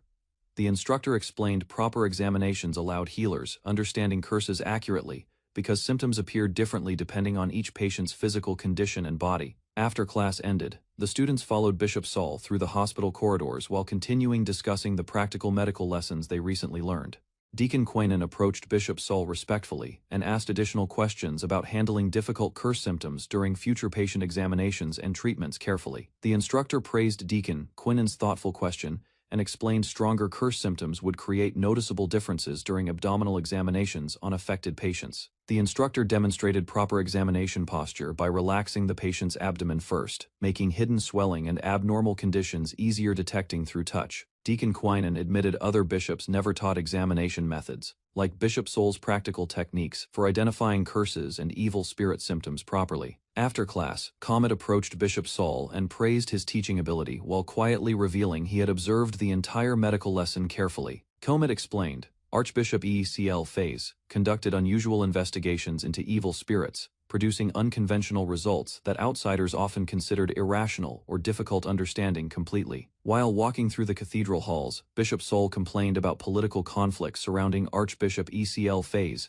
and the church leadership's constant disagreements recently. Comet suspected Cardinal Sislap transferred certain people to monitor Archbishop Isekai'd closely, believing Zess would never make careless mistakes involving important missions. A mysterious man observed the kingdom's rapid growth and wondered whether Amami alone caused the peaceful changes spreading throughout the entire country recently.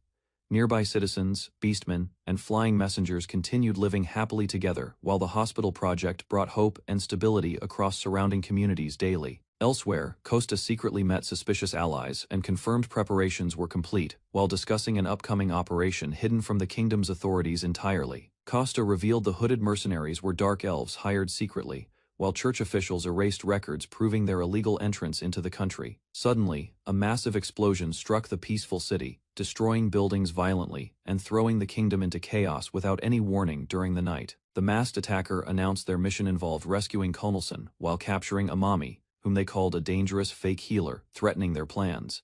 The vampire of the true heart immediately realized the spreading fires were not accidents, and suspected organized enemies launched the sudden violent attack. After hearing explosions nearby, Amami and his companions learned enormous fires were spreading rapidly throughout parts of the peaceful kingdom. Unexpectedly during nighttime, additional explosions destroyed nearby structures continuously, causing panic everywhere, while citizens struggled escaping the rapidly spreading flames and falling debris safely. Alec quickly organized rescue efforts while ordering Amami toward the castle, planning transporting injured victims directly to the hospital for emergency treatment. Mai and the others realized the explosions were caused by bombs instead of fire magic, meaning additional hidden attacks could happen soon. The elves prepared informing their guards about the bomb attacks, while Amami asked a water spirit helping extinguish the spreading fires immediately nearby. As explosions continued destroying buildings, the giant beast and nearby allies searched carefully for enemies hiding within the burning city streets everywhere. Saya hurried Amami toward the castle for safety, while others stayed behind protecting the hospital and assisting injured citizens during the emergency. Alec reported successful neighborhood evacuations while flames continued spreading dangerously across the city. Despite everyone's desperate rescue efforts throughout the chaotic night, another violent explosion erupted across the city, destroying nearby structures while burning debris scattered dangerously through the streets and surrounding buildings everywhere. Tega struggled controlling the spreading flames while smoke covered the area and terrified citizens continued fleeing from the growing disaster desperately together. The attackers watched the chaos carefully from hiding while the fire expanded rapidly beyond everyone's current ability to contain it completely anymore. Tega admitted using full dragon power inside the city would destroy nearby surroundings, limiting the strength he could safely release against flames. While Tega desperately searched for another solution, unexpected rain suddenly began falling across the burning city and weakened the dangerous spreading fires. Heavy rain suddenly extinguished the enormous flames, shocking everyone nearby while Tega and the others watched the dangerous fire disappear, instantly completely. The small water spirit received praise after helping stop the spreading disaster, while nearby allies acknowledged the elder's overwhelming magical abilities respectfully afterward. After securing the area, the rescue team searched carefully for injured civilians and questioned why fires erupted where no homes existed nearby. Another explosion suddenly echoed from the castle, causing everyone nearby realizing the attackers continued targeting important locations across the kingdom aggressively tonight. Inside the smoke-filled castle area, a mysterious figure appeared calmly and greeted someone nearby while destruction and confusion continued spreading around them silently. Inside the smoke-filled castle, Holy Priest Connelson appeared confused and demanded explanations after suddenly encountering armed strangers surrounding the damaged area completely. Connelson questioned the masked intruders angrily while smoke covered the castle halls and explosions continued echoing throughout nearby sections during the attack. A young guard discovered the suspicious hooded figures surrounding Connelson and immediately realized dangerous enemies had infiltrated the castle secretly during chaos. Amami, Yuno, and Saya rushed toward the castle after hearing another explosion, hoping everyone inside remained alive despite the ongoing violent attacks. The masked leader confronted Yuno, Saya, and Amami directly, introducing himself calmly before openly calling Amami a fraudulent healer before everyone present. Amami discovered an underground prison filled with unconscious prisoners lying silently across cold stone floors beneath the abandoned facility. A masked stranger approached Amami carefully, claiming he arrived to rescue him before dangerous prison guards suddenly returned. Koron angrily stopped the strangers, refusing to allow prisoners escaping freely from the underground prison without official permission. The masked fighter launched a sudden attack, creating explosions and sparks that blocked approaching guards inside the underground corridor. Koron watched nervously as collapsing walls separated the guards, allowing the mysterious group escaping deeper underground safely. Costa escaped through the forest while explosions destroyed pursuing enemies behind him, forcing frightened guards retreating from dangerous attacks. Costa carefully questioned Reverend about his hidden allies, suspecting connections with mysterious bomb users operating outside church authority recently. Reverend nervously admitted the church considered him troublesome, believing assassination attempts could happen after recent suspicious underground incidents nearby. Costa revealed he never served the church, exposing his true intentions while observing Reverend's fearful reaction carefully during negotiations. Reverend suddenly laughed wildly after hearing Costa's proposal, becoming interested cooperating together against enemies threatening underground operations recently. Karon carefully practiced surgical knot techniques while Amami guided her movements patiently inside the peaceful clinic during evening training sessions. Amami praised Karon's steady improvement after watching her complete difficult medical practice successfully, without making dangerous mistakes during training. Koron realized Amami trusted her abilities enough handling future patient ligatures independently during important medical operations inside the growing clinic. Koron hesitated nervously about performing operations alone, but Amami encouraged her becoming familiar with realistic surgical situations quickly afterward. Amami explained doctors cannot always remain beside patients forever, reminding Koron about responsibilities during dangerous emergencies involving injured villagers frequently. Koron became nervous after remembering Amami's serious advice about responsibilities, doctors must carry during dangerous medical emergencies frequently afterward. Amami encouraged Korone continuing difficult medical training carefully, promising support whenever unexpected mistakes happen during future surgical operations together. Korone confidently accepted Amami's expectations, determined improving her medical abilities while protecting patients needing urgent treatment inside nearby villages. While traveling beside Amami, Korone encountered mysterious nobles blocking the road, immediately sensing dangerous intentions from unfamiliar strangers approaching nearby. The masked stranger warned Amami their meeting differed completely from previous encounters, creating tension throughout the silent road before sunset arrived. A suspicious village guard warned Amami's group leave immediately, fearing humans would bring conflict into their peaceful homeland unnecessarily again.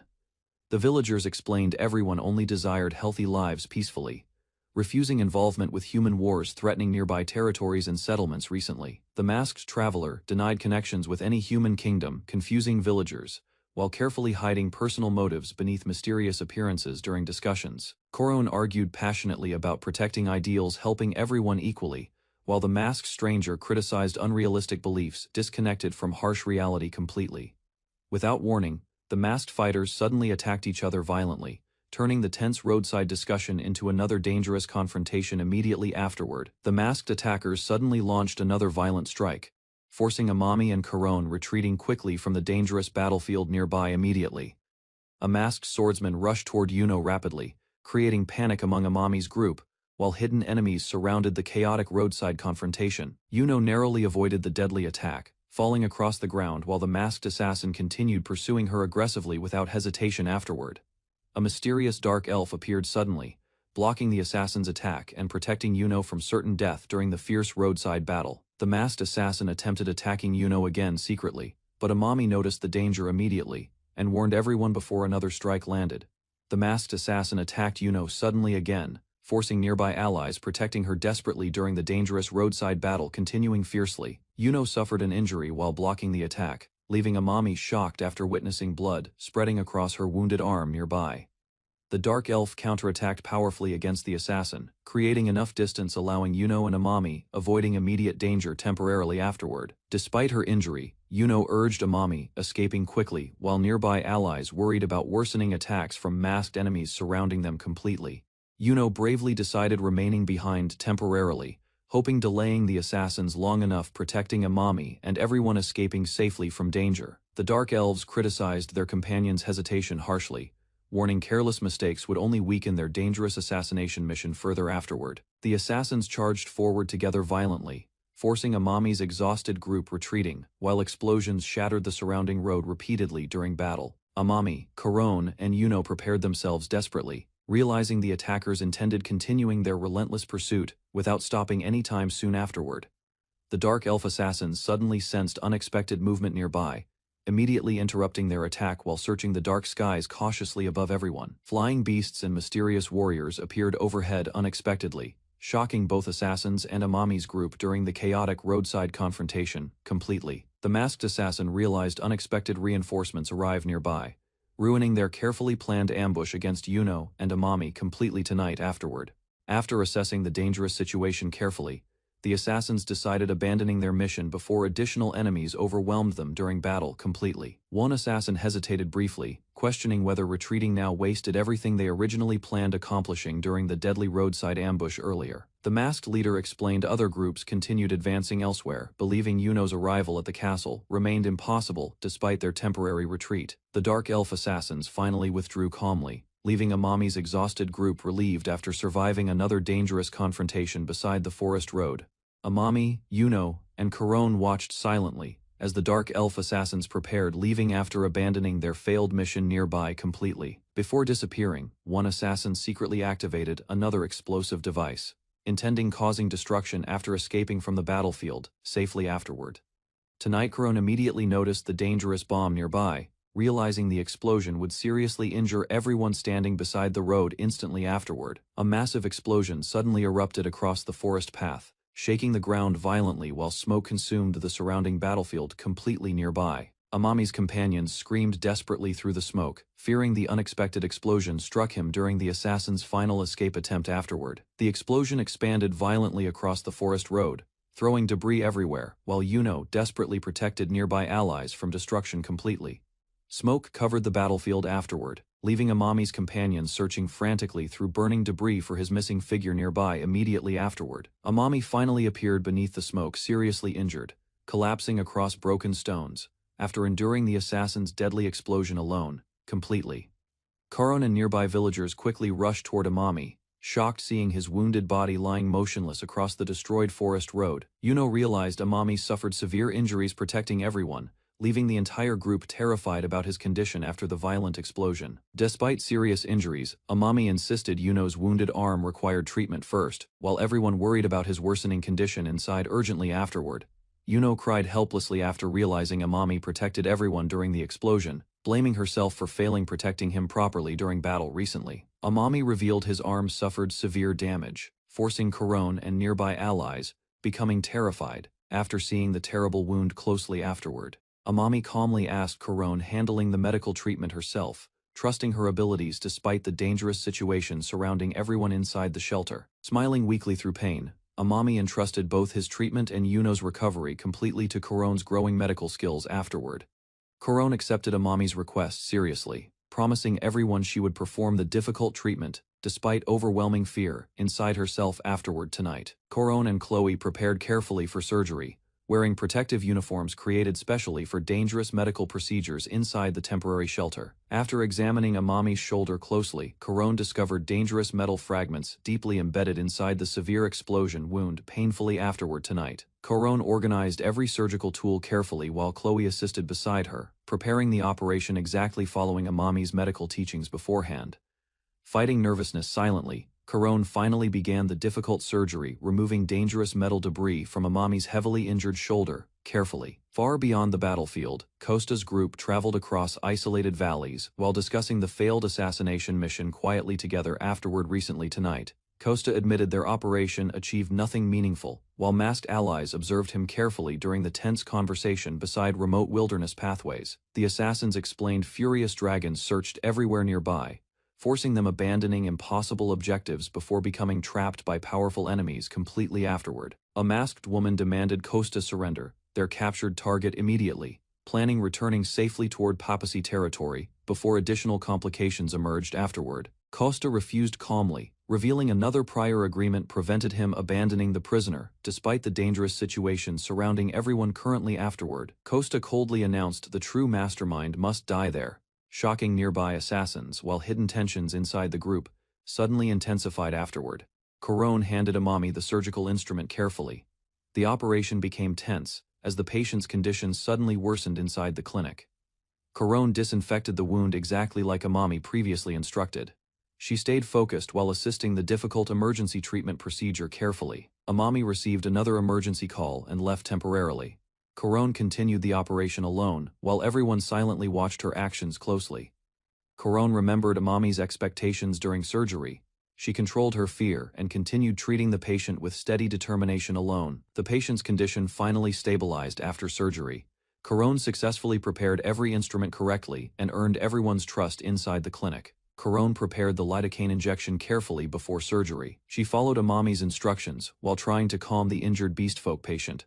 Karon inserted the needle slowly into the patient's skin. The patient suddenly reacted painfully, causing her concentration to break briefly. Karon became shocked after hearing the patient's painful reaction. She immediately checked his condition while sweating nervously beside the operating table. Amami calmly reassured Karon after the injection succeeded safely. She lowered her head slightly and regained confidence during the operation afterward. Karon pressed the syringe carefully while Amami prepared removing the sharpnel. Both continued the difficult surgery with serious concentration together. Karon prepared the straight peen forceps carefully before surgery continued. Amami immediately instructed everyone to remain calm beside the patient. Karon grabbed the shrapnel carefully using forceps, while another assistant encouraged her. Everyone watched nervously as surgery reached its dangerous stage. Blood suddenly burst from the wound after shrapnel removal. Karon and the beastfolk assistant became shocked by the unexpected bleeding immediately. Karon warned Amami that continued removal could cause severe bleeding. Amami calmly explained proper treatment would still save the patient safely. Karon regained her focus and continued pulling the shrapnel carefully again. The operation proceeded steadily while everyone trusted her growing experience. Couronne noticed the trapped shrapnel finally moving inside the wound. She carefully adjusted the forceps while watching the patient closely. Couronne checked Amami's condition before continuing surgery. The lidocaine worked successfully, allowing the painful treatment to continue safely without interruption. Couronne slowly pulled the shrapnel outward, using forceps carefully. Everyone stayed silent while the dangerous object gradually loosened from the wound. The shrapnel finally came out completely during surgery. Couronne immediately checked the bleeding and realized the patient remained stable afterward, successfully. After removing the shrapnel, Amami instructed Couronne to clean the wound carefully. She prepared another needle and continued assisting seriously. Amami taught Couronne how to wash deep wounds properly, using saline solution. She carefully followed every instruction during treatment afterward. Couronne gently dried the cleaned wound surface, using gauze carefully. The bleeding remained controlled after removing the dangerous shrapnel successfully earlier. Amami prepared to begin suturing the wound carefully. Couronne immediately searched for the correct needle holder beside the medical equipment tray. Couronne handed the proper needle holder to Amami quickly. She then prepared another tray containing surgical needles and thread carefully nearby. The surgical tray became fully organized with needles and thread. Couronne continued assisting seriously while Amami focused on closing the wound carefully. Couronne struggled holding the slippery surgical needle steadily. After several attempts, she finally managed gripping it properly beside Amami confidently. Couronne carefully studied the wound placement before stitching. She slowly inserted the needle while remembering Amami's previous medical training lessons. Couronne tied the surgical thread carefully exactly like practice sessions. Sweat covered her face while maintaining complete concentration during suturing afterward. Couronne tightened and rotated the thread carefully around the wound. The stitched area slowly closed successfully under Amami's careful supervision nearby. Couronne pulled the surgical thread firmly to secure the wound. The completed stitches finally closed the patient's injury safely without complications. Couronne continued stitching the wound carefully while Clofei prepared the Cooper scissors nearby. Both assistants followed Amami's surgical instructions seriously together. Couronne cut the completed thread carefully before continuing suturing again. The wound slowly closed properly with each precise stitch, afterward successfully. Another stitch tightened firmly across the patient's wound surface. Couronne maintained steady hands while carefully controlling the surgical thread tension throughout. Couronne and Clofei focused completely on the final stitches together. The operation room became silent while surgery neared completion successfully afterward. The wound finally closed, completely after multiple careful stitches. Couronne looked relieved after successfully helping finish the difficult surgery beside Amami. Couronne immediately checked Amami's condition after surgery ended. She worried the exhausting procedure may have caused him additional pain afterward. Amami thanked Couronne sincerely for assisting throughout the dangerous operation. He admitted her support helped save his life during surgery successfully. Couronne became overwhelmed after hearing Amami's gratitude directly. Relief slowly replaced the tension she carried throughout the difficult operation completely afterward. Couronne cried happily after confirming the surgery succeeded safely. Everyone inside the clinic finally relaxed after removing the dangerous shoulder debris successfully. Outside the clinic, Costa quietly reflected about Couronne's behavior afterward. He realized her harsh attitude never matched her true compassionate personality. A mysterious priest confronted Costa about his hidden employer secretly. The tense meeting revealed dangerous connections involving powerful religious authorities nearby afterward. An elf woman suddenly interrupted the discussion impatiently. She ordered the priest captured immediately and brought directly before the Demon King afterward. The priest became visibly shocked after hearing the Demon King mentioned. Fear quickly spread across his face during the unexpected confrontation. Instantly, Costa realized the situation had become far more dangerous suddenly.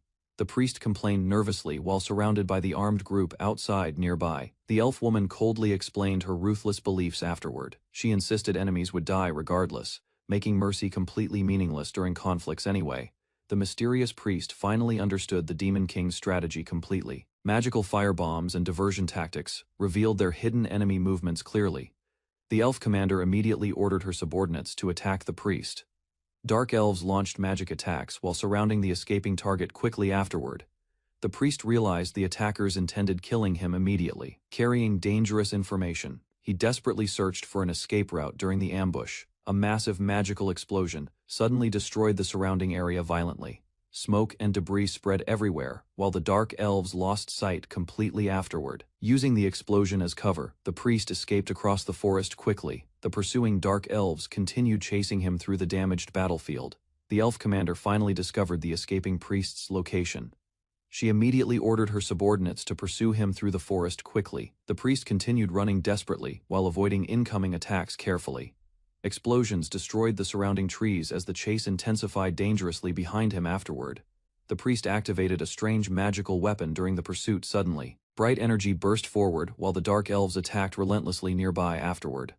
Using mysterious magic, the priest resisted the deadly venom successfully. The glowing energy surrounding his body shocked the pursuing dark elves immediately afterward. A bright magical light suddenly appeared deeper inside the forest. The dark elves immediately realized their target had escaped farther ahead successfully again. The elf commander noticed the priest healing himself while escaping.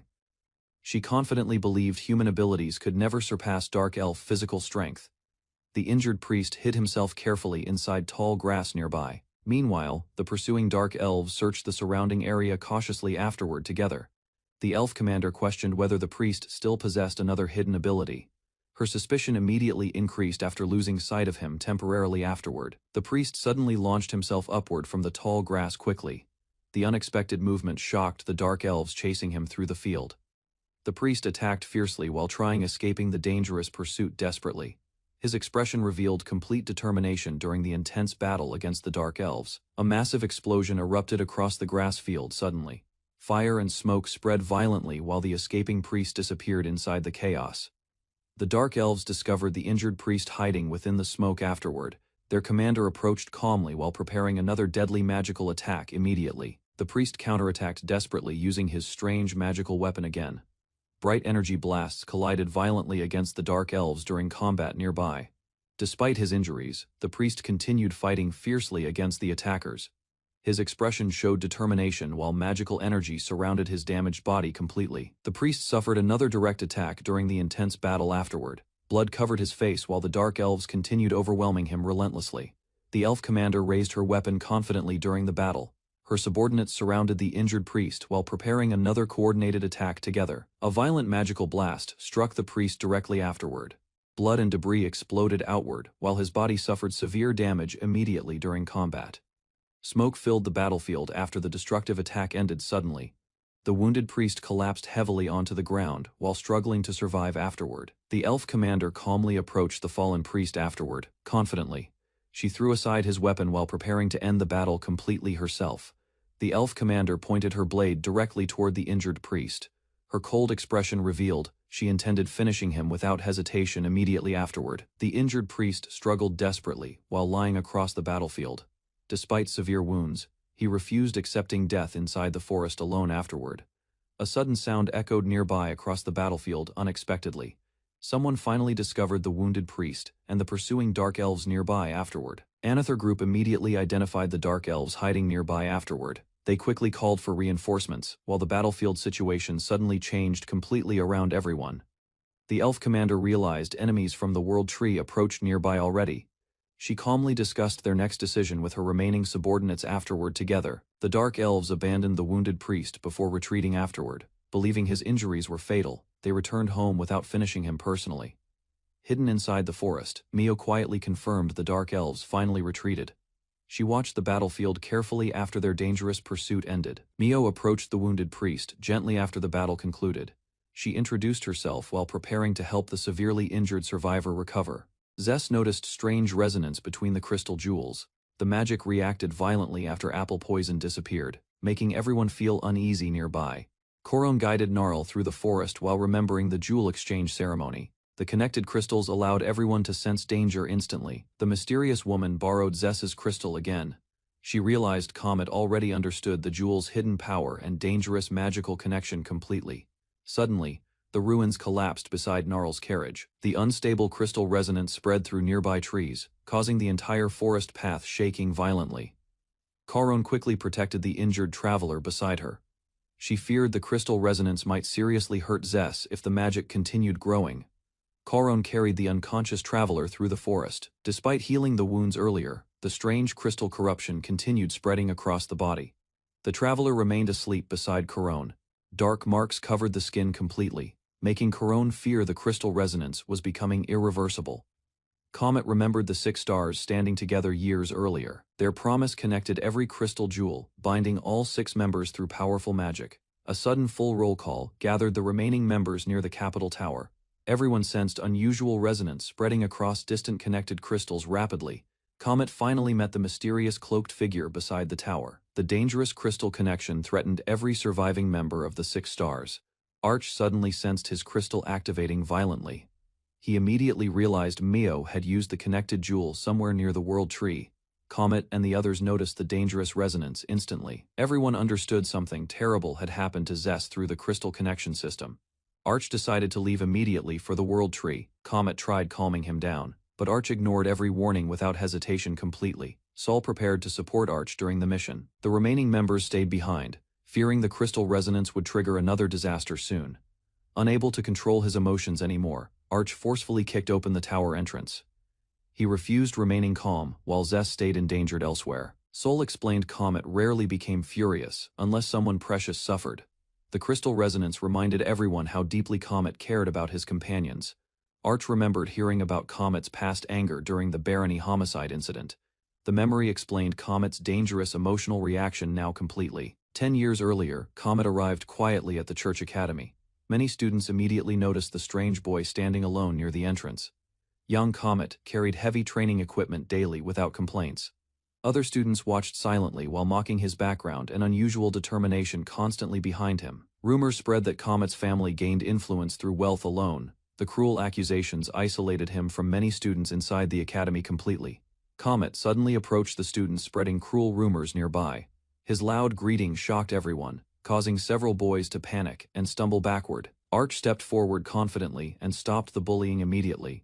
He criticized the students for insulting Comet behind his back without shame openly there. The frightened students quickly retreated from the courtyard afterward. None of them wanted trouble with Arch after his direct confrontation against their behavior. Comet quietly admitted the insults never bothered him deeply anymore. Arch still became angry because Comet and the others lacked real families themselves completely. Later, Arch casually visited Comet inside the academy building. Their friendship slowly grew stronger after the confrontation with the mocking students earlier that day. Comet informed the others that Reverend Isekai'd would miss today's lesson. The students prepared themselves for another difficult self-study session together quietly. Arch complained about the overwhelming amount of study material assigned recently. He worried Reverend Isekai'd pushed the students beyond normal academic limits daily. Comet calmly explained Mio left earlier for personal experiments outside. The remaining students assumed the others were probably relaxing around the academy courtyard. Mio continued dangerous experiments using gunpowder despite previous warnings. Her reckless curiosity repeatedly caused accidents throughout the academy grounds during self-study periods there. Another magical accident suddenly exploded near the courtyard afterward. Mio panicked immediately, while the others realized she accidentally activated unstable magic again nearby. Another explosion suddenly erupted inside the academy courtyard laboratory. Mio and the others were thrown backward, while magical sparks scattered everywhere violently afterward.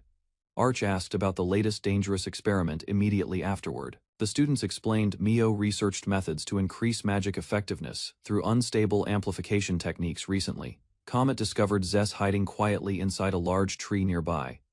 Reverend Isekai'd previously ordered him monitoring Mio whenever experiments became dangerously unstable around others. Zess admitted he underestimated the experiment's danger completely. While speaking with Comet, he revealed another important message had already reached him earlier that day. Zess finally handed Comet an official sealed letter carefully. The bishop apparently requested Comet personally appear for an important challenge issued against him publicly. Zess carefully examined the bishop's challenge letter beside Comet. Reverend Isekai'd trusted Comet's judgment and believed he could understand the hidden meaning correctly. Later, Zess and Mio secretly approached the barony mansion together. While Mio worried about future accidents, suspicious guards immediately stopped them near the entrance. A murder case suddenly spread through the church district. The nobles and church members gathered in fear after Lady Misery was found dead inside the mansion. Everyone believed the case was impossible to solve quickly. Amami calmly sat before the witnesses and began asking questions. Corone and the others watched silently as he focused on every small detail around the room and the people involved. Some nobles became impatient and wanted the investigation to end immediately. However, Amami continued examining the body and the medical evidence because he believed the truth had not been revealed yet. Amami asked about Lady Misery's past injuries and medical history. The family insisted she had always been healthy, but their nervous reactions made Amami suspect they were hiding something important. After hearing every answer, Amami quietly prepared his next question. His sharp observations slowly exposed contradictions inside the mansion, bringing the hidden truth of the murder closer to the surface. Amami suddenly asked about Lady Misery's monthly condition. The nobles were shocked by the strange question, but Amami carefully watched their reactions instead of their answers. A servant nervously explained that Lady Misery had already stopped menstruating. Amami immediately noticed the tension between the maids and the family members standing nearby. The interrogation continued as one noble angrily demanded the questioning to stop. Amami ignored the complaints because the medical details were slowly revealing hidden facts about the victim's condition. A church knight, named Lawrence, stepped forward after noticing something unusual. His serious expression changed the atmosphere inside the mansion as everyone waited for his report. Lawrence revealed that a special permit had just been delivered far earlier than normal church procedures allowed. Amami realized someone inside the mansion had secretly prepared everything before Lady Misery's death was discovered. Lawrence revealed that Reverend Faze had already prepared the special permit before the murder investigation began. Amami immediately realized someone inside the church had expected Lady Misery's death in advance. Comet suddenly reacted with excitement after hearing the new evidence. Her sharp expression showed that she had already connected the hidden details surrounding the case. While walking beside Comet, Amami quietly concluded that Zess had misunderstood the entire situation. The real cause of the murder was far more complicated than simple revenge. Comet confidently explained that solving the case was never difficult for them. Amami remained cautious because he understood that the criminal was still hiding among the nobles. The atmosphere inside the mansion exploded with panic after accusations spread across the room. One of the nobles desperately denied involvement, while Amami carefully watched everyone's reactions to uncover the true murderer. Amami pointed out that the first person who discovered Lady Misery's body naturally became a suspect. The room immediately grew tense as the nobles began accusing one another without hesitation. One servant desperately defended herself, insisting she had no reason to harm her mistress. Amami carefully listened, while noticing how fear and pressure were affecting everyone inside the mansion. Another maid revealed that Lady Misery had recently suffered emotional stress because of repeated demands from the county. The information exposed possible conflict between the noble families. The nobles quickly connected the argument to Countess Flania and claimed Lady Misery had been involved in a serious dispute. Suspicion continued spreading as emotions inside the room became unstable. Amami noticed the sudden reaction from the older noble after Flania's name was mentioned. That small response convinced him someone in the mansion already knew the hidden truth behind Lady Misery's death. Amami questioned Hennet about the county's supplies and deliveries.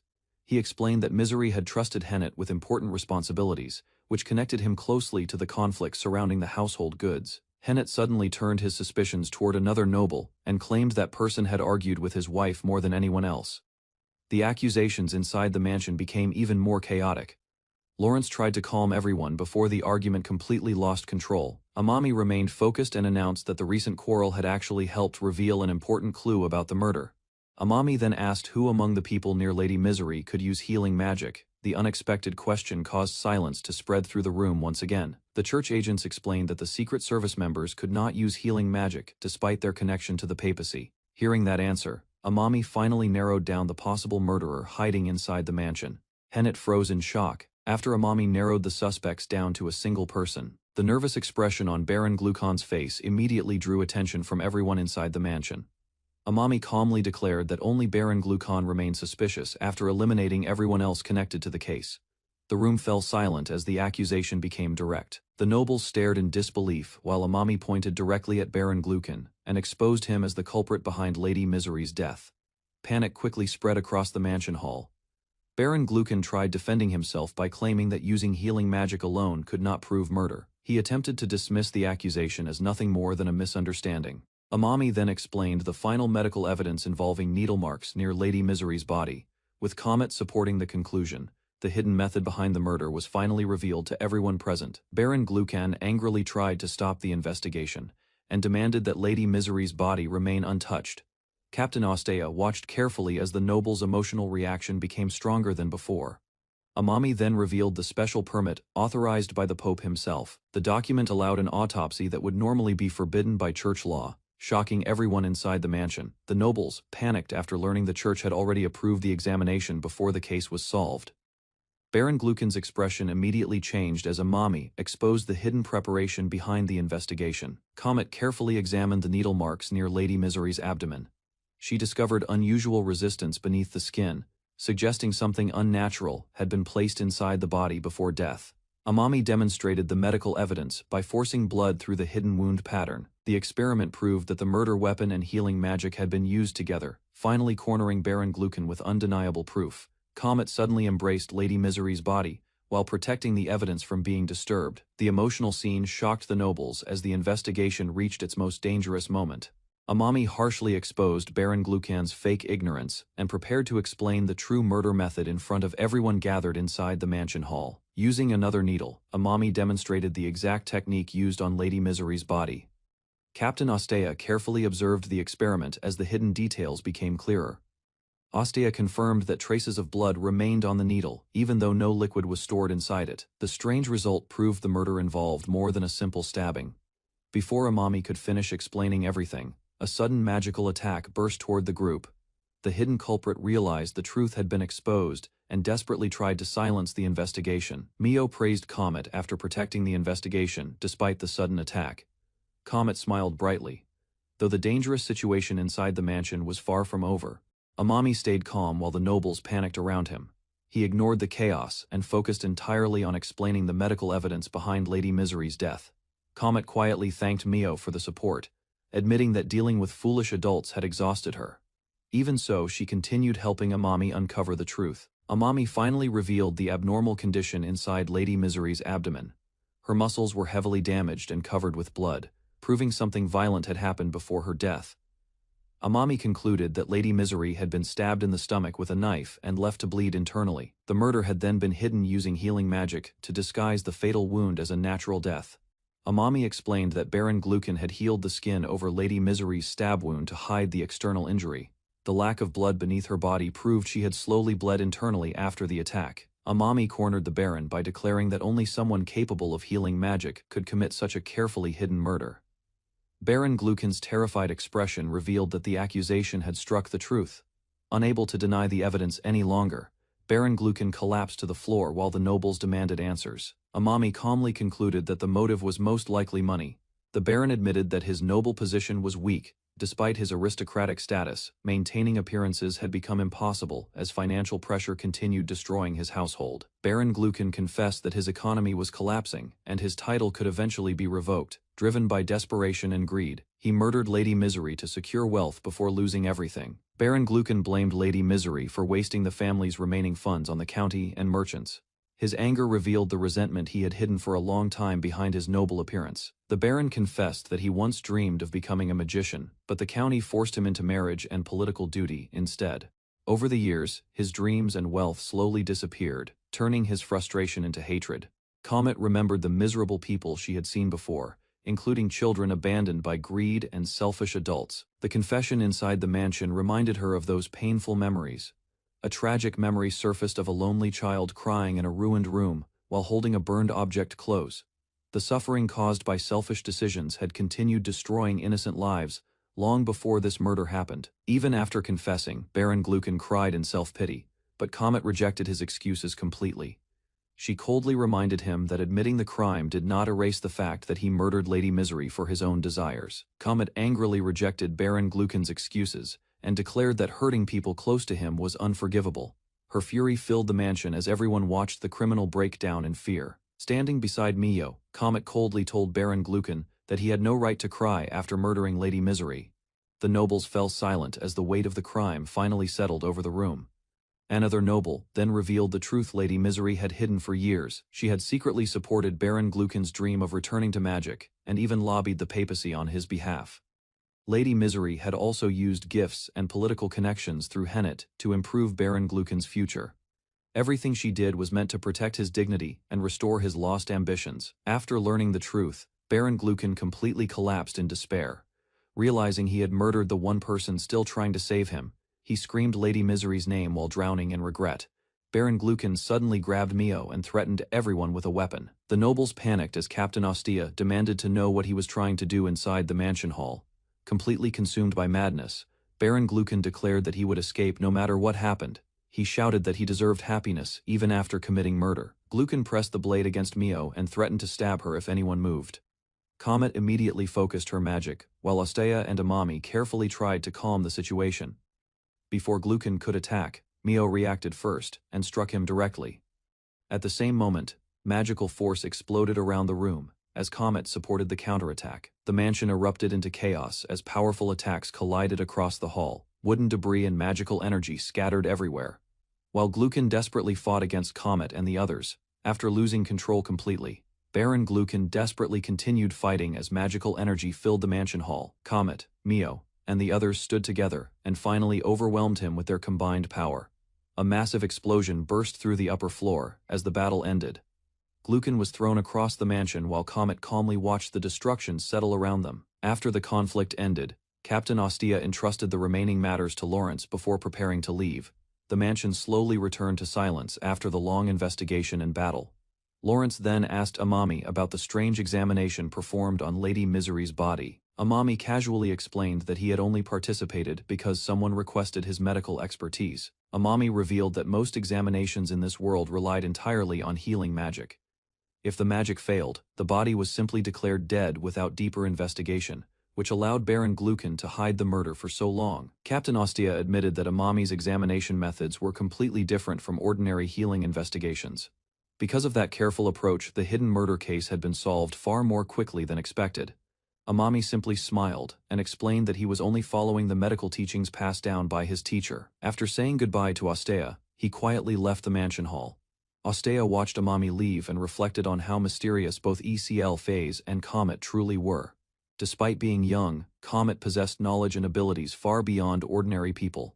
Outside the mansion, the group slowly relaxed after the intense battle. Mio proudly talked about making an earring from the damaged item, while the others teased Comet about her messy hair.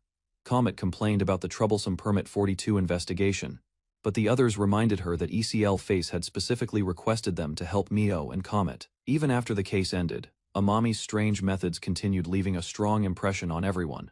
After leaving the mansion, Comet's companions teased her for acting cold, despite clearly being happy they had all come together. Embarrassed by their comments, Comet quickly tried to hide her feelings. The remaining nobles sincerely thanked Amami, Comet, and the others for uncovering the truth behind Lady Misery's death and Baron Glukin's crime.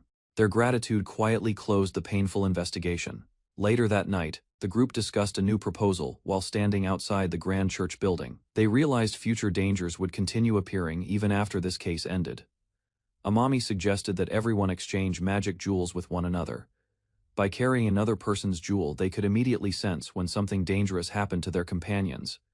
The group learned that crystallized magic jewels naturally resonated with their owners over great distances. Even if separated far away, the connection would allow them to understand each other's condition and respond quickly in times of danger. The group happily agreed to exchange magic jewels and promised to protect one another whenever danger appeared. Their trust grew stronger after surviving the murder case together. Comet accepted the proposal without hesitation, while the others asked everyone to swear an oath together. For the first time in a long while, the group truly felt united. Standing beneath the church towers, Comet declared that the 6 stars would never lose each other again. The others quietly accepted her words with confidence and relief. The group smiled together as Mio admitted that they had become her true family. After everything they experienced, their bond felt stronger than blood relations. News of the solved aristocratic murder case soon spread through the city streets, while ordinary people whispered about the mysterious investigators. Amami and the 6 stars continued moving toward their next journey together. News about the 6 stars spread quickly through the city after the aristocratic murder case ended. People began talking about how healing magic had nearly been misused after being forced back into secular society. A young man named Colnelson listened to the rumors, while imagining himself becoming someone just as important as the 6 stars. His excitement grew as the story reached more citizens. Suddenly, Archbishop Sislarp appeared before Colnelson. The powerful church figure calmly observed the boy while the atmosphere around them became heavy with tension. Sislarp declared that he would personally evaluate Colnelson's potential. Shocked by the unexpected attention, the young man could barely understand what was happening.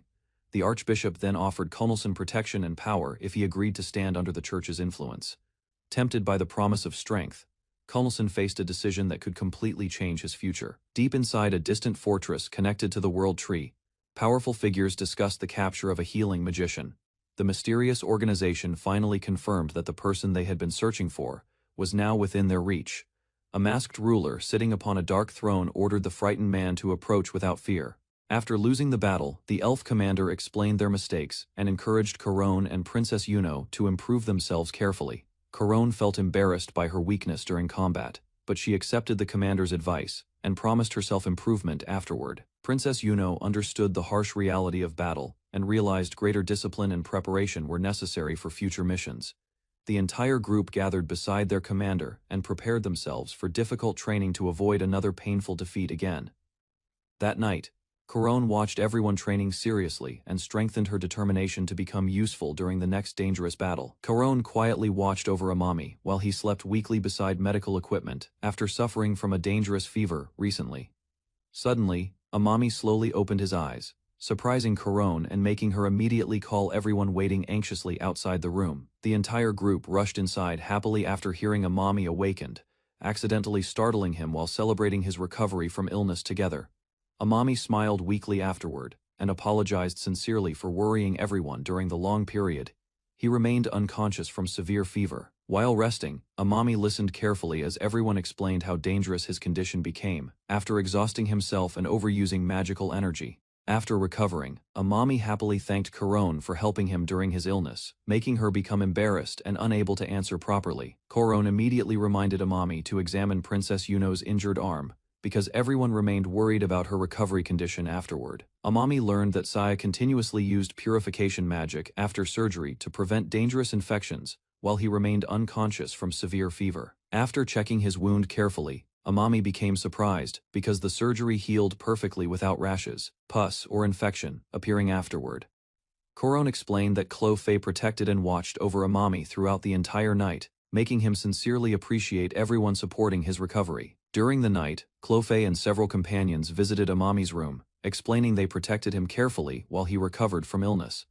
Clo-Fei explained that helping Amami during recovery was natural because she wanted to repay the kindness he previously showed everyone. Corone learned that many companions, including the Prince of Dragons, stayed nearby throughout every night to protect Amami together continuously.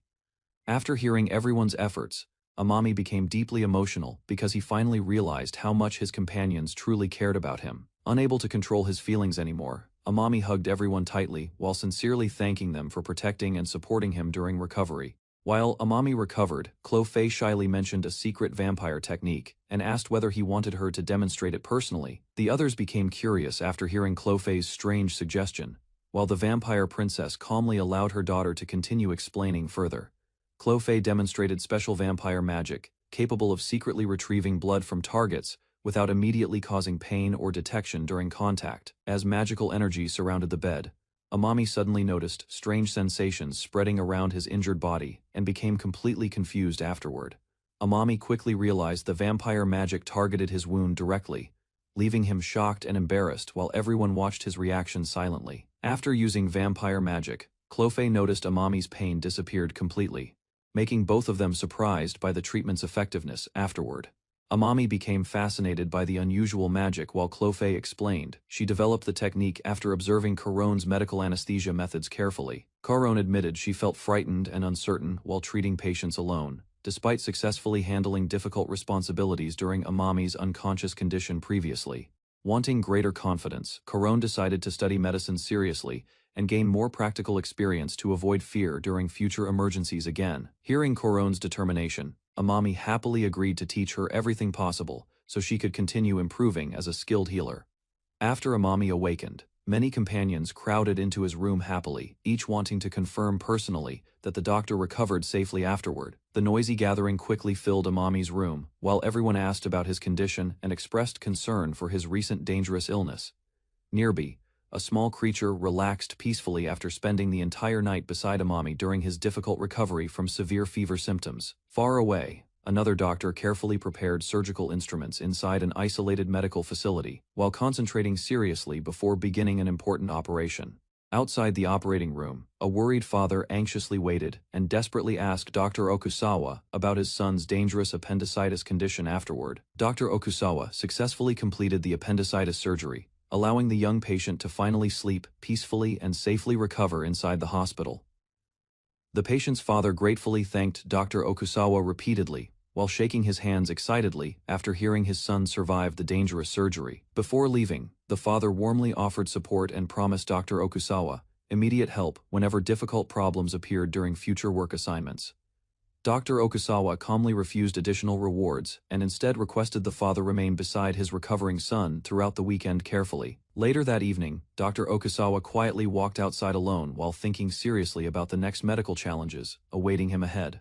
After leaving the hospital, Dr. Okusawa walked alone through the island roads while quietly observing unusual stone statues beside the path. Back inside the hospital, Kaguya visited the recovering patient and learned Dr. Okusawa already left for important fieldwork outside. Recently, Kaguya worried about Dr. Okusawa constantly overworking himself, especially while searching for the missing doctor named Amami across remote areas. Meanwhile, Dr. Okusawa carefully examined the roadside statues and wrote notes explaining their names and meanings throughout different island regions carefully. Dr. Okusawa discovered the statues protected island roads from evil spirits, storms, powerful gales, and dangerous typhoons approaching nearby villages. While studying island folklore, Dr. Okusawa wondered whether the protective legends surrounding the statues also included dangerous lightning disasters nearby. Dr. Okusawa thanked Natsume for accompanying him during research, because the island investigation required gathering information from many isolated locations carefully. Through a phone conversation, Natsume asked local historians about ancient stories concerning mysterious spirit disappearances, passed down across Iwo generations previously. After receiving directions, Dr. Okusawa headed toward an abandoned shrine mentioned during the investigation, while continuing recording important information carefully afterward. As Dr. Okusawa approached the mountain shrine, he learned the place supposedly disappeared long ago, increasing his curiosity and concern greatly. Dr. Okusawa followed the narrow forest path carefully, while questioning whether the island legends about disasters also included powerful lightning strikes. Meanwhile, Natsume researched ancient folklore remotely and asked local residents about Raiho Shin traditions connected to mysterious spiritual disappearances on Iwo. Natsume explained that masked Raiho Shin figures appeared during festivals and supposedly cleansed evil spirits affecting nearby villagers across several Japanese islands. While exploring deeper mountains, Dr. Okusawa suddenly discovered enormous ruined stone structures hidden beneath thick vegetation and immediately became alarmed afterward. Although doubting supernatural explanations, Dr. Okusawa admitted the island's strange lightning incident resembled ancient folklore described by local traditions surprisingly closely. Isekai'd finally arrived at the large cathedral after being delayed, where several important faction leaders already waited inside impatiently together. Inside the Grand Library Hall, Isekai'd informed Lady Cupra that he recently received shocking and completely unbelievable information from distant territories. The gathered faction leaders immediately demanded details because the news seemed serious enough to interrupt their important Kavash faction meeting unexpectedly today. Isekai'd revealed that a priest connected to their organization recently died while investigating matters involving elves and the sacred world tree. After hearing the report, the leaders discussed an old priest named Kunnelson, whose failed mission remained remembered within their faction for years. During the faction meeting, several leaders questioned Isekai'd's claims and demanded proper evidence supporting the shocking reports he recently presented. The discussion revealed that injured Six Stars members survived a violent battle, raising fears about possible war between dragons and elves. One faction leader coldly suggested the Six Stars commander should accept responsibility personally after the disastrous failure involving Kunnelson's mission recently. Elsewhere, priests performed dangerous rituals beside an unconscious patient while reciting sacred words intended to remove deadly poison from the victim. After the ritual ended, Isekai'd finally awakened before relieved companions, though his strange expression worried everyone standing nearby watching silently afterward. After awakening, Isekai'd immediately asked about the World Tree incident, while his worried companions carefully told him to continue resting quietly. Hearing the words World Tree, Isekai'd suddenly became silent and stared blankly ahead, as if struggling to remember something important afterward. When Comet questioned him further, Isekai'd claimed he remembered nothing about the incident, shocking everyone gathered beside the hospital bed completely. Comet became frustrated by Isekai'd's strange behavior, while Mio reminded everyone that Isekai'd barely survived the dangerous attack from Dark Elves. The group finally realized Isekai'd suffered temporary memory loss after severe head trauma, explaining why important memories disappeared following the violent battle. Before leaving the room, Comet promised Isekai'd that everyone would continue protecting his goals while he recovered from serious injuries completely. Mio decided to remain beside Phase temporarily because his condition still appeared unstable despite recovering consciousness after the dangerous recent battle. Outside the room, the others quietly discussed whether Phytes would fully recover after suffering severe trauma during the World Tree incident. Owen Healer suggested examining Phytes with a special Wadjet artifact capable of investigating unusual mental or magical conditions affecting memories carefully afterward. The group realized finding a Wadjet artifact would be difficult, forcing everyone to prepare another dangerous mission before helping Phytes completely recover. Comet revealed that a Wadjet artifact already existed nearby, under the protection of His Holiness' trusted retainer named Hennet recently. Although relieved, the group worried obtaining the Wadjet would not be easy, while Phace's true injuries still remained unclear afterward. Mio explained that Phace was already overwhelmed by Dark Elves before reinforcements reached the World Tree battlefield during the chaotic attack. Comet suddenly realized the incident possibly involved something much larger than the World Tree conflict everyone previously believed throughout their investigation recently. The group began suspecting the Cardinals faction orchestrated the attack because they strongly hated Teach and frequently opposed his activities publicly. The group discussed the suspicious Kavash faction carefully while considering possible connections between the World Tree attack and political conspiracies recently uncovered. Comet argued the ambush seemed unusual because enemies normally attacked within national borders, suggesting hidden motives behind Phy's dangerous encounter there. After reconsidering the evidence carefully, the group slowly realized someone intentionally targeted Phy's, specifically during the World Tree incident investigation mission. Before the discussion continued further, an unfamiliar man suddenly appeared inside the hallway and silently approached the gathered companions without hesitation afterward. The mysterious visitor introduced himself as Tylon from the Inquisition and requested an immediate meeting with Archbishop Phase regarding urgent matters. Tylon arrived with numerous hooded Inquisition members, surrounding Phytes and his companions inside the palace corridor without giving anyone opportunity to escape. Before the shocked group could respond, Tylon accused Phase of rebellion against the church and officially placed everyone under immediate arrest. Amami studied the old records about healing magic and the history of the church. The documents explained how humanity once suffered under oppression and disease before the era of miracles began. The records described Clemenius, known as the Man of Origin, together with his 10 disciples. He founded the church and spread healing magic across the land. During the calamity, the church used healing magic to rebuild relations between humans and other races.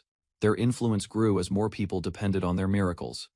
After the calamity ended, the church became the center of the world. Cardinals and rulers gathered to control healing magic and maintain authority over humanity. Amami looked at the cardinal and realized the church no longer existed only to save lives.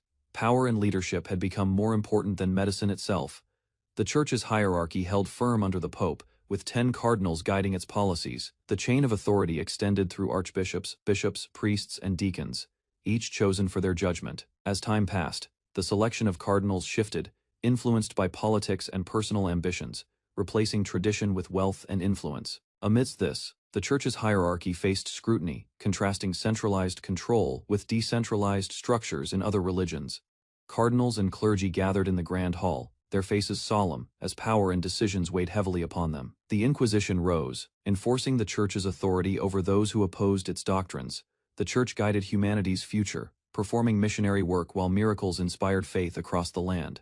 Humanity sought unity and harmony, attempting to maintain balance between races and preserve civilization. The Inquisition judged transgressors, punishing anyone defying the Church under Clemenius's dogma. Magicians, once restricted, could now serve the Pope directly through the Inquisition, ensuring loyalty and control. 3 cardinals, Kupla, Isekai'd, and Sislarp, led the Kavash faction within the Church.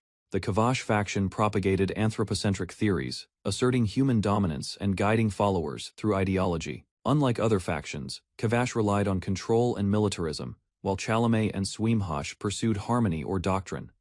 The faction operated discreetly, separating public appearances from covert influence and maintaining measured control over followers. A cardinal reminded observers that the faction's authority was fixed, warning others not to misunderstand its purpose.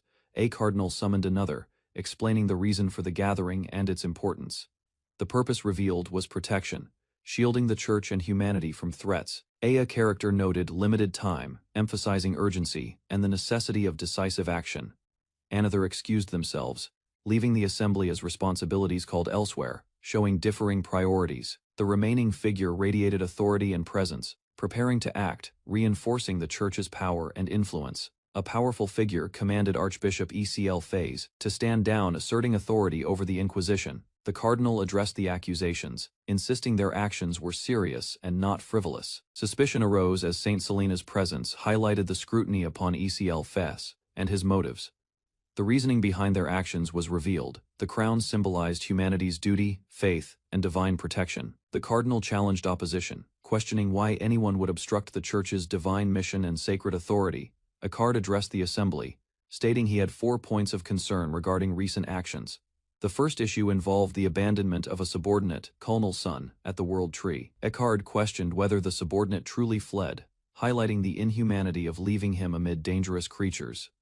The speaker warned that such negligence placed the country on the edge of an emergency. In response, an apology was offered sincerely, acknowledging the potential consequences and expressing regret for the misstep. The cardinal and Isekai'd faced each other as the assembly observed, tension thick in the air. Isekai'd's presence was met by allies and observers, their expressions revealing concern and attention. A character stated they could not have anticipated the disciple Sislarp's incompetence as described. The revelation shocked the assembly, as the cardinal and Isekai'd struggled to reconcile the new information. Outrage erupted among some members, questioning whether leaving the disciple behind was acceptable, while the other suggested departure. The cardinal confronted Isekai'd, accusing him of leaving Colonel's son under his care, without oversight. Isekai'd denied wrongdoing, explaining all accusations contradicted the facts, and expressing his intention to withdraw. The cardinal insisted that responsibility remained with Isekai'd, even if the subordinate was previously unaffiliated.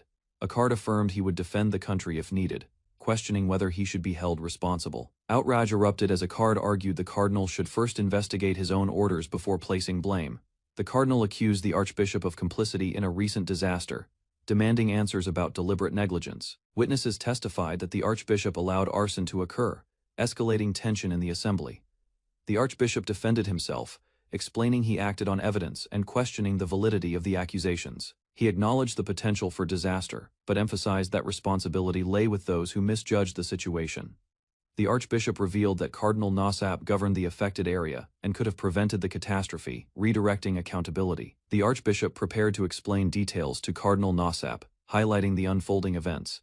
Accusations of forcing conflict with other cardinals and mismanaging dragons were confronted, exposing tensions. The archbishop turned toward Lady Saint, questioning her motives and intentions in the assembly. Lady Saint demanded an explanation for the attitude shown toward her, emphasizing her authority despite not being a cardinal. With resolve, the archbishop requested that the disruptive party leave, asserting control over the proceedings and maintaining order. The archbishop confronted Lady Selena, preparing to explain critical details to Cardinal Nosap. Accusations emerged regarding conflict and manipulations among cardinals, exposing underlying rivalries and tension. Lady Selena was questioned about her motives, revealing the influence of personal rivalry in the assembly. The third concern arose: the suspicious holy water, a traditional remedy now repurposed and misunderstood. The cardinal challenged the explanation, questioning whether the archbishop's defense adequately addressed all suspicions and accountability. The archbishop accused Lady Saint of violating tradition, highlighting how holy water was produced by slum dwellers. The cardinal confirmed the scale of arson and the deliberate use of the concoction to incite chaos. The archbishop dismissed the accusation as delusional, demanding evidence to substantiate claims against him. Villagers appeared, demonstrating their ability to produce the liquid, challenging assumptions and traditions upheld by the clergy. Lady Saint's expression hardened, realizing the tension between evidence, tradition, and the ethical responsibility of the church. The cardinal demanded an answer, glaring at Lady Selena, with intensity and urgency. The archbishop reflected, realizing the Inquisition had been informal from the start, a feodate of authority. Lady Selena noted the intimidation tactics and hostage situation, dismissing the proceedings as a farce. She asked what the assembly expected her to do, questioning their intentions and moral authority. The cardinal reacted with glee, believing her compliance would simplify their plans and solidify control. The cardinal raised the fourth concern, questioning the archbishop about an injured Six Stars member after Colnelson's incident. Lady Selena confronted the cardinal, emphasizing the responsibility of properly managing subordinates and acknowledging the failure. She prepared to act, moving toward the World Tree to resolve the situation herself. Lady Selena carefully lifted the medical instruments, demonstrating precision and skill. The assistant confirmed the procedure's completion, checking on the master's condition, signaling relief and order restored. Lady Selena glares fiercely, demanding answers about failures and misconduct of the 6 stars.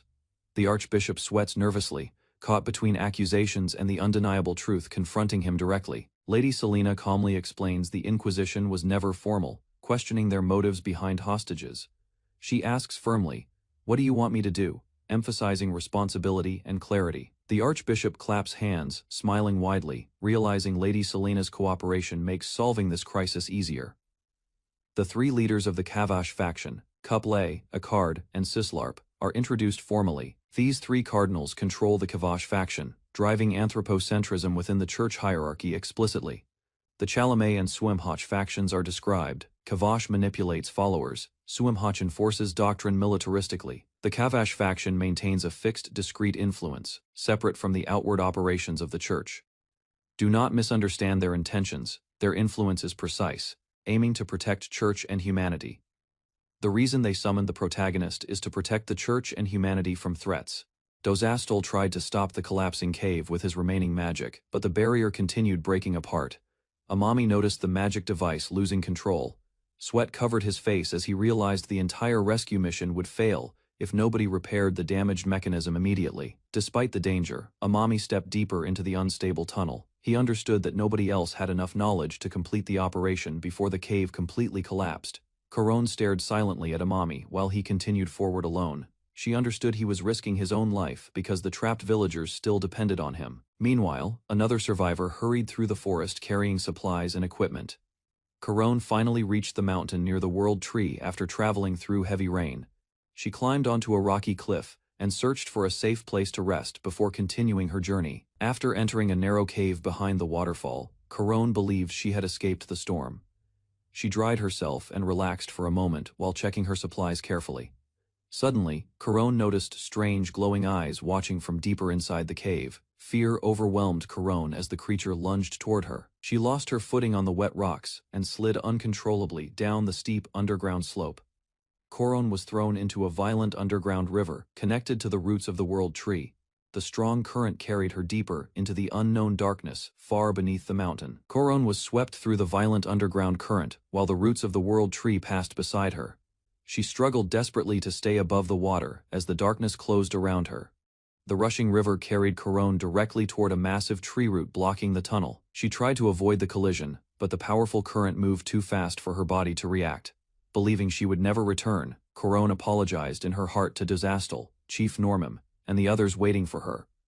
At the last moment, the small lion-like spirit beside her used its remaining power to push Corone away from the deadly impact. Exhausted from the fall and the freezing current, Corone finally lost consciousness beside the underground stream, while the storm continued shaking the World Tree above her.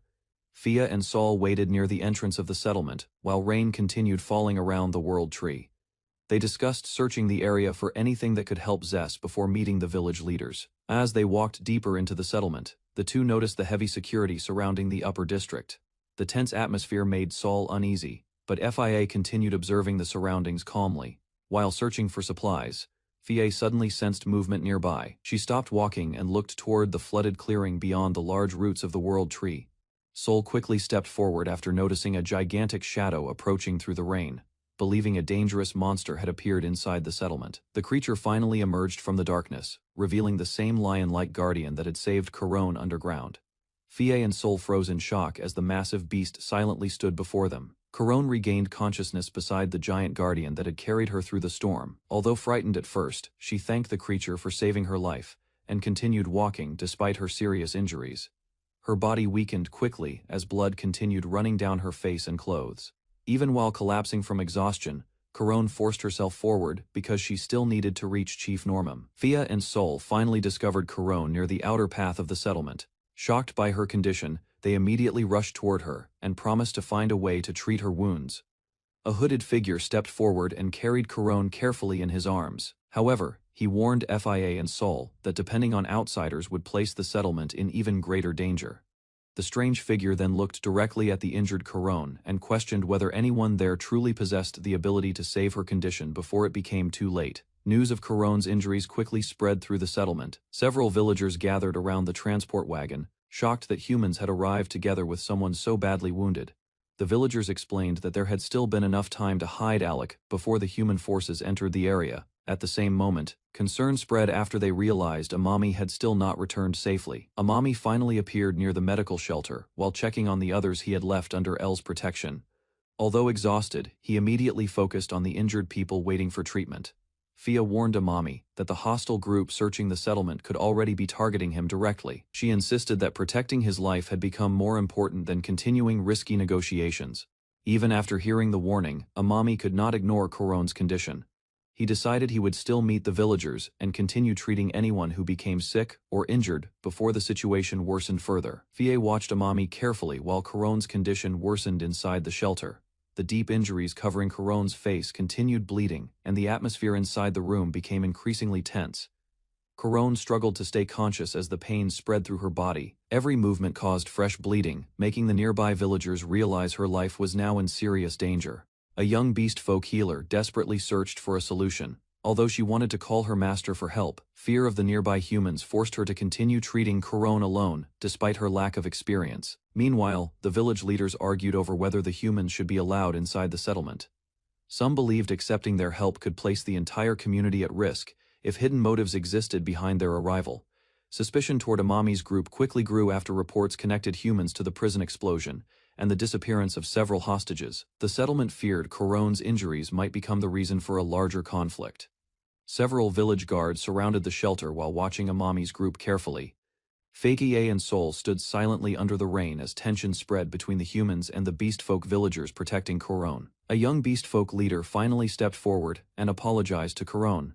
Although the village feared the humans, she admitted that Coron's injuries had become too severe to handle without outside treatment. Even while suffering from intense pain, Coron refused the suggestion immediately. She feared accepting help from humans would only create more trouble for the villagers who had already risked themselves protecting her. Coron explained that healing through human magic would require more money than the settlement could ever gather. The villagers lowered their heads after realizing they had no way to pay the cost for proper treatment. Overcome with guilt, Coron begged everyone to leave her alone. She blamed herself for bringing danger to the settlement and believed her injuries had become a burden to everyone around her. The young beastfolk healer remembered Amami's words about doctors never abandoning their patients. Determination replaced her fear as she stared at Coron's worsening condition inside the crowded shelter. Coron apologized weakly for causing trouble to everyone around her. However, the healer refused to listen and focused entirely on controlling the bleeding before the injuries became impossible to treat.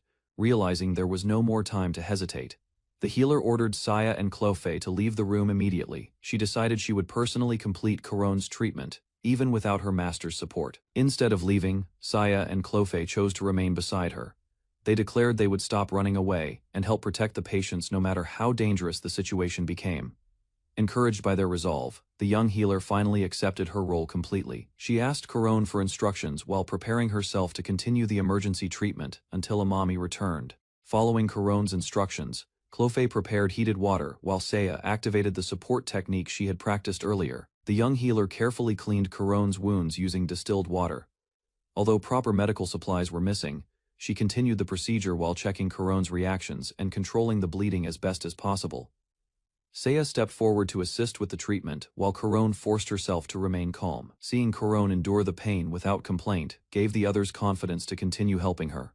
Outside the shelter, panic suddenly spread through the settlement after reports claimed the humans had disappeared. Fie and Sol immediately realized the situation around the village was becoming unstable. Again, inside the room, the healer noticed something unusual within Coron's injuries.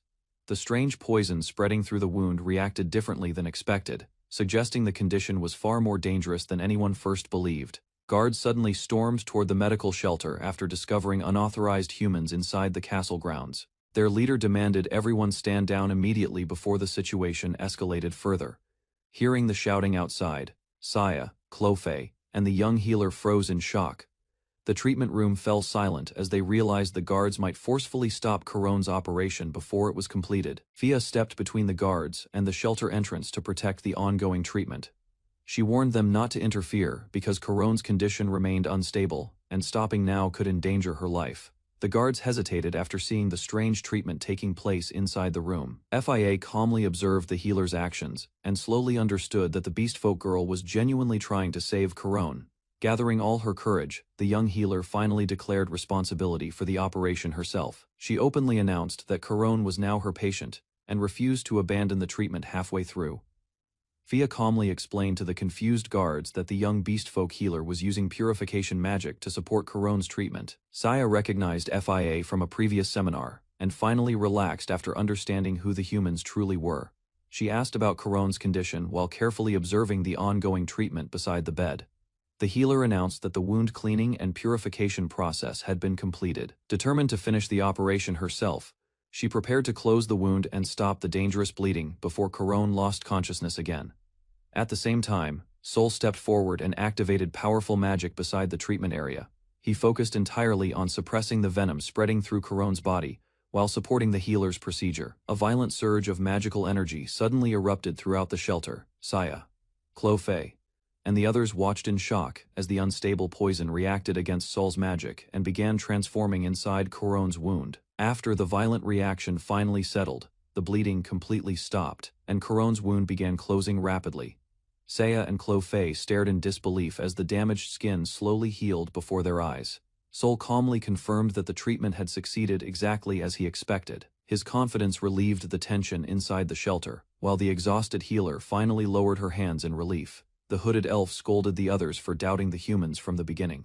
He explained that the situation could have been resolved earlier, if everyone had trusted the treatment instead of fearing hidden intentions. Corone slowly sat up from the bed and smiled weakly at everyone surrounding her, with tears in her eyes. She thanked the villagers, the healer, Fia, and Sol for saving her life together. Although the conflict between humans and beastfolk still remained unresolved, Corone begged both sides not to fight each other anymore. She promised she would someday repay the kindness shown to her by the human country as well. After Corone recovered, Fia and Sol prepared to leave the shelter quietly. They explained that helping her had simply been the right thing to do, and asked everyone not to worry about repaying the favor. The hooded elder silently watched the humans depart through the curtain entrance. Although he remained cautious, the successful treatment had clearly changed how the villagers viewed the outsiders. Corone quickly stopped the group, after remembering an important matter connected to Chief Normum. She explained that there was still someone she needed to meet before the situation surrounding the settlement could be resolved. A young dwarf girl suddenly introduced herself as Parla while stepping into the shelter. Despite arriving late, she immediately asked the others to guide her through the village because she had urgent business to discuss. Saya, Fei, and Corone were shocked after learning Parla's true identity. She revealed herself as the daughter of Chief Normum and the wife of King Dozistol, making her the queen of the dwarves. Parla hurried through the underground workshop and finally reunited with Chief Normum after many years apart. The old dwarf welcomed her warmly, while noticing the urgency in her expression immediately. Inside the crowded forge room, Parla quickly explained that she had not returned for a normal visit. Her serious tone caused everyone nearby to stop working and listen carefully. Parla revealed that King Dozastel had been struck by the dangerous hammer sickness. Chief Normum's expression changed instantly after hearing the diagnosis, while the others reacted with confusion and alarm. Corone listened closely as Parla explained the illness in detail.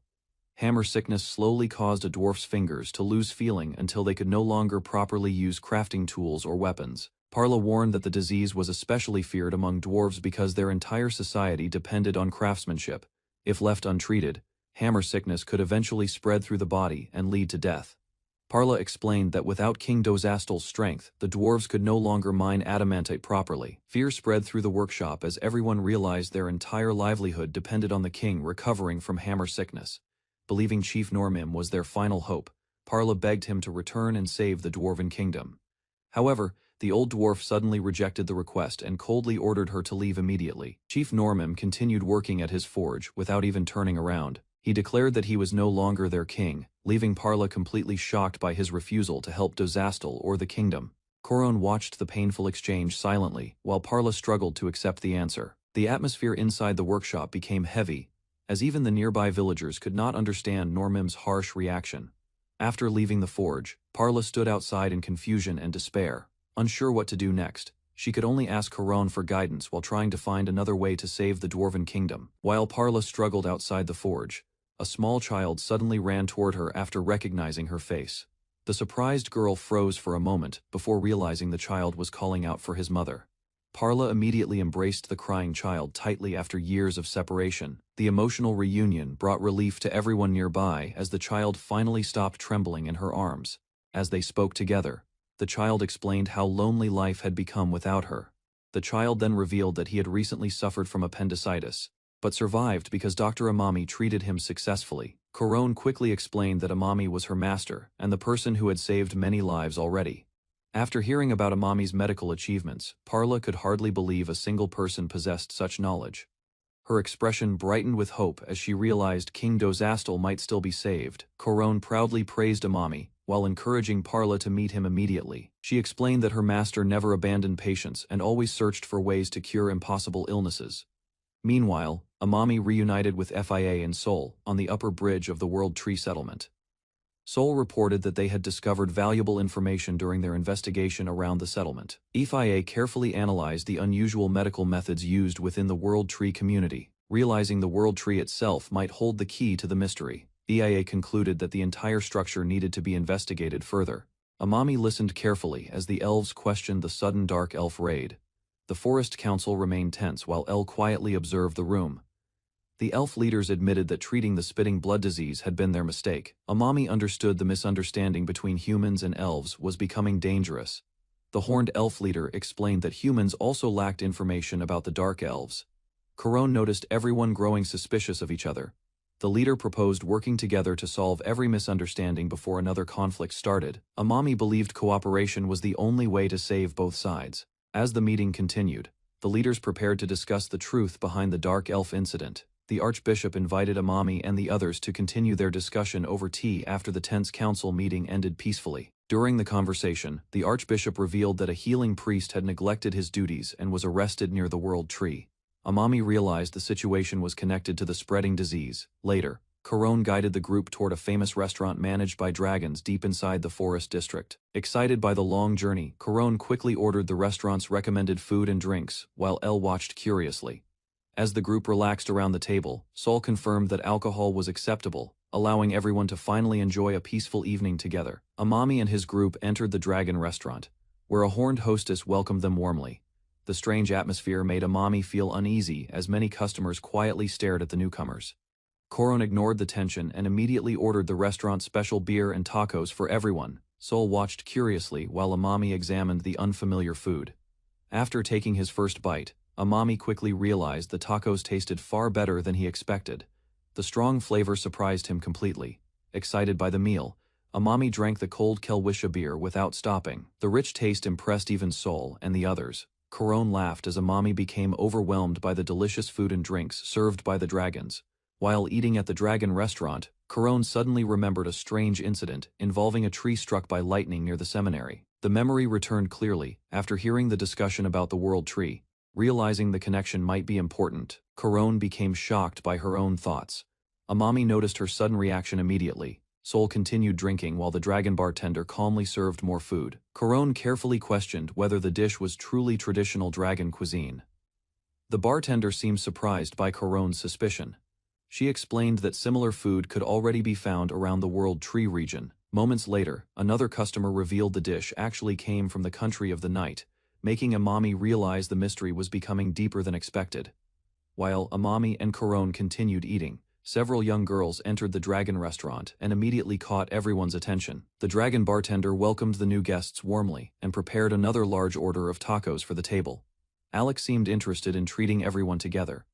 Corone later apologized for acting impatient earlier. After calming down, she admitted hunger had affected her behavior during the discussion. Nearby, Saya nervously approached a black-haired girl from the seminary named Fia. The tense expression on FIA's face made Amami notice their complicated history. Fia quietly remembered her difficult days at the seminary and felt grateful towards Saya for supporting her during those painful moments. Amami and Corone sat with Saya and quietly discussed her future after the problems surrounding the church and the seminary. During the conversation, Saya revealed that Kulnilson had disappeared alongside the Dark Elves. Corone worried about Saya remaining alone near the World Tree. Despite their concerns, Saya chose to stay where she was instead of returning to the church. Amami understood she wanted to decide her own path. Corone soon prepared to leave with Sol and the others before returning to their homeland. Saya watched silently as the group said their farewells. Later, Amami noticed several unfamiliar figures observing the restaurant from a distance, making him suspect new trouble was approaching. Amami carefully examined the young girl's wound and assured her that the injury was healing properly. The girl became excited after hearing his explanation. Wanting to help further, Amami offered to clean the scar more carefully using his medical knowledge instead of ordinary regeneration magic. Alec quietly watched the treatment from nearby. Amami explained that the mark on her arm was a hypertrophic scar that could become more visible over time without proper care. The girl listened with great interest. Although curious about Amami's detailed explanation, the girl decided she was satisfied as long as the pain and bleeding stopped completely. Soon after, the girl begged Amami to investigate King Dozastal's mysterious hammer sickness, leading Amami and Alec toward another difficult medical case. Amami promised the young girl that if he could cure King Dozastal's hammer sickness, he would also properly treat the scar on her arm someday. The girl thanked Dr. Amami sincerely for helping her, but she still looked uncertain about trusting his unusual medical methods completely. Although impressed by his confidence, she nervously questioned whether Amami was truly capable of healing such dangerous illnesses. Amami remained calm despite her doubts. Alec overheard the conversation and realized Amami had already gained another patient before even confirming the exact disease affecting the king. Soon after, several villagers rushed toward Alec carrying an injured girl, causing Amami to immediately prepare for another emergency treatment. Amami immediately examined the injured girl after learning she had almost fallen and hurt her arm during the confusion near the restaurant entrance.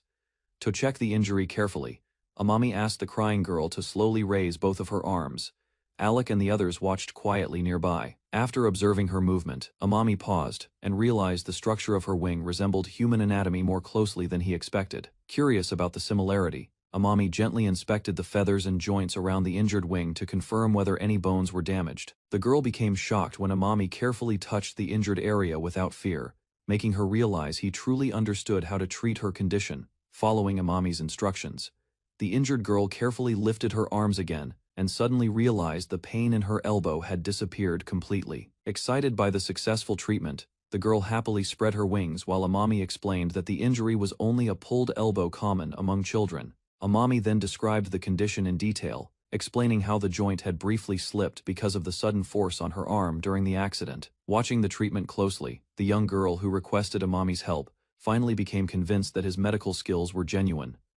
As the crowd gathered around him in amazement, many people inside the restaurant began believing that Amami's advanced medicine looked exactly like magic. After successfully treating the injured child, Amami smiled calmly, while the people inside the restaurant began placing their hopes in his medical abilities. The young girl who once doubted him sincerely apologized for her earlier behavior and begged Amami to help both her and her sick husband. Amami accepted her request without hesitation. Outside the restaurant, loud voices suddenly called for the village chief, drawing everyone's attention toward the street. A young beastfolk boy excitedly announced that Dr. Amami and his mother were going to visit his injured father. The villagers quickly gathered around the chief. Understanding the seriousness of the situation, the chief apologized for delaying matters and immediately agreed to guide Amami toward the patient. The village chief angrily complained about his stubborn son, who ignored traditional craftsmanship and became obsessed with technology instead of proper training. Hearing the harsh criticism, the young boy named Hugh burst into tears and accused his grandfather of being too cruel toward his father. Nino calmly reminded the chief that Hugh still deeply respected him as family despite the constant arguments between them. The chief quietly accepted those words. Soon after, the group gathered their supplies and prepared to leave the village for the difficult journey ahead. Alec revealed a special carriage designed for both forest creatures and travelers to use together. Realizing the trip would take longer than expected, Amami and the others climbed aboard to continue toward their next patient. As Amami's group prepared to depart, Yuno suddenly arrived alongside several representatives connected to the World Tree government. The moment the group approached, tension spread through the area. Many beastfolk became shocked after noticing humans standing among the visitors. One of the forest guardians immediately grew angry and demanded to know why Yuno had brought a human into their territory. Fia quickly tried calming the situation before violence could begin. She explained that Archbishop ECL Face had personally requested this meeting. Yuno then introduced FIA as one of her trusted 6 stars and proposed a new partnership between humans and the World Tree to rebuild the trust both sides had lost. The forest guardians remained suspicious after hearing that the church's attitude toward the World Tree had suddenly changed. The atmosphere around Amami's group stayed tense. Fia explained that the church no longer wanted conflict and hoped to cooperate with the World Tree. She also revealed she was acting as proof of that peaceful decision. Wanting to ease the tension, Amami politely introduced himself to everyone gathered near the carriage. His calm attitude slowly softened the atmosphere. Soon after, Amami unexpectedly invited EA to travel together with the group toward the dwarves' country. The proposal surprised her completely. Although still frightened by the recent conflict, Fie admitted she wanted to avoid causing further trouble and quietly considered Amami's invitation. Amami explained that he wanted to do everything possible to help Hugh's father and the dwarves suffering from illness. He believed Fia's experience could support their journey. Alec agreed with Amami's decision, but warned him not to wander away during the dangerous trip. Hugh listened carefully beside them. Nearby, one of the 6 stars asked about the missing archbishop, while watching the group prepare to leave the World Tree region. Fia soon pointed toward a distant figure approaching from the upper walkway, making everyone turn their attention toward the newcomer. Amami quietly wondered which person among the approaching visitors was the famous archbishop connected to the recent conflict between humans and the World Tree. The famous archbishop finally appeared before the group, revealing himself as a horned elf, whose calm presence immediately surprised Amami. After observing him closely, Amami realized the legendary human archbishop was far different from the rumors he had heard before. Nearby, Hugh's grandfather continued preparing the large carriage for the journey, and worried whether the modified vehicle could survive such a long trip. Amami suggested that the old craftsman should travel together with them in case the carriage broke during the dangerous route toward the dwarves' country. Although pretending he only wanted to supervise the situation, the grandfather eventually agreed to join the group, making Hugh and the others visibly excited. After everyone agreed on the plan, Amami and the others happily thanked the village chief for joining their dangerous journey toward the dwarves' country. With the preparations complete, the traveling group finally departed from the World Tree region, using the special carriage and flying forest beasts. As the group disappeared into the distance, the enormous World Tree stood quietly behind them, while Archbishop Ecl watched the departure carefully. Ecl admitted he still worried about Fia's condition and questioned whether allowing her to leave with Amami had truly been the right decision. Even so, Ecl accepted the responsibility for sending Fia away, knowing the church leaders would criticize him heavily for supporting cooperation with humans and the World Tree. After watching Amami's group leave, Archbishop Ecl promised to prevent any new conflict from threatening Fia or the fragile partnership with the World Tree. Meanwhile, the flying carriage carried Amami and the others high above the forest as everyone settled into the long journey toward the dwarves' country. Sitting quietly inside the vehicle, Amami looked determined as he prepared himself for the difficult medical cases waiting ahead. During the flight, Fia gazed outside the carriage with excitement and decided she would carefully observe Amami's strange medical methods throughout the trip. Snow covered Mount Boda as Zofril observed frozen canals while northern villagers struggled protecting homes before the approaching winter festival. Inside the castle, officials informed Prince Zofril that retaining walls and snow canals barely slowed the worsening mountain blizzard conditions. Zofril silently accepted the report and trusted local workers handling preparations while personally investigating dangerous conditions surrounding the northern territory. The exhausted workers complained about lacking mana resources needed repairing canals before festival spirits arrived and threatened nearby frozen settlements. Walking alone through dark hallways, Zofril realized the kingdom ignored northern suffering, despite increasing pressure caused by Mount Boda storms. Zofril remembered ancient miners curing hammer sickness by resting their arms, while King Dozistol continued believing desperate traditional recovery methods. A violent snowstorm surrounded exhausted workers as villagers demanded immediate solutions, because waiting helplessly would never protect Mount Boda settlements. Inside the moving carriage, Amami ordered windows opened carefully after sunset, while Chloe rested safely away from dangerous freezing sunlight exposure. One traveling companion nervously asked Lady Chloe whether she understood the destination nearby, and recognized the mysterious mines surrounding Northern Territory. Chloe calmly confirmed understanding the mining location while Amami and companions listened carefully during their dangerous journey toward Mount Boda settlements. The vampires apologized sincerely to Amami's group and explained ancient caves once protected their people from dangerous daylight disasters safely. Amami listened carefully after Chloe mentioned the great disaster and mysterious festival of spirits, connected deeply with northern vampire traditions. The snowstorm intensified during travel while companions promised they would arrive soon at the hidden settlement beneath Mount Boda safely. Villagers suddenly spotted flying shadows above snowy skies, and panicked immediately after recognizing dragons and dangerous chimera approaching their settlement. Armed northern guards prepared nervously for battle until a massive dragon landed peacefully before everyone surrounding the snow-covered village settlement. Parla hurried through heavy snowfall and called for Zofril, while announcing she successfully brought important help toward the struggling settlement.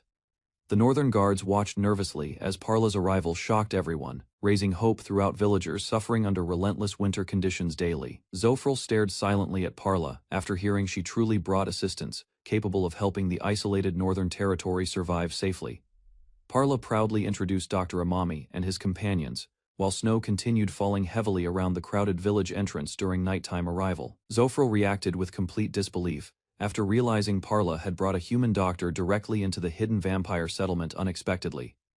Zofril coldly ordered Dr. Amami and his companions to leave immediately, despite Parla desperately bringing them through dangerous snowstorms recently. Although grateful toward Parla's efforts, Zofril apologized sincerely and explained previous attempts finding human assistance ended completely without useful results.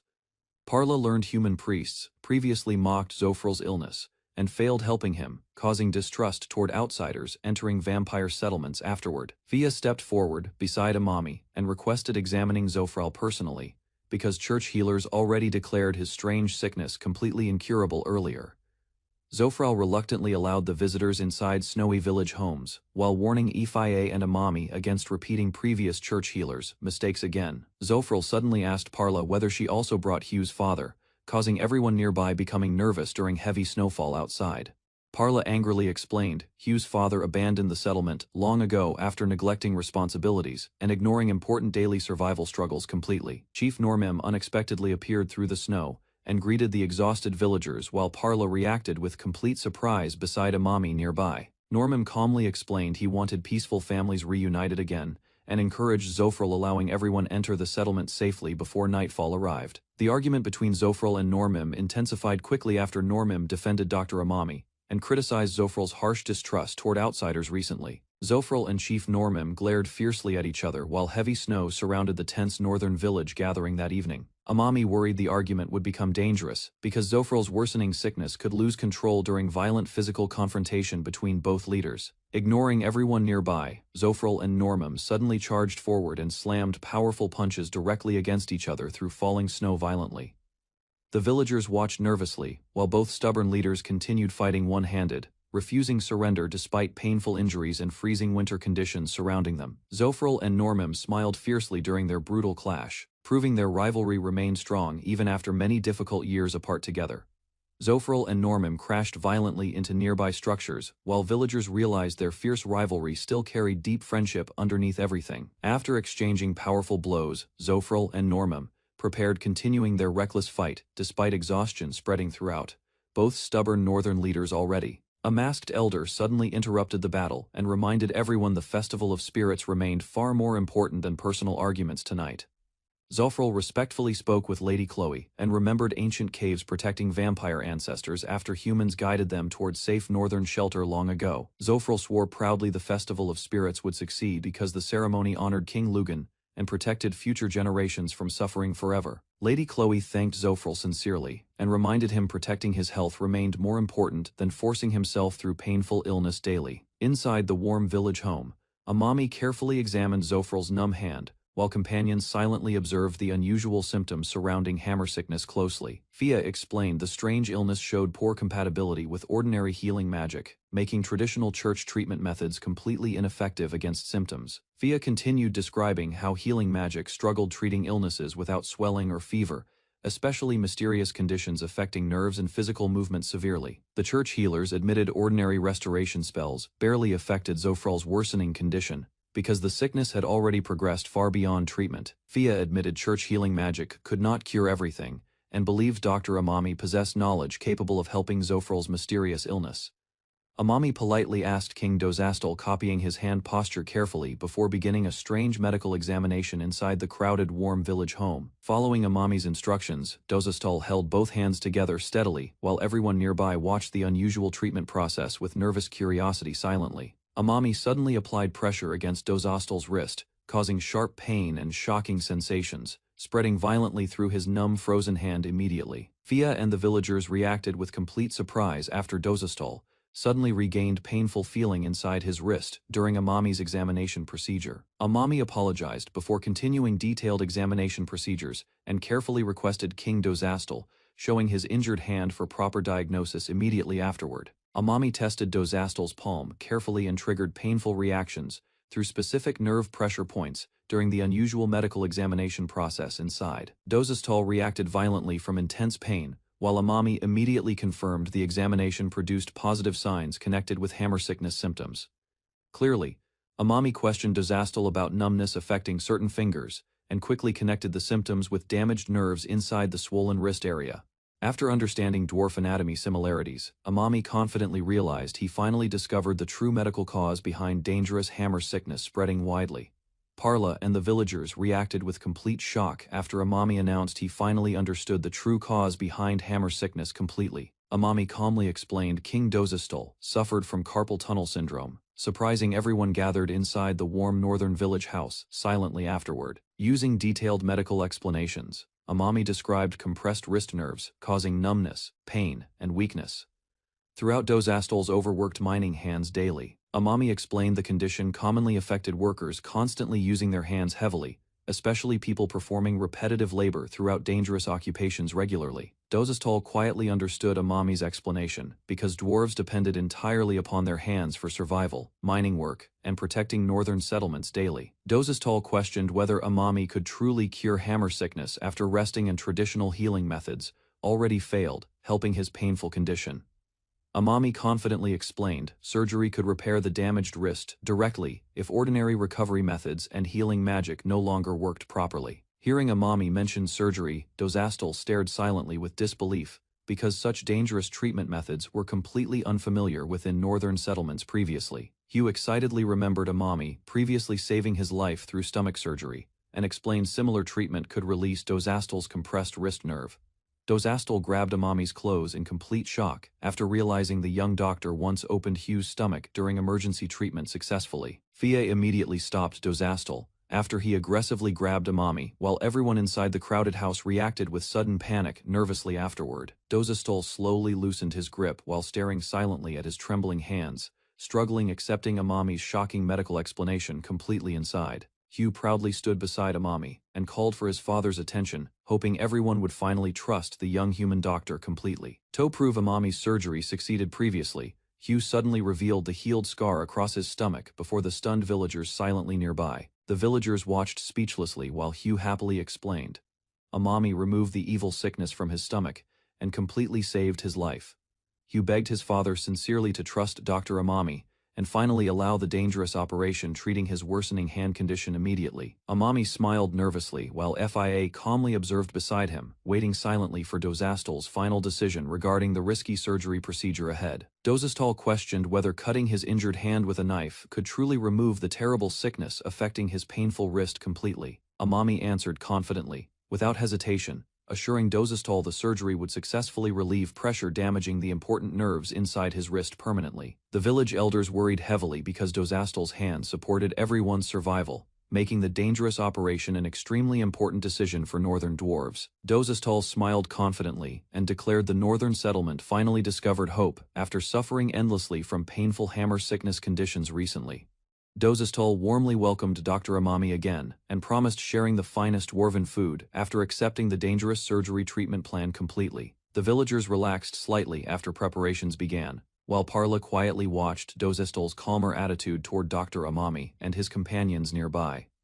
Dozastal left temporarily with a cheerful smile, promising everyone they would meet again once surgery preparations inside the settlement were completed. Parla happily thanked Amami for convincing Dozastal accepting surgery, while nearby companions quietly reflected upon the dangerous operation approaching soon afterward. Chief Normim inspected the snowy carriage carefully, while Zofril watched silently beside him during the freezing northern festival preparations outside tonight. A desperate noble explained only Dozastal's blood relatives possessed enough mana remaining to perform the important divine ceremony successfully after calamity. The noble begged Zofril desperately, because the kingdom relied entirely upon him, protecting the Festival of Spirits tradition during the dangerous winter. Chief Normim questioned why everyone remained obsessed with preserving the Festival of Spirits instead of prioritizing the struggling northern villagers' survival first. Zofril defended the sacred tradition passionately and begged Chief Normim understanding the festival, honored ancient benefactors, protecting vampire descendants throughout history faithfully. Amami approached Chief Normim carefully and asked what happened after noticing serious discussion continuing during heavy snowfall beside the village carriage tonight. Zofril apologized calmly and explained their important conversation had already ended before Amami interrupted the tense discussion between northern leaders outside recently. Amami requested additional surgical tools and wondered whether supplies provided earlier by dragons and villagers would remain sufficient for complicated treatment procedures. Although enough equipment existed theoretically, Amami admitted wrist surgery was outside his main specialty and requested backup preparation tools carefully afterward. Chief Normim trusted Amami completely and promised supporting the operation because he owed the young doctor an important personal debt already. Chief Normim promised helping Amami completely for Zofril's sake, while secretly showing genuine concern toward the Dwarf King's dangerous condition tonight. One companion admired Dozastel's bravery because agreeing to surgery on his dominant hand carried enormous personal risk for every northern dwarf leader. Fia quietly wondered whether Dozastel's difficult decision truly remained correct, despite the dangerous operation approaching closer with every passing moment afterward. The companions realized Dozastel carried responsibility beyond himself, because hammer sickness threatened the entire northern country and future generations greatly already. Parla watched silently and understood the Dwarf King carried unbearable pressure protecting both his people and sacred traditions during the harsh winter. Alone inside the quiet room, Dozastel lowered his head heavily while preparing mentally for the dangerous surgery awaiting him very soon. Craftsman Tia prepared strange surgical tools while Yuito Amami carefully observed the dangerous sharpening process beside anxious villagers silently. Tia rapidly forged delicate instruments for Amami, creating precise surgical forceps that impressed every shocked witness nearby that night. Curious women approached Yuito Amami during preparations, studying his unusual medical knowledge before the upcoming difficult operation carefully together. One mysterious woman watched Amami closely, becoming increasingly interested after hearing detailed explanations regarding his advanced surgical methods overnight. Yuito Amami nervously accepted her attention, realizing his medical abilities were slowly changing relationships throughout the unfamiliar kingdom forever. Snow covered the village clinic, while Yuito Amami prepared surgical equipment carefully before another exhausting medical operation during winter season.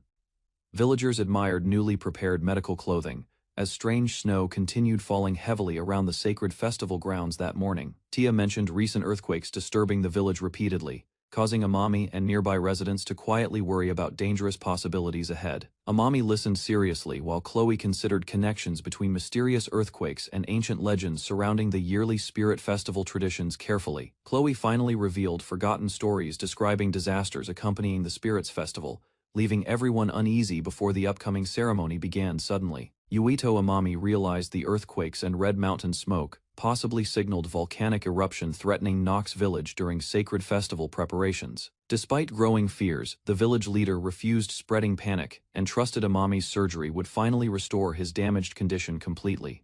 Amami gathered assistants around the operating table, while worried villagers silently watched the dangerous medical procedure about to begin carefully. Carefully arranging sterilized instruments, Amami prepared incision markings and focused entirely on performing another precise life-saving surgery successfully that evening.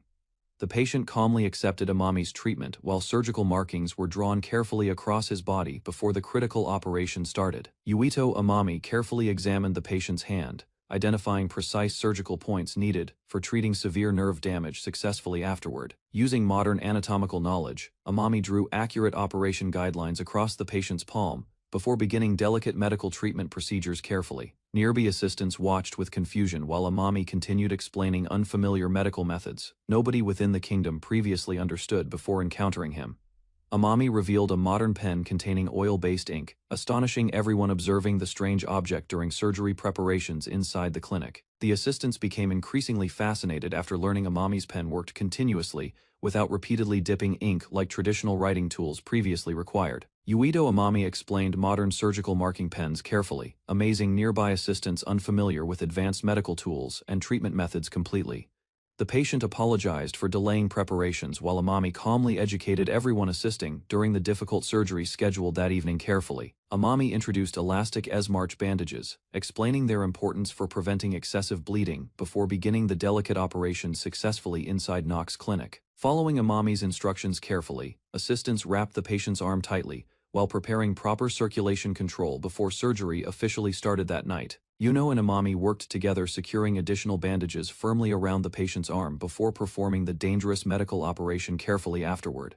Amami explained, as March bandage usage carefully, showing how it temporarily restricts blood flow to prevent excessive bleeding during surgery. The patient reassured Amami that he could endure pain, refusing sleep-inducing medicine, while staying ready for the delicate operation ahead. Amami instructed Yuno and Korone to sterilize the patient before surgery, emphasizing strict hygiene to prevent infection during the operation. Korone applied disinfectant above the bandage carefully using a large cotton ball, covering the entire surgical area thoroughly for safety.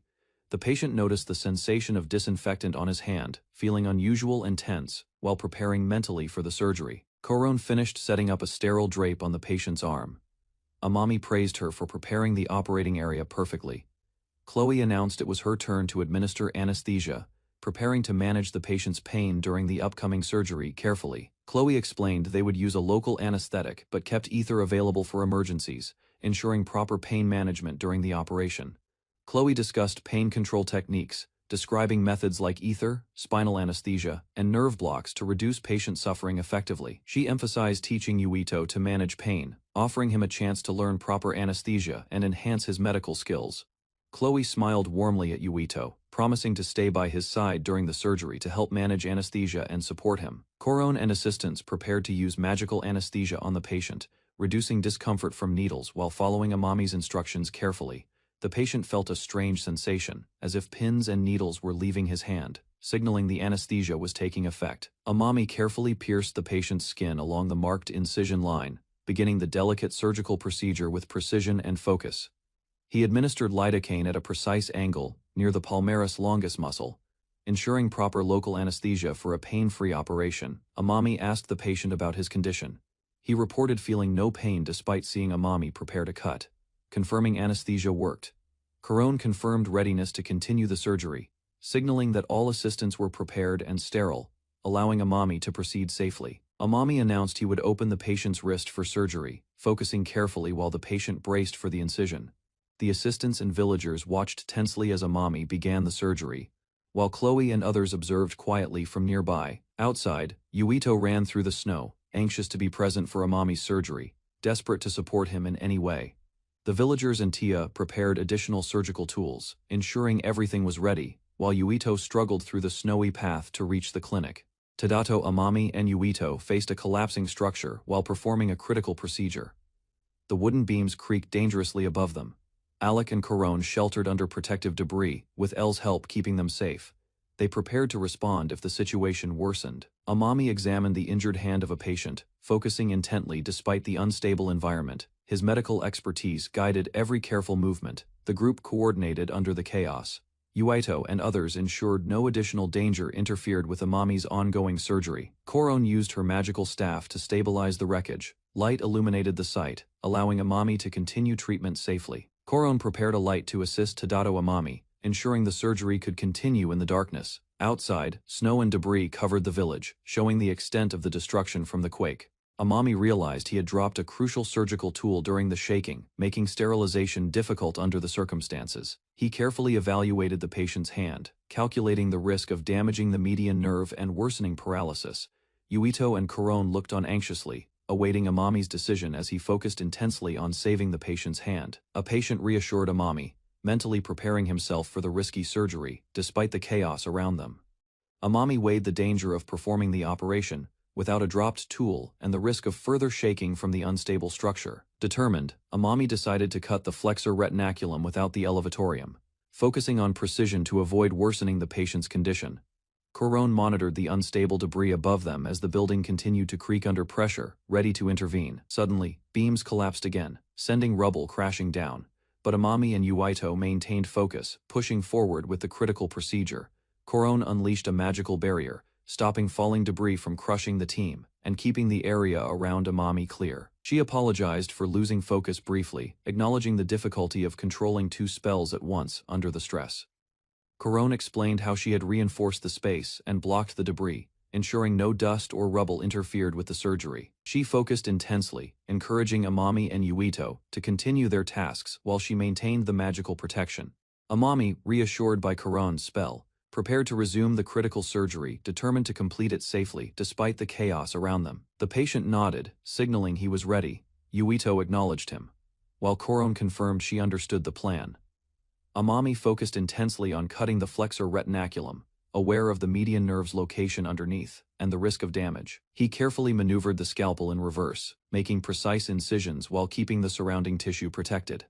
Amami continued cautiously, using endoscopic techniques and pausing when needed, ensuring he avoided any critical structures. Yuno provided assistance and encouragement, allowing Amami to maintain focus and proceed with the delicate surgery, despite the tense environment. Koron and Yuno noticed the sweat on each other, signaling the extreme pressure of the ongoing surgery. Amami urged the patient to endure a little longer, apologizing for the strain while keeping focus on the operation.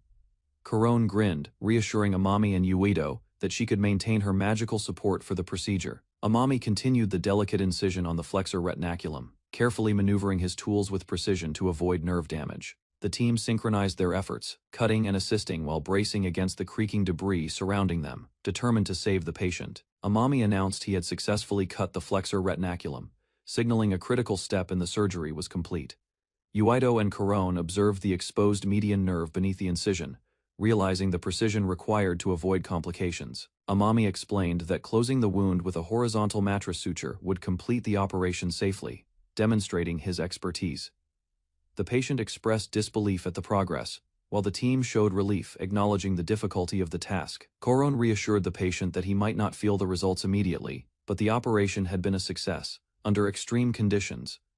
Amami reassured the patient with a confident smile, promising that everything would be fine, and urging him to rest. The patient, realizing the operation was nearing completion, announced that the wound could now be closed. Koron's steady focus and magical support remained constant as the team prepared to finish the surgery. Outside, the village castle and surroundings experienced a massive magical effect, drawing the attention of all onlookers. Villagers and allies, including Fia and Dozastal, reacted emotionally to the sight, cheering and calling out to loved ones, celebrating the successful outcome. Dozastal appeared dramatically, rescuing several villagers and allies from danger with a powerful magical strike. The village structures settled after the chaos, and the residents began assessing the damage, relieved that no one was seriously hurt. Fia, Dozastal, and others checked the condition of the patient, focusing on the success of Amami's surgery. The patient confirmed that his hand was functioning again, expressing gratitude to Amami-sensei for the successful operation. Everyone celebrated the outcome, relieved and thankful, recognizing both the magical and medical efforts that saved lives and restored order. The team celebrated together, cheering and laughing after the successful surgery, relief visible on every face. Shia flew off to rescue those still trapped above, coordinating with the others, while ensuring their safety. Koron quietly reminded everyone to stay calm and keep their voices down as some individuals rested nearby.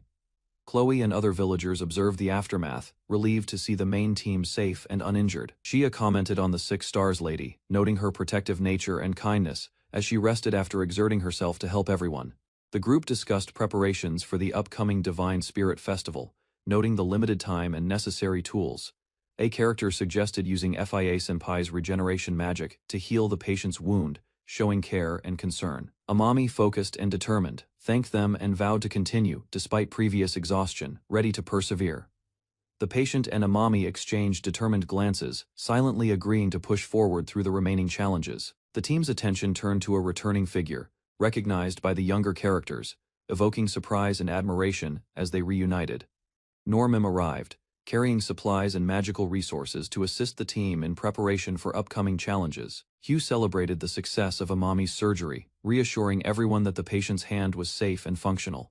The team praised Hugh, acknowledging his training and mastery in mining mana to support magical efforts. A sparkling pile of freshly mined mana amazed everyone, showing the effectiveness of their combined skills and preparation. The patient's father expressed shock and concern, highlighting the importance of the work completed and the continued care needed. The group discussed the urgency of crafting a sacred tool, noting the previous earthquake had damaged the workshop, and the importance of acting quickly. Koron explained that the adamant's mana might be affecting the mineral veins, potentially interfering with tool creation, emphasizing the need for careful planning. Dozastal reminded everyone of their responsibilities and encouraged the team to act decisively as protectors of the land.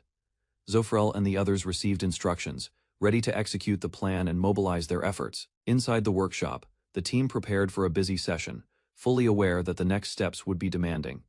The team worked intensely inside the workshop, hammering, heating, and shaping materials to forge a sacred tool. Dronzer carefully monitored the reactions, ensuring each element reached the correct temperature while avoiding impurities and potential accidents. The molten metal bubbled and hissed, sparks flying as the workers coordinated with precise timing and technique. A sudden eruption of molten material startled the team, but they quickly stabilized the process, keeping the forge under control. The king emphasized caution while giving orders, ensuring that every step was followed carefully to produce a flawless sacred tool. Dronzer swung his hammer with precise force, heating the metal over the forge. Normim and the young apprentice worked alongside him, each strike bringing the raw material closer to a finished form.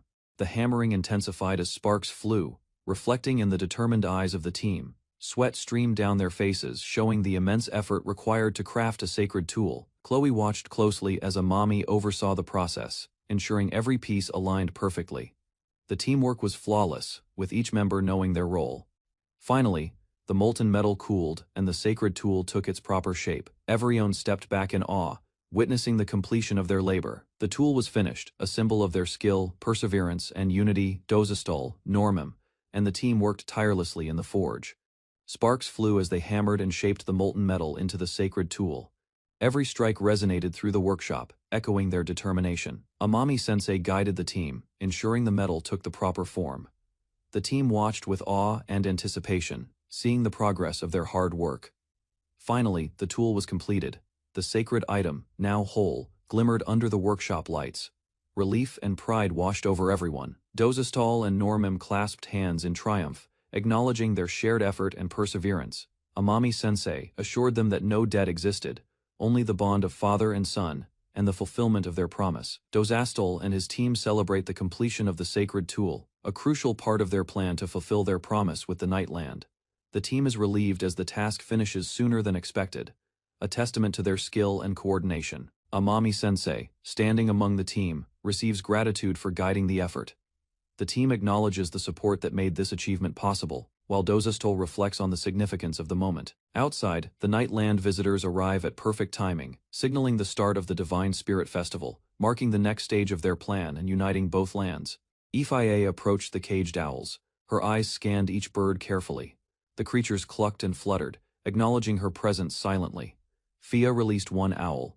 It spread its wings and took flight. She raised her hand, guiding it through the morning air. Outside, cold winds swept over the mountains. Fia adjusted her cloak, bracing against the chill. She observed the horizon. Thoughtful Acress received the message. The owl carried news from Fia. He studied it intently, aware of the urgency and approaching danger. The atmospheric mana stirred uneasily. Fia had arrived early. Both leaders prepared as tension filled the city under the darkening sky. King Lugan arrived at the war-torn land. Locals bowed, expressing gratitude. His presence commanded respect, despite the kingdom's ruined state. Acress observed the approaching group, shadows stretched behind him. He focused on the festival, though his thoughts lingered on troubling news. Chloe appeared at the palace doorway. Her eyes scanned the crowd. She called out to her father, standing among allies. Chloe's sister gasped at her arrival. The reunion surprised them both. Emotions flared as family recognition broke the tense moment. Outside, multiple birds soared over the city. They signaled the festival's start. The air was alive, with movement and anticipation. Acress listened intently as King Dronzer explained his plight. He acknowledged the dire situation and the ongoing treatment with calm resolve. Chloe and the others watched closely. Acress's gaze swept the crowd, evaluating every detail while remaining focused on Amami-kun's presence. Acress confronted Amami-kun directly. He questioned him with curiosity and candor, confirming whether the rumors about his skills were true. Amami-kun shivered slightly as Acress invited him to ride into Nox. The request carried urgency and unspoken tension between them. Amami-kun agreed. The carriage rolled through snowy forests, led by Acress. The journey marked the beginning of a new critical mission. Acress reflected on ancient dreams chasing moonlight, magic, and darkness. He considered centuries of attempts to escape the curse of sunlight. Amami-kun, Fia, and Chloe listened.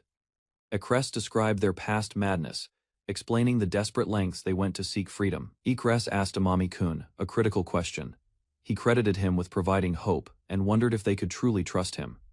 Chloe reacted with determination. Even the possibility of a solution motivated her, showing her unwavering faith in Amami-kun's guidance. King Dronzer observed thoughtfully. He acknowledged the danger of hope turning into poison, understanding that decisions affected both leaders and the still ailing kingdom. Ekris turned to Amami-kun, asking for his decision. His gaze was steady, expecting an honest response from the young doctor. Amami-kun apologized. He admitted he had done all he could, but could not guarantee King Dozastal's full recovery. Ekris nodded, appreciating Amami-kun's honesty. He valued truth over hope, acknowledging the effort and sincerity behind the answer. Chloe's eyes widened. She realized that her father trusted Amami-kun's guidance, showing that belief in him carried weight beyond doubt. Her sister cheered.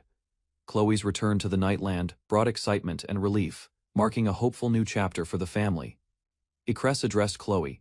He explained that sending her to the Dayland was inevitable. His voice carried both authority and concern. Chloe protested, confused and worried. Amami-kun watched silently. Fie reassured him while standing beside Chloe, showing her quiet support and understanding. Birds flew overhead, signaling movement and transition. The group prepared mentally, knowing the journey to Nox Mine would not be easy. The entrance to Nox Mine loomed. A guard warned them to watch their step, asserting authority as they began the descent. Amami-kun and the party followed, eyes wide with anticipation. Each member reacted differently, some awed, some nervous, others silently observing the strange mine. The party reached a collapsed section inside Nox Mine. Rocks blocked the path. Shock and urgency filled everyone's expressions. The guards assessed the damage. Earthquake tremors had displaced boulders. They worried about the sanctuary on the other side. Ekris instructed everyone to move away. He prepared to remove the rocks himself, signaling that haste and precision were required. He raised his hand. Magical symbols appeared, vibrating with energy. A controlled spell formed to clear the debris quickly. With a resounding crash, the rocks exploded outward. The path reopened, dust and fragments scattering, leaving the party amazed and relieved. The party watched in astonishment as the rocks shifted magically. Dust and debris rattled around them, their eyes wide with surprise. Fia explained the phenomenon. It was vibration magic, a technique the Nightland folk could sense, but others could not. Amami-kun asked Chloe if she could perform vibration magic. She nodded, admitting she was not as skilled as her father. Amami-kun's mind raced. He realized vibration magic could be applied to diagnose inside people. Fie encouraged the idea, considering its potential. Chloe panicked at the thought of harming others. Amami-kun reassured her, clarifying that it would not rip bodies apart, easing her concern. Amami-kun and Fie discussed clearing the blocked path. They noted the space was too tight for large creatures to pass. The party lifted and carried rocks together, working in coordination. Even small members joined, smiling despite the strenuous task. Ekris and Chloe used magic simultaneously. Energy surged from their hands, preparing to clear debris with precision, and force rocks exploded outward, propelled by magic. Chloe cheered in excitement, marveling at the combined magical strength overcoming obstacles. More rocks remained ahead. The party paused briefly, realizing the work was far from finished, but motivation and teamwork carried them onward. Ekris apologized to King Lugan. He warned of the collapsing mine and rising mana, sensing the impending threat of the divine. The party struggled with tradition versus urgency. Normim argued passionately against breaking the pact, fearing the consequences of disobeying history. Chloe's procedure succeeded. She wiped her tears, relieved that the metal fragment was removed from her master's shoulder safely. Amami-kun checked the group. Everyone was unharmed. The party collectively breathed a sigh of relief after the tense events. Floor dashed ahead toward the sanctuary. Excitement and determination drove her forward, eager to be first and reunite with her family. Floor noticed rocks tumbling around her unexpectedly. Dust and debris filled the air, and she stepped back, shocked by the sudden movement. Ekris realized sunlight was rising outside. He shouted to warn Floor, urgency in his voice, fearing the dangers of morning exposure. Floor charged forward, determination in her eyes. She leapt through the rubble, navigating obstacles with agility and resolve. Wind and debris whipped around her. She braced against the chaos, eyes focused, determined to survive and reach safety. Amami-kun and Ekris shouted, worried for Chloe. Their concern was palpable. As they raced to protect her from imminent danger, Chloe collapsed, covering her face. Amami-kun and the others rushed to her side, calling her name in worry and concern. Chloe lifted her face. She appeared unharmed. Relief washed over the group, realizing she had survived the dangerous collapse intact. Amami-kun smiled nervously. He speculated that the tortillas they used might have helped her recover, though time was needed to confirm. Tears streamed down Chloe's face. She realized the danger had passed, overwhelmed by relief and gratitude for everyone's protection. Floor ran joyfully toward her teacher, embracing Amami-kun. The party shared relief and happiness, grateful for each other's safety. Akres thanked Amami-kun, tears in his eyes. He expressed both gratitude and apology for the challenges they had faced together. Amami-kun reassured him. He admitted uncertainty about a complete cure, but emphasized hope and perseverance moving forward. Akres apologized for holding the group up. He prepared to move forward, ready to continue the journey with everyone. The group smiled together, united in spirit. Their shared determination strengthened their bond as they prepared to advance through the mine. A magical fairy-like creature appeared. Amami-kun and the party gazed in awe, surprised by this unexpected and fantastical presence. Amami-kun, Floor, and FIA watched in awe. A small fairy appeared, fluttering gently around, dazzling them with its magical presence. The party discussed the fairy, Koronek explained. They preferred places rich with mana, noting how dangerous they had been historically. They neared the sanctuary. Despite the cave-in, the path forward remained challenging. The group advanced cautiously, wary of hidden dangers. Amami-kun and FIA gazed at the shrine. His heartbeat quickened, sensing its significance and the unusual, almost mystical aura surrounding it. Fia commented on the uniqueness of the shrine. Amami-kun acknowledged it as the first he had ever seen, curious and intrigued. Amami-kun asked if he could inspect the old shrine building. Akres and the others cautioned him, noting its fragile state. Chloe approached Akres privately, wanting to discuss something personal. The party lined up as Akres prepared everyone for instructions. Akres instructed Chloe to recite a prayer he had taught her previously. She responded with certainty, ready to participate faithfully. The group prepared for the Divine Spirit Festival. Akres emphasized timing, and the shrine's spiritual energy shimmered around them.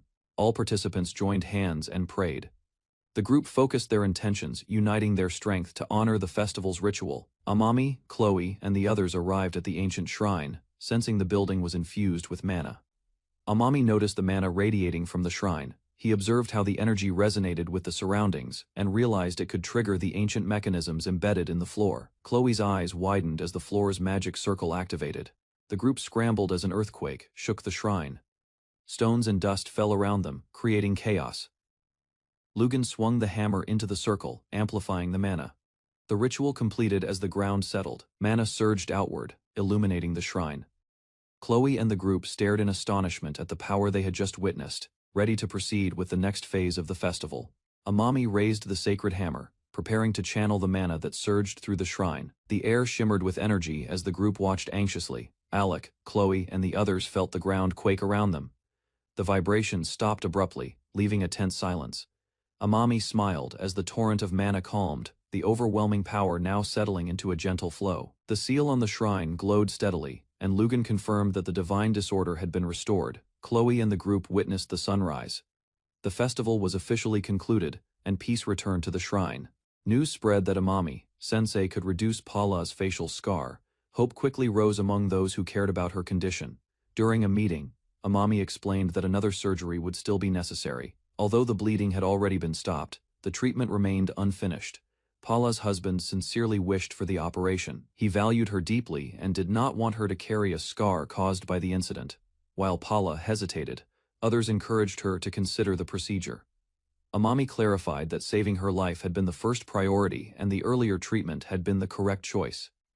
A quiet realization followed. Everyone understood that stopping the bleeding had saved her, but it had never been the final solution. Fia accepted Uido's request and eagerly asked to observe the surgery. Her mood brightened as she promised to cooperate and learn from the procedure.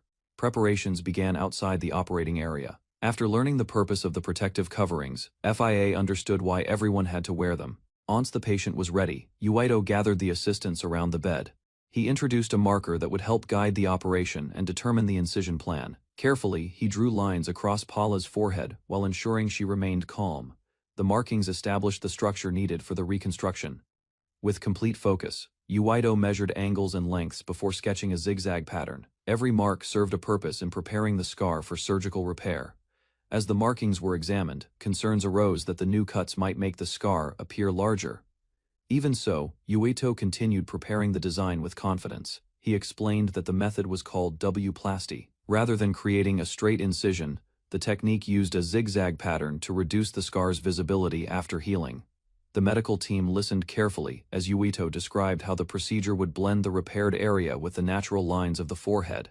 The approach required more cutting, but promised a better result. After hearing the explanation, Paula placed her trust in him. The others watched with growing admiration for the careful planning behind the operation. With approval secured, Yahello moved to the next stage. The team prepared the instruments and disinfected everything before the surgery began. Before the operation began, EIA became curious about the protective clothing worn by the medical team. She quickly understood that the outfits helped keep contaminants away from the wound. Interested in taking part, she asked for equipment of her own. Her enthusiasm surprised Yahello, who had not expected the request. The preparation continued as the markings on Paula's forehead were carefully cleaned. Assistants worked around the patient, making sure the surgical area was ready. Once everything was in place, Yahello instructed the team to reduce Paula's pain with magic. Each step followed a clear plan before the first incision. Wearing matching surgical gear, the assistants focused on their responsibilities. The room grew tense as the operation was finally about to begin. The final preparations began as a drape was placed over Paula's forehead. At the same time, Chloe used her magic to lessen the pain and help keep the patient comfortable. Yahello thanked Chloe before introducing an anesthetic into the treatment plan. He wanted to combine modern medical knowledge with the support available in this world. After confirming that everything was ready, he officially started the scar reconstruction procedure. The surgical team immediately focused on their assigned roles. Holding the scalpel firmly, Yahello followed the zigzag markings drawn earlier. Each movement carefully traced the planned outline around the scar. As the incision progressed, he checked on Paula's condition. Hearing that she felt no pain, Yahello continued the operation and steadily advanced to the next stage. Blood began flowing from the incision as Yahello followed the marked pattern. Without hesitation, he instructed Yuno to wipe the area clean, so the surgical field remained visible. Yuno quickly carried out the task. Although nervous, she carefully removed the blood while keeping her attention fixed on the wound.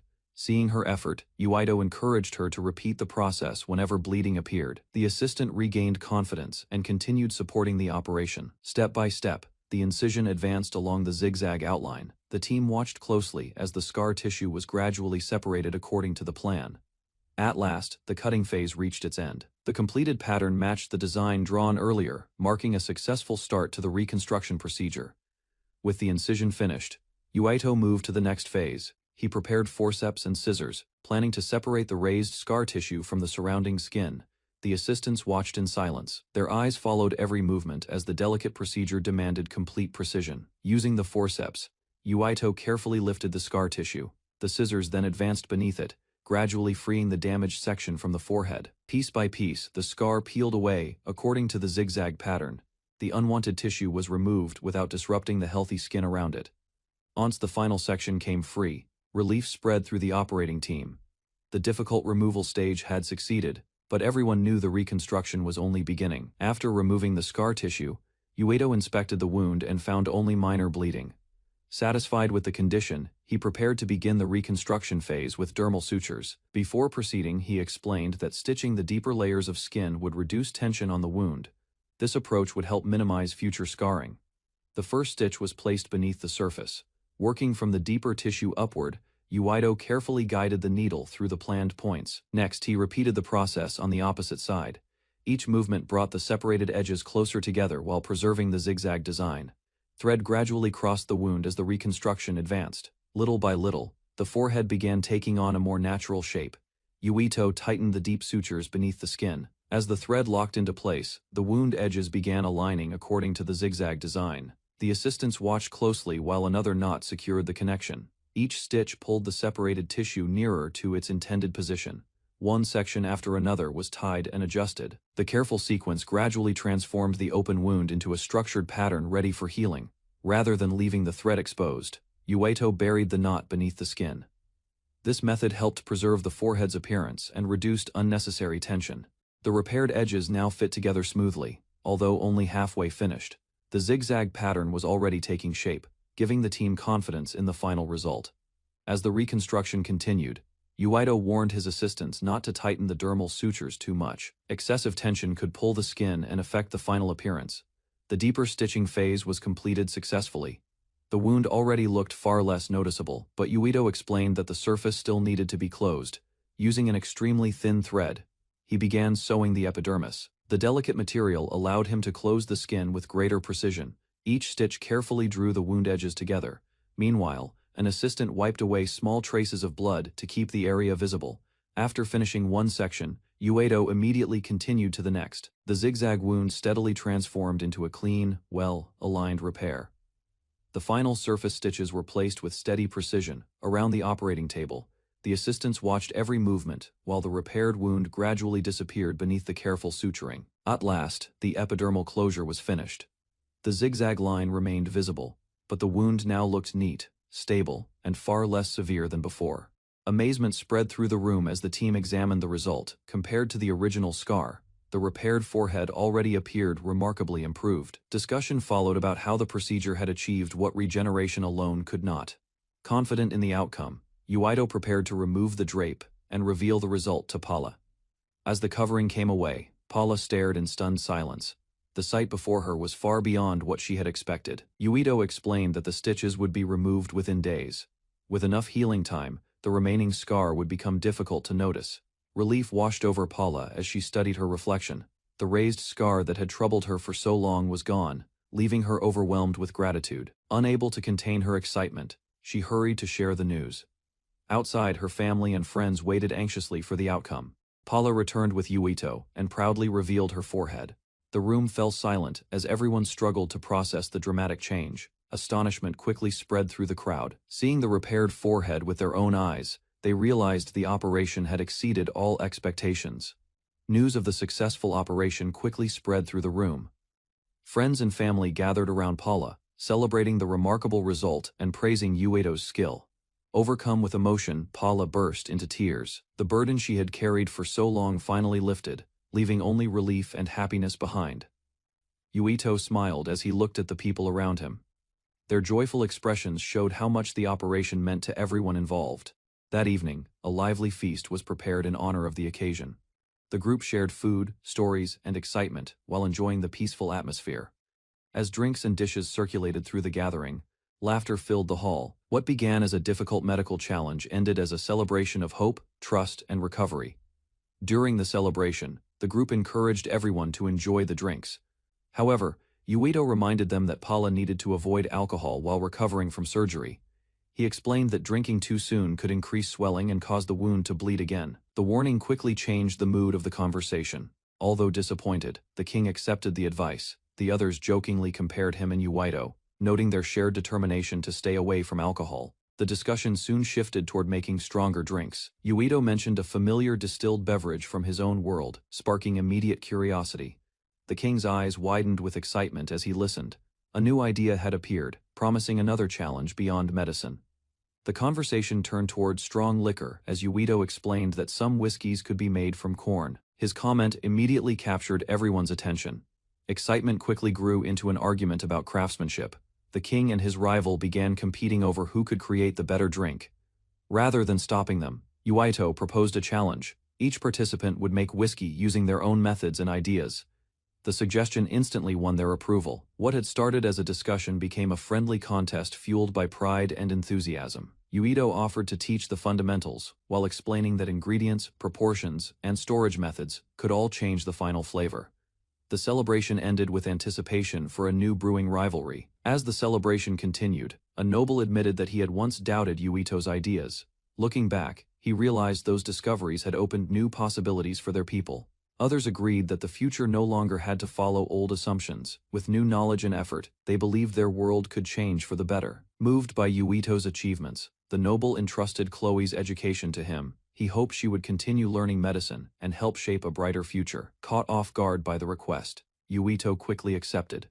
Chloe's delighted reaction showed how much the opportunity meant to her. The serious discussion soon gave way to laughter and celebration again. Surrounded by friends, everyone returned their attention to honoring Paula's recovery and the hopeful days ahead. The king raised a toast to Paula's recovery and honored Yahello's efforts. Everyone reflected on the hardships they had overcome together. Soon, the celebration reached its peak, surrounded by food, drinks, and friends. The group shared a joyful moment and looked forward to the future. In 1965, with Japan's economy booming, a girl offered to set the shrine offerings in place while narration recalled how her father had splurged on an expensive new camera, more interested in capturing family moments than anything else. A voice explained that thanks to the heavens, the family had enjoyed a great harvest from both the fields and the sea that year.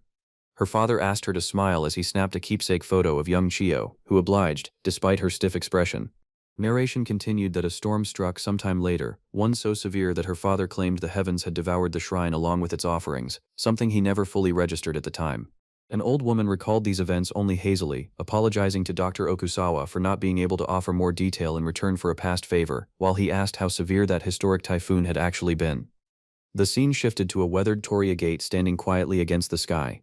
In the present, companions questioned why the doctor was so fixated on the strange structure, and he admitted he simply couldn't figure out how a building from his homeland had ended up in this world. A companion noted his reaction with quiet curiosity, uncertain what to make of his interest. Someone explained that the Festival of the Spirits was an ancient tradition tied to the ancestors of the Country of the Night, though records of the original event had long since been lost, possibly deliberately. The doctor asked whether the founder of their religion might somehow be connected to the ceremony's origins, admitting neither of them could say for certain. A weathered inscription on the shrine read, Showa 33 August, catching everyone's attention. The doctor stared at the carved date in visible shock. He realized the ancient era his companion described didn't match, since the Showa period on Earth only began in 1925, meaning this shrine still existed there as recently as 1958. The group considered that even if he could return now, a difference in timelines meant the shrine might have crossed into this world's past while he was pulled into its future. When asked to read the inscription, two companions admitted they couldn't understand the characters at all. The doctor noted that the carpenter's name and the construction date were written there, studying it intently. A companion admitted she'd never seen such letters before, remarking they looked unique to wherever he originally came from. She then asked whether finding this piece of his homeland made him want to return. He paused, taken aback by the question, glancing toward the shrine as his thoughts trailed off. He answered simply that he wasn't going anywhere for now, since there was still too much left for him to do here. With the ferry matter settled, Amami's group agreed it was time to head back. Nearby, one of his companions wore a satisfied, confident smile. Without warning, something small and swift streaked toward him, latching onto his shoulder. The tiny fairy nestled close, clearly comfortable in his presence. One of his companions remarked that the creature seemed unusually attached to him. Amami was startled to realize the fairy could actually speak. She explained that she had been afraid of humans at first, having seen others swat her kind away carelessly, but she now recognized him as someone she could reason with. More voices rose from below. Amami looked around, confused, as it became clear there were far more fairies hidden nearby than he had realized. A whole crowd of small bearded figures emerged and gathered around him, leaving him wide-eyed with shock. One of the elders cleared his throat and formally asked if he could have a word with Amami. Amami listened attentively, which visibly surprised the gathered fairies, unused to humans taking them seriously. The elder introduced himself as Zephyr, patriarch of the fairy clan, and thanked Amami for saving them from the earthquake the previous day. Nit, one of the fairies, admitted that even though Amami couldn't sense mana, he never seemed inclined to hurt anyone, and that he treated every race as an equal. She asked, sincerely, if she could travel alongside him from now on. Zephyr admitted his age was catching up with him, and confessed that his clan had already decided to go their separate ways here. He said he wouldn't be able to rest easy if he simply left Nit, the youngest of them, behind. He clarified that Nit wasn't truly his grandchild by blood, only someone the clan had picked up along their travels. Amami asked whether Zephyr would truly be alright parting with her. Later, a fairy approached Amami with a question, asking if he was perhaps a merchant. She admitted she'd only been curious, having seen human traders move through dangerous forests as though they owned them, and wondered if money truly held that much power. She asked why so many different races chose to stand beside him despite the risk of being crushed by stronger beings. Amami answered simply that he was able to heal their injuries and illnesses. Onlookers praised him as remarkable, amazed that he could heal without possessing any mana at all. A companion added that it wasn't something to boast about, warning him not to act recklessly, but agreeing that anyone who learned the skill could use it to save lives. Amami's gaze fixed on Nit fluttering nearby, and after a moment of thought, he made up his mind. Nit presented him with a gold coin, calling it her life savings and offering it as payment, while Amami stared in surprise at the sight of it. She pressed further, asking desperately if he would take her on as his disciple, insisting she needed his answer. She waited, hopeful, as Amami's expression remained unreadable for a beat. He reasoned to himself that she had nowhere else to return to, and admitted he couldn't deny wanting a way back himself. He recognized in her someone facing the same situation as him.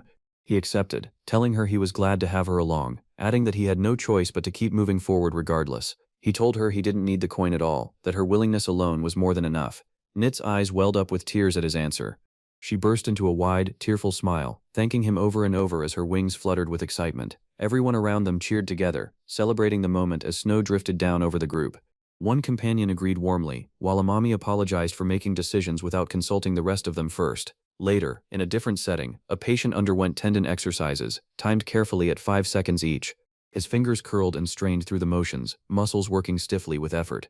Elsewhere, tension rose among a group of dwarven craftsmen as more of their elders lay in coffins than remained working, and someone argued that trading unrefined adamantite might be their only way to keep going. One craftsman objected sharply, warning that mining it required mana and risked cursing whoever attempted it, questioning who would care for everyone if that happened. Amid the argument, someone declared they saw no future staying in that place any longer and bid farewell, walking away for good. Back with Amami, he checked in with Dozestal, asking if he had felt any discomfort since his stitches were removed. Dozestal admitted the rehabilitation process wasn't easy to get used to yet.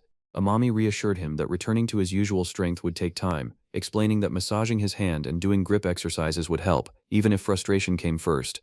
Dozestal looked down at his healing hand, expressing deep gratitude, not just for himself but for Parla, for the festival, and for his father. The chapter closed with a note on rehabilitation in orthopedic medicine, explaining how structured recovery after surgery reduces complications and restores proper function over time.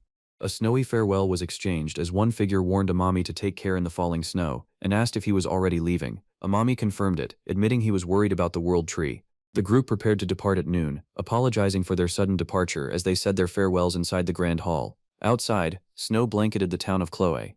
A promise was made to relay word to Queen Melina, along with an assurance that a gift from their country would be prepared for Dr. Amami in due time. A sealed letter was handed over, described as something like a business proposal meant for his grandfather. Fral told Amami they would surely meet again and to wait patiently for that time, while a young girl worried aloud that Sister Chloe's departure would leave her lonely. It was said that Chloe was now reaching heights once thought impossible, all credited to Dr. Amami's help. The group agreed they would return home and cheer her on once they did. As they prepared to leave, Amami called out to Alec, asking him to double-check that nothing was forgotten, while another companion teased him about being more relaxed around Fia now that she was allowed to ride along with everyone. Someone noted that 2 carriages had been arranged for the trip, one meant purely for luggage. Relief spread across the group as everything returned to normal, with quiet gratitude shared among them. Amami was asked if he truly intended to return to the World Tree instead of staying behind with them. He insisted he still had much more to learn, crediting Boss for teaching him so much already. He declared his resolve to become a proper craftsman, explaining that returning was necessary to achieve that goal. Farewells were exchanged warmly, with well wishes to take care of his health and to visit whenever he could, as everyone marveled at how much he had grown. Dazestal's father asked him to look after Hugh, and he agreed without hesitation. Reflecting on the past, Dazestal admitted that what had been said to him back then about the risks of the cursed mining had turned out to be right. He apologized quietly to his father. His father reassured him firmly that he had done nothing wrong, telling him he was doing just fine as he was. He added that next time, Dazestal should be honest and let him help, gently scolding him for being so stubborn. As snow drifted over the mountain peaks, a distant, joyful shout echoed across the landscape. Farewells were shouted amid raised fists and cheers, with a promise to send only the best whiskey as a parting gift, met with playful arguing over whether it would truly measure up. The group's vehicle lifted off, everyone waving back at the crowd below as they departed. The dwarven clan cheered and waved together, watching the vehicle rise into the snowy sky. 2 winged silhouettes soared through the falling snow, flying onward. Back among the dwarves, spirits were rallied to begin rebuilding the mines and repairing homes, while nearby, someone quietly acknowledged that Amami's group was truly gone now. A sudden burst of turbulence rocked the vehicle, startling everyone inside. 2 fairies exchanged shocked questions, one asking if the other had really had her chest cut open, the other asking if she'd truly had a hole put in hers. The passengers laughed together as one of them admitted that, thanks to that treatment, she was still alive. The conversation turned playful, with someone joking that Amami's healing methods were both frightening and fascinating, while another declared she'd been healed simply by eating delicious tacos, drawing surprised laughter. Excitement built as one passenger wondered aloud what role she would play once they reached the World Tree, admitting she couldn't wait. Elsewhere, construction continued at a tower, with one worker cutting stone precisely while being reminded not to push herself too hard. She launched forward with practiced ease, sending materials flying as she worked. A craftsman thanked her for gliding all the way up to deliver what he needed. Progress on the new hospital was reported to be going smoothly, with no major problems so far. However, without Norman present to guide things, the workers couldn't move as quickly as planned, and without Amami available to confirm details, parts of the project had stalled. One of them admitted she hoped nothing would go wrong while he remained away, wondering quietly when he would return.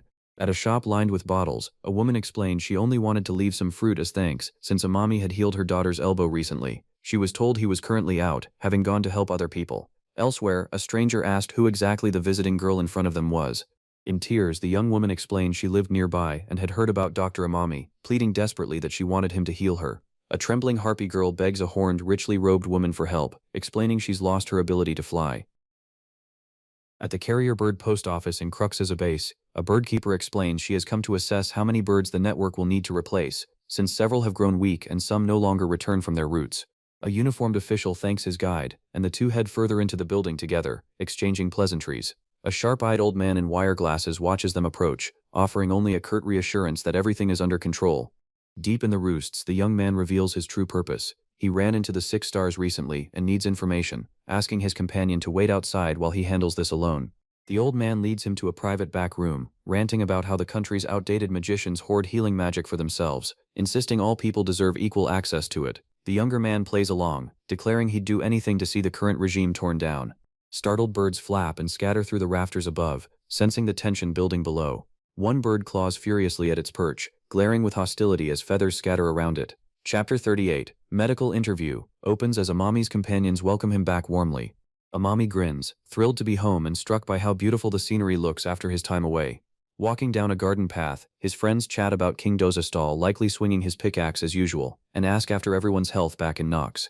The group teases Amami for working himself too hard, urging him to rest for once instead of pushing forward, while someone gently asks whether anyone was hurt during their time away. A healer reassures him that no one has needed urgent treatment since he left, easing his worry. Alec tags along despite expectations he'd be bored, and the group asks Chief Normam if he wants to inspect the hospital's construction progress. They arrive at an imposing stone tower, its scale drawing gasps from the group. Inside, glowing orbs illuminate a vaulted hall lined with pews, leaving everyone in awe of the progress made. Amami beams, calling it the lecture hall of his dreams, while a companion proudly claims credit for helping build it. He admires new equipment Normam and the others crafted in his absence, thanking them. He identifies the tools as volumetric flasks, precise enough to finally let him produce saline. A note explains saline's composition and its wide medical uses. Amazed, his companions ask if healing water is truly possible, thrilled they can now restock their supplies.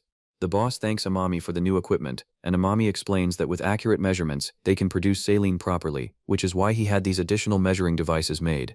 Inside the building, a horned woman spots someone standing nearby and calls out, prompting another woman with dark curled hair to respond simply.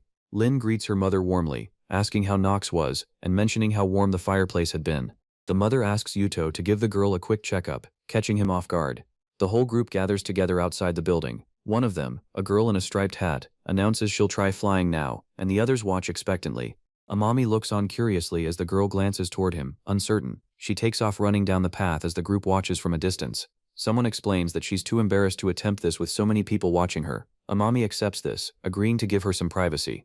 He walks her deeper into the forest, assuring her that no one will see them here and that the space should be wide enough for her to try flying. She stands amid the trees, wings tense, feathers rustling as she prepares herself. She strains with effort, sweat forming, before suddenly lifting off the ground. Amami watches, stunned, as she takes flight. She grins triumphantly as she soars upward, wings spread wide. Amami observes that her wings show no signs of pain and that she was able to spread them completely, unlike before. Catching her breath, she admits she has been struggling to fly recently. She explains that her favorite paint supplier is out of town, forcing her to make her own pigments, but she isn't used to the unfamiliar tools, so she has been waking early and working late, leaving her exhausted. Amami notes that this doesn't seem directly linked to her flying trouble, then asks curiously what she paints, wanting to see her work. A small fairy-like companion chimes in that being small makes flying easy, but bigger creatures need bigger wings and far more mana. The girl realizes with alarm that she may simply have become too big to fly. Amami wonders aloud whether she means big like Alec. The group pieces it together. Harpies cannot transform their size at will like dragons can. The horned woman explains that she and the forest god share enormous mana between them, letting them fly despite their size, while the girl was simply asked if she'd gained too much weight to fly. Luko freezes, mortified and speechless at the suggestion. Amami confirms that if this is the case, she'll need to lose weight, and asks Korone to pull up her medical history to investigate further. Korone introduces herself politely and asks if she can ask Luko a few questions. Luko thanks her for helping, and gives her name in return. A passage explains the purpose of medical interviews, covering how physicians gather a patient's chief complaint, history of present illness, past medical history, medication history, family history, lifestyle, occupational history, and travel history to build an accurate diagnosis. Korone begins the interview, asking when Luko first became unable to fly. Luko hesitates, unsure how to answer. Luko admits it might have started even earlier, explaining she's been holed up painting for a while, though she only noticed the problem recently. Korone asks whether, aside from a lack of exercise, Luko has any idea why she's gained weight. Luko erupts, confessing she couldn't resist the new dish the dragons introduced recently, tacos paired with chilled kilwisia, insisting they were simply too delicious to pass up. The group reacts with amusement. noting this as an unexpected drawback of the tacos, while Amami looks on, quietly processing that her weight gain traces back to overindulging. One of the dragon women bluntly tells Luko that if she wants to slim down, she should stop painting all day, get moving, start running daily, and skip meals if needed. Luko explains her situation further, saying she'd love to earn a living from her paintings, but for now she works during the day at a greengrocer, trading some of her time there for fruit.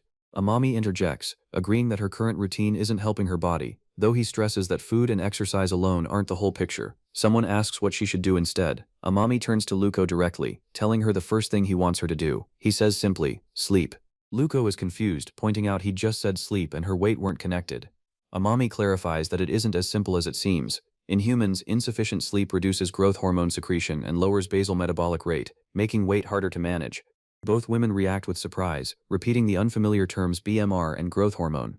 A detailed explanation follows on growth hormone, describing its role in growth, blood sugar regulation and metabolism, and how disruptions can cause deficiency or excess. Amami elaborates that when growth hormone drops, so does BMR, the minimum energy required just to stay alive at rest, tying her sleepless nights directly to her metabolism slowing down. A fox-eared girl explained to the doctor and the hooded woman that poor sleep leads to weight gain from smaller meals, admitting she wasn't certain of the deeper science. The doctor clarified that a lower metabolic rate meant the body couldn't burn all the energy it took in. He added that sleep deprivation let one hormone override another, driving the urge to overeat. The hooded woman was shown earlier, savoring a large plate of food with obvious delight, completely unaware of the biology behind her cravings. Realization dawned on her face as she connected her taco binge to sleeplessness rather than simple appetite. The doctor detailed how low sleep dropped leptin, the hormone that suppresses hunger, while raising ghrelin, the hormone that stimulates it. A textbook-style aside laid out the science of leptin and ghrelin, their discovery, and their opposing roles in weight regulation. A slime-like creature, and the doctor agreed that diet and exercise remained essential too, while sleep was just as critical. The fox-eared girl teased the doctor for not following his own advice, since he barely slept himself. The doctor suggested the hooded woman start simply, with more exercise and less taco consumption, rather than assuming some rare illness caused her condition. She reacted with visible dread at the thought of giving up tacos. The doctor rallied the group, proposing they cook healthier meals together and build a proper sleep and exercise routine for her. Everyone agreed enthusiastically, and she thanked them, moved by their support, as a distant vision of a burning tower loomed. Elsewhere, birds flew over a grand building as a robed man apologized for arriving without notice. A staff member led him inside while he explained he awaited an important message from a colleague, alarming a nearby clerk who recognized him as one of the 6 stars. A sinister older man mused that his target was likely already there. He thanked someone for cleaning up, then departed the building. The visitor turned sharply as the door slammed, questioning the man's reason for lingering there. The stranger explained he was safeguarding an important letter, adding this facility connected many nations, before stepping away briefly. When he returned, he found someone leading a birdcage inside, demanding to know their business. The confrontation sharpened as he vowed to inspect both the man and the bird he carried. The intruder's cover shattered as the blond man struck first, sending papers and feathers flying in a burst of violence. He unleashed his full power, his expression sharpening with cold fury as light and energy erupted around him. The clash intensified inside the message facility, birds scattering as the two figures grappled amid crackling force and shattering wood. Pinning his opponent down, he demanded answers, making clear there was no room left for evasion. At the World Tree, a young mage carrying a staff called out to her senior Fia as they walked together. Fia asked what had prompted the question, and the girl Saya admitted she was still stationed there as a hostage meant to maintain the coexistence agreement between their peoples. Saya pressed further, asking whether Fia's true purpose was actually to watch over Dr. Amami, and whether she was hiding some deeper plan. Fia admitted she had feared Saya might resort to force from the very start of their arrangement, trailing off as she addressed her by name.